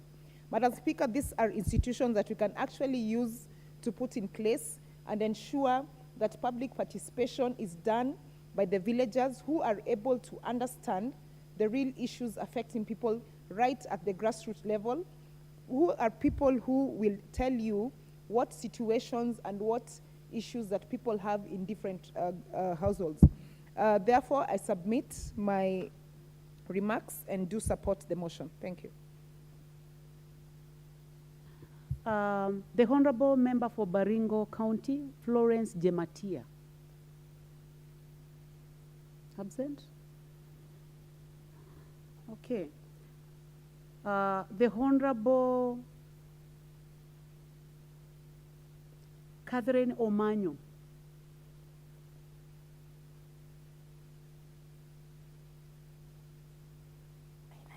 Thank you, Madam Speaker.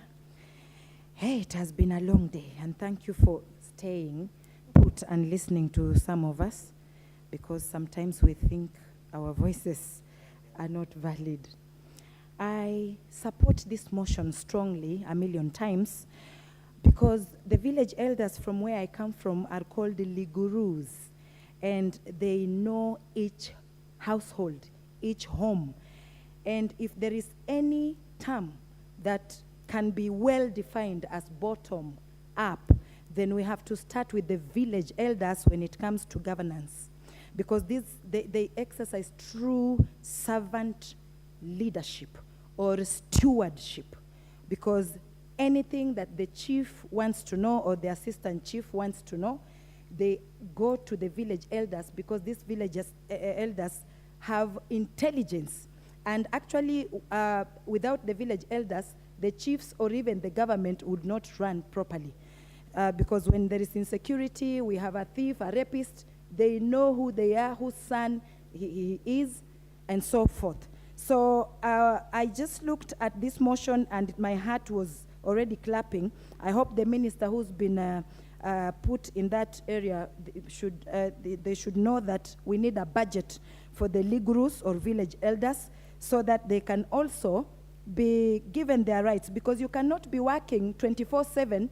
These people do not have time off. Anything can happen in the village at midnight, and they are up to go and do that without any gadget, without any help, no salary. It is difficult to run anything with such kind of environment. Then also, they are very influential because they have limited education, but their word is very strong there. Actually, they are a true example of somebody who can lead and influence, give way, give direction without papers. Now I understand why some people lead, but they have no degrees. People have been suffocating, buying papers, degrees, and yet we have pure good example of such leaders in the village. They shape community.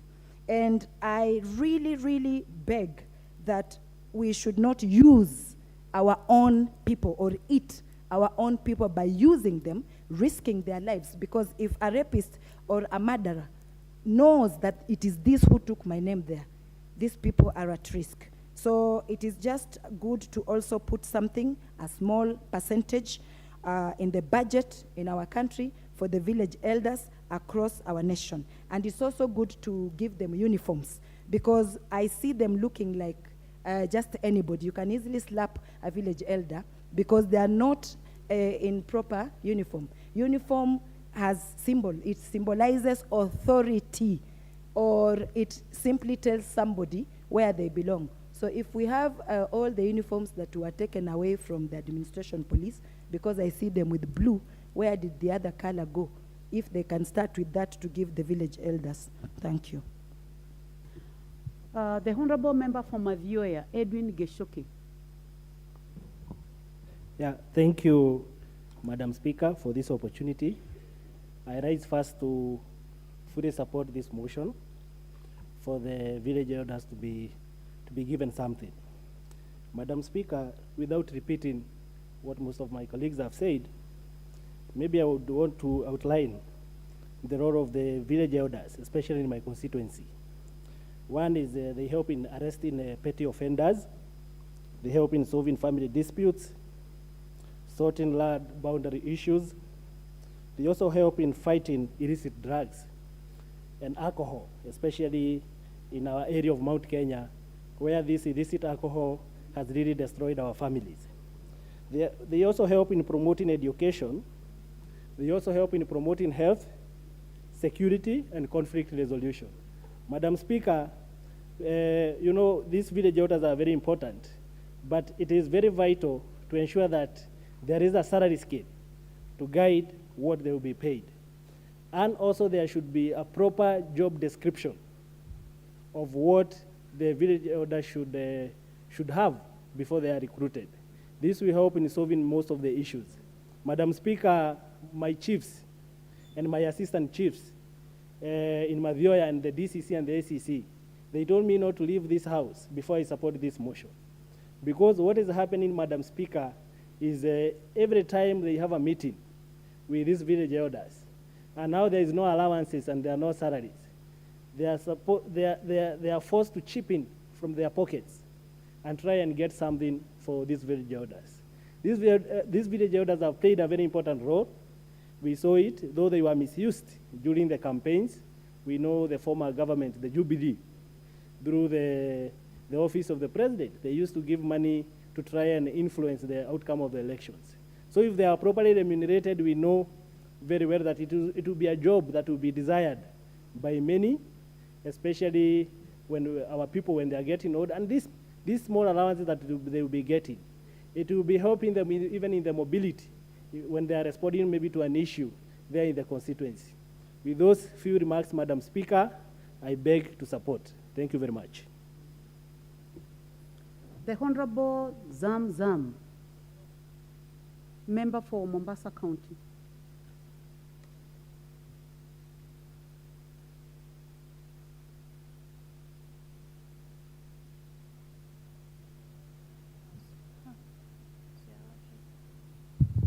Asante sana, Madam Speaker.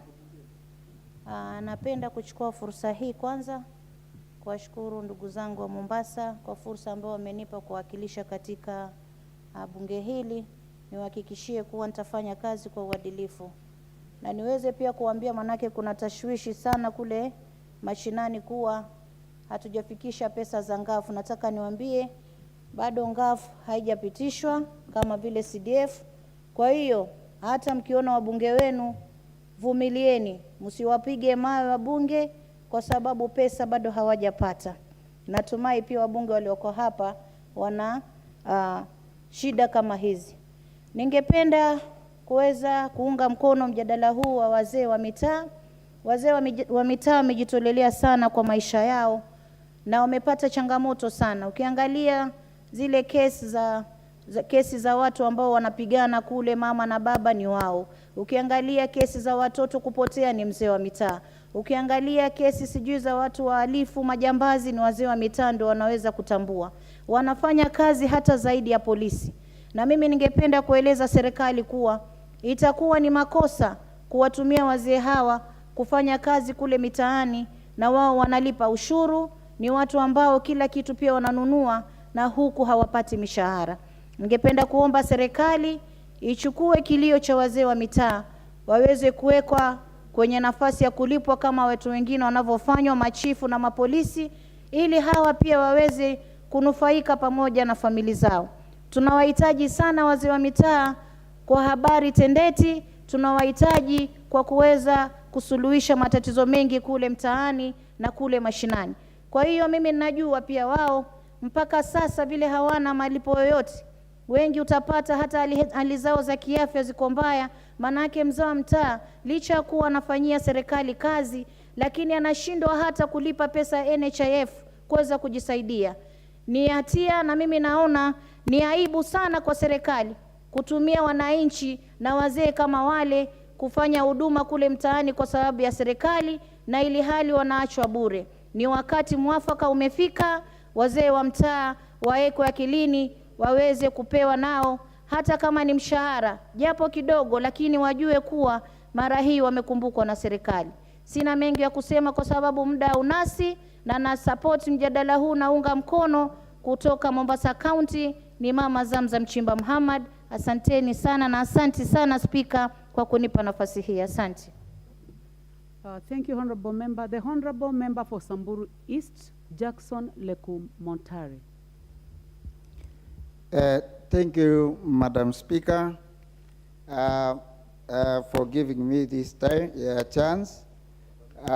Madam Speaker, first of all, I want to thank the people of Samburu East for giving me this second chance to serve them in this 13th Parliament.